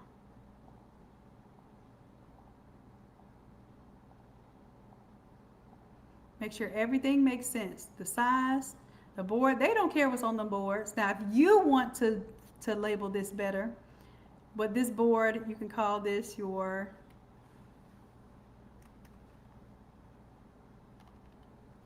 tier, layer, arch. And then this is your bottom.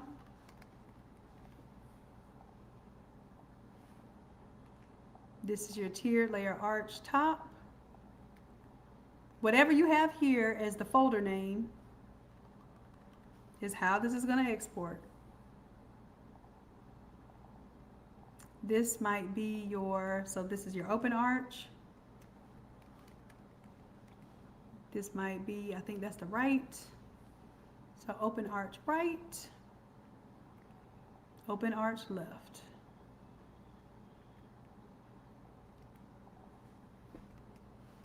Yeah, we definitely not getting up in the morning and working on this Automizer. I'm going to email y'all, so please make sure your email notifications are turned on. I'm going to email you all what time. More than likely, it'll be Sunday morning.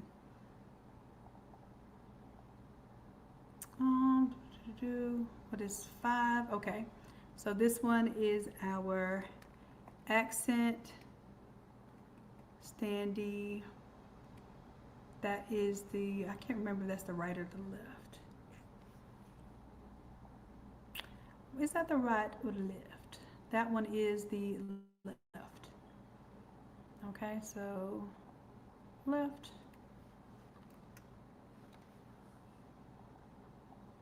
Ooh, child. I'm gonna sleep good tonight. This is the standee right. But do y'all see how I teach y'all my system? The reason why is because when you get all of this back, you can actually create a snapshot of this right now, and your people that are doing event production will know how to get this done without you. You send them that mock-up, you send them the screenshot of these pieces so that they make sure there's a checklist of everything that needs to be done. All right, so what's this? Board 7 is photo, standee. Okay. Board number 8 is the name standee.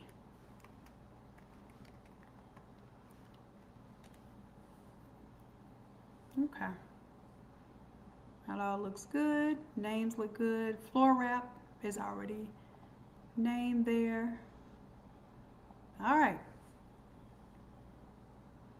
So now what I'm going to do, if I just do this, I just want to show you. If I do this quick export as PNG, let me go ahead and just export. I'm going to do 355 green, print, ready. Select that folder. Downloads, 355 print ready. Yep, I'm definitely getting sleepy when I start singing.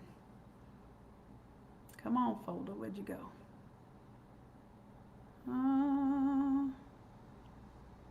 Here it is. Okay, looks like it's still producing, but do you see what it's doing? So this one's not bad because I'm exporting the artboards and not the individual files. See how it's actually keeping the 4x8 size, the 48 by 96 size, so that's perfect. That's perfect. Now, that would not, oh, look, I'm moving too fast. Let me let it finish. Look, I'm starting to click on stuff. You don't like me when I do that.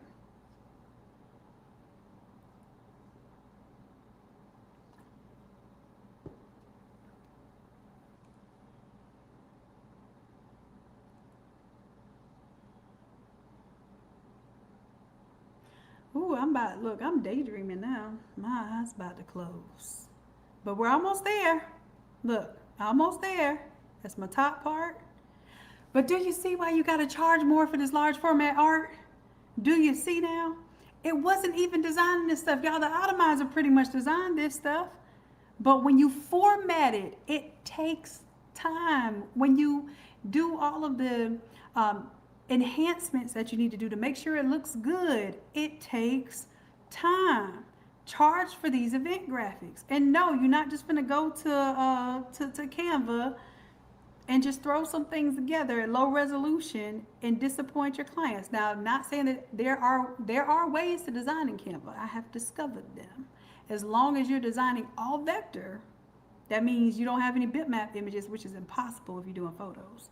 But if you're doing all vectors, you're absolutely able to design full scale in Canva, because Canva is a vector-based program. Vectors, by nature, do not get pixelated as you blow them up. But there's a way to also design it like a quarter scale. As long as you're not printing anything more than like 8 feet tall, you can design it a quarter scale at 300 pixels per inch, which does not quite give you 150 pixels per inch like I'm showing you now, but it gets you close, okay? I'm not gonna show y'all that, because more than likely, and unless somebody pays me to show somebody how to do this in Canva, I don't plan on showing it to you, because I'd rather show you the tool that's gonna get you professional results for large format printing, period. Either that, or you need to be designing in Illustrator to begin with, and that's a whole nother programming monster that I'm not going to touch on. Not at this moment. Now, I would rather teach you Illustrator than teach you Canva for large format graphics. That's the standard. All right, so 1, 2, let's see our boards. And I'm going to sort by name. That way, 1, 2, 3, 4, 5, 6, 7, 8, and then the floor vinyl. Okay, so if my printer was charging me, now I can get a bulk print price, because when they're printing one board, they're going to try to charge you $125, $150, $175 per board. If I'm getting 80 of these panels printed, they might even cut me a deal like $75 per board. And I still charge my customers if I was paying $150 per board. Trust and believe. So that's where you can make money on the design side, but you can also make money on the product side of things, because you have negotiated a lower rate for getting these panels printed, but the client still has an understanding that the value of each of these boards is, like, if you say you charge $200 for each board because you had to prep this artwork, plus you charge an art fee, that's fine. You can absolutely do that. I wish I had done that on my last project. I charged the art fee, but the artwork isn't what took me the time. The prepping the art is what took the time. All right, and then also, you see this in CMYK? Ooh, I have not saved my work, y'all. I am tripping. And then also, because these are PNGs, this file is not going to be nearly as large as when we were doing the large format graphics with the layers that are editable. So let me save this. Still going to be a large file though, but it's not nearly as large as our editable file. I'm going to save this, and then I'm going to do a save as with the RGB.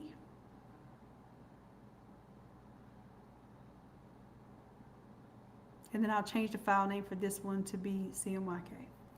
All right. Y'all got any questions? Y'all still here with me? Every last one of y'all. It was 24 y'all earlier. It's 24 now. It's actually 25 now.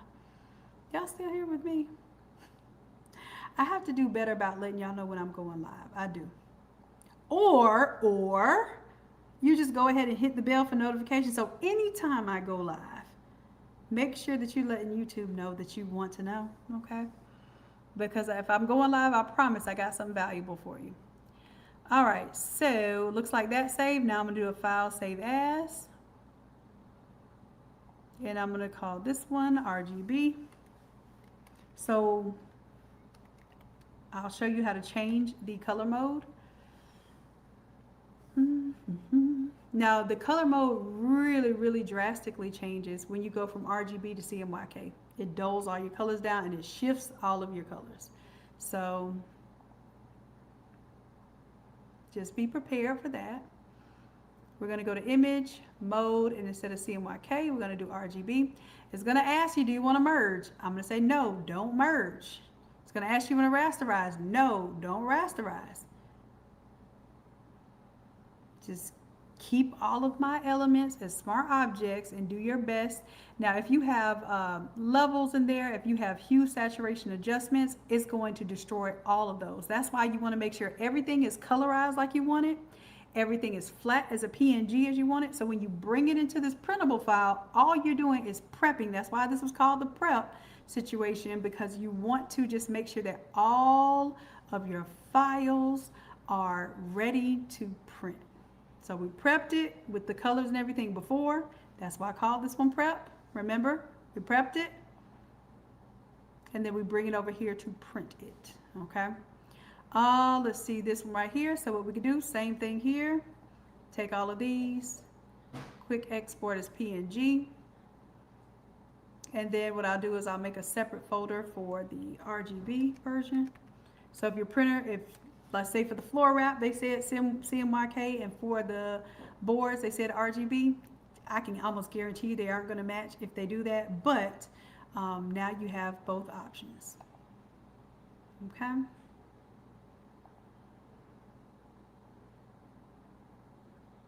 All right, so that's done. I'm saving this PSB file, and I have to save it as a PSB because that's a large Photoshop file. Literally, that's what it stands for, is large Photoshop format, PSB.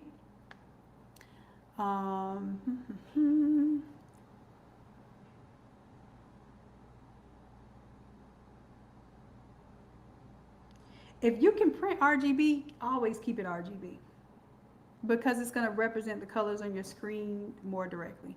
Most printers nowadays, if they have modern printers, their RIP software will, you just send it to them as RGB. Their RIP software will manipulate whatever colors it needs so that the printer is always going to use CMYK ink or CMYK with light magenta, light cyan. Some of them even have orange. Some of them have neon colors that they use. So a real printer, a real large format printer, is always going to have a RIP software in order to accommodate your print needs. However, if they tell you, oh, it has to be in CMYK, I use the printer, I use stickersbanners.com. I'm going to go ahead and let y'all know. One of these big projects I showed y'all, I'll go distinctly to this project, and I wish I had the physical. I have a photo of it. Oh, okay, that actually came out a lot better. Okay, but y'all know y'all can go in here and run this little prompt that I showed you. See how it removed all those little tiny little things from inside? This is about what I was looking for. That's it right there. That's what I would want to do as a standee. So now that you see the prompt, and that was my little prompt there. That wasn't even the fancy prompt that I ran. Okay. Anyhow, what am I showing you? It was this Photoshop template. I want to show you precisely a project because it has pink and purple. Y'all asking, well, why does the CMYK thing matter? I got to scroll too much. We got too many classes here. Let me push it on up. Where is it? Okay, this one right here. Y'all remember this one? And we did that backdrop with that purple and that pink. Y'all, Stickers and Banners had that purple look royal blue. It was like, oh, it's supposed to be royal blue, isn't it? No, sir, no, ma'am. And I submitted that to them in CMYK. So it already hurt my feelings because, you know, CMYK is duller than RGB. So I had this really vibrant pink. I was using the hex codes, you know, because I was making sure I was using the brand colors. So the brand color hex codes, and that's another thing, when you choose your brand colors as CMYK safe. I didn't think about that because mine is because mine is CMYK. But if you choose really, really intense colors, CMYK has a smaller print gamut. That means it has a smaller number of possible colors that it can create. So it will shift your colors to something that it can create. So I think their calibration on their printers and their screen monitors or whatever, because all those things matter, what shows up on their screen versus what their RIP software, whatever, if they're printing directly to the printer without using a RIP software, all of those things matter. But my pink came out nasty and kind of like orangish, reddish, and then my purple came out blue. And I'm so glad that my client went to go physically pick it up because she rolled it out and she said, "Oh, Shannon, those are not the colors you showed me." I said, "I know. I know that they told me they wanted a CMYK. I dulled it down so it's not going to be as vibrant. And I showed her the CMYK version. That's why you need to show your clients the CMYK version. Like, hey, these colors are going to possibly shift a little bit. It's okay." But when she showed me the video in the photo of it, it was completely blue. So they did not do the proper print calibration, and it was totally off. And because she was physically there, she was getting ready to drive and do her event and everything, she would have had to put that blue banner up around all her pink and purple carpet. She had purple carpet set up, pink balloons and everything. It would have looked horrible.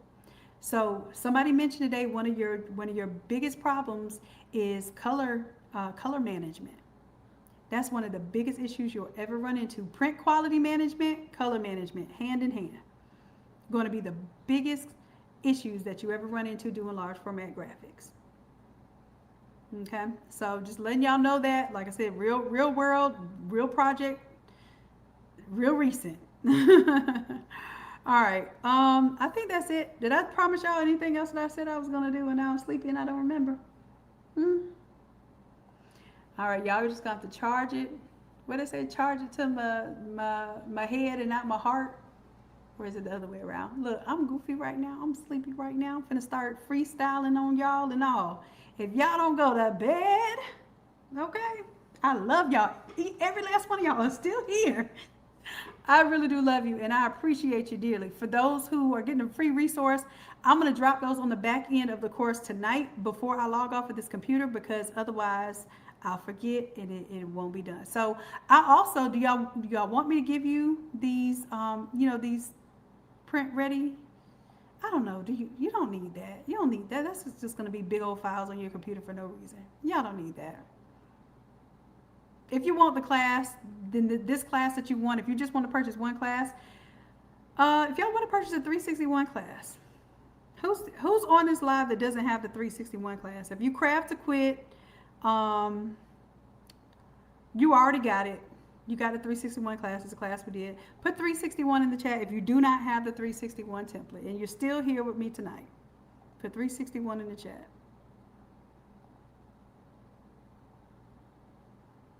Oh, everybody got all my crafts and quit got it. Okay. If we don't have anybody that doesn't have the template, I was gonna give y'all the template for free tonight since you're live. I was gonna give y'all 2 minutes to grab it for free. That's it. So speak up. Don't be shy, y'all. I need y'all to talk back to me. I need to know who I'm talking to and what y'all have, what you don't have, what you need, and how I can supply it. Look, my hands locking up over here. I gotta get off this live, y'all. All right, so nobody need the template for free?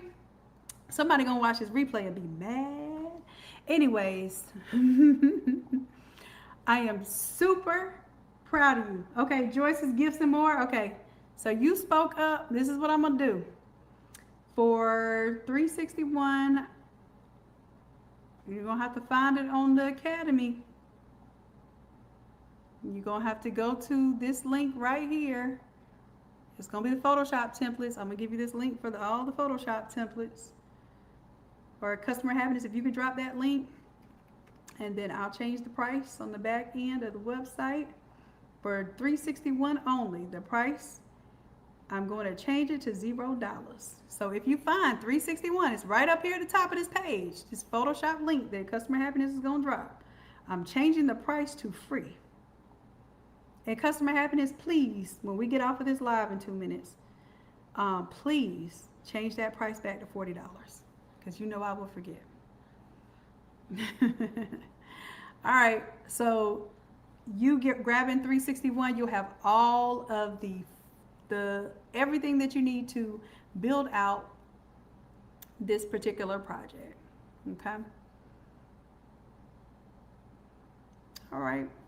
Now you won't have 355, because 355 is the template that started it all. So make sure that if you like this, make sure you buy template number 355, because that's the one that sets the stage for everything that we did past class number 355. All right, so, all right, if y'all don't have it, go grab it. That's why I need y'all to speak up. Talk to me while I'm on these lives so I understand what you need. that's it, y'all. If I stay up any longer and give any more free stuff away, then I'm afraid I'm going to have to explain to my mentor and do some serious explaining. Because not only did she tell me to raise my prices, she said quit giving people stuff for free, because people don't appreciate free. If they pay attention. That's what she said. So I believe it. I'm not gonna lie, I believe it. But every now and then somebody will do something with that free resource. That's my hope. And you'll make money off of that free resource. And then you'll come see me and you'll be like, you know what? If the free stuff was this good, I can't wait to pay you, Shannon. Look, Doc, I'm in there. All right, so that's it for tonight, y'all. I'm serious. We're gonna end this live. We're gonna end this free class for $361. Let me refresh. It should have gone from $40 to free. Let me refresh. Let me see what's going on right here. But if you join $497, all of the classes, yeah, look at change to free, y'all. All of the classes that you see here will be unlocked for the $497, 260 Photoshop templates, 128 AI classes, and every AI class has a working document, which is a prompt book with instructions on what we did as we did the live class, like less than $1 per class to unlock everything. Plus, you're gonna get my live classes are $97 a class. You're gonna be in the Zoom room with me for $97 for a class for 2 classes a week. That's a lot. That's supposed to be around about $10,000, right?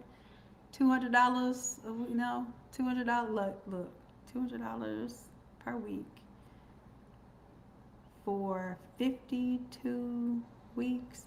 Yeah, that's supposed to be around $10,000. My math still ain't math, and I'm still supposed to be charging y'all more than $197 a month. But just lock in with me, even when I do something free, and I promise you, I will always bring value. You might have to listen to me rant. You might have to hear me talk to y'all about some things that I feel like the world needs to know in this graphic situation. But guaranteed, every time I'm going to over-deliver on what you need, okay? I appreciate you, and I love you dearly. And until next time, bye. Thank you, Customer Happiness, for working overtime tonight. We love you too. Bye, y'all.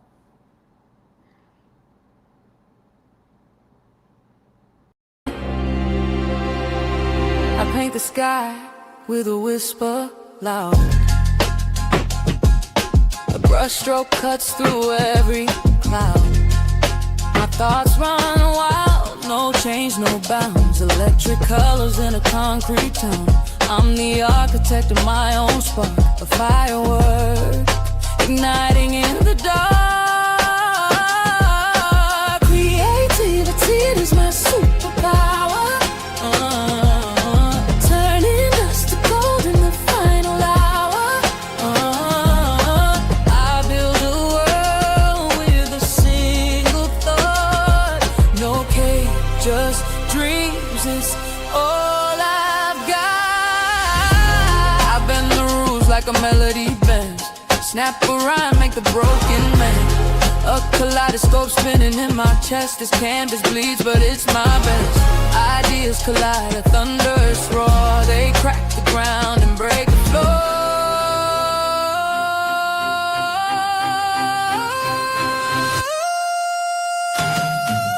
Creativity is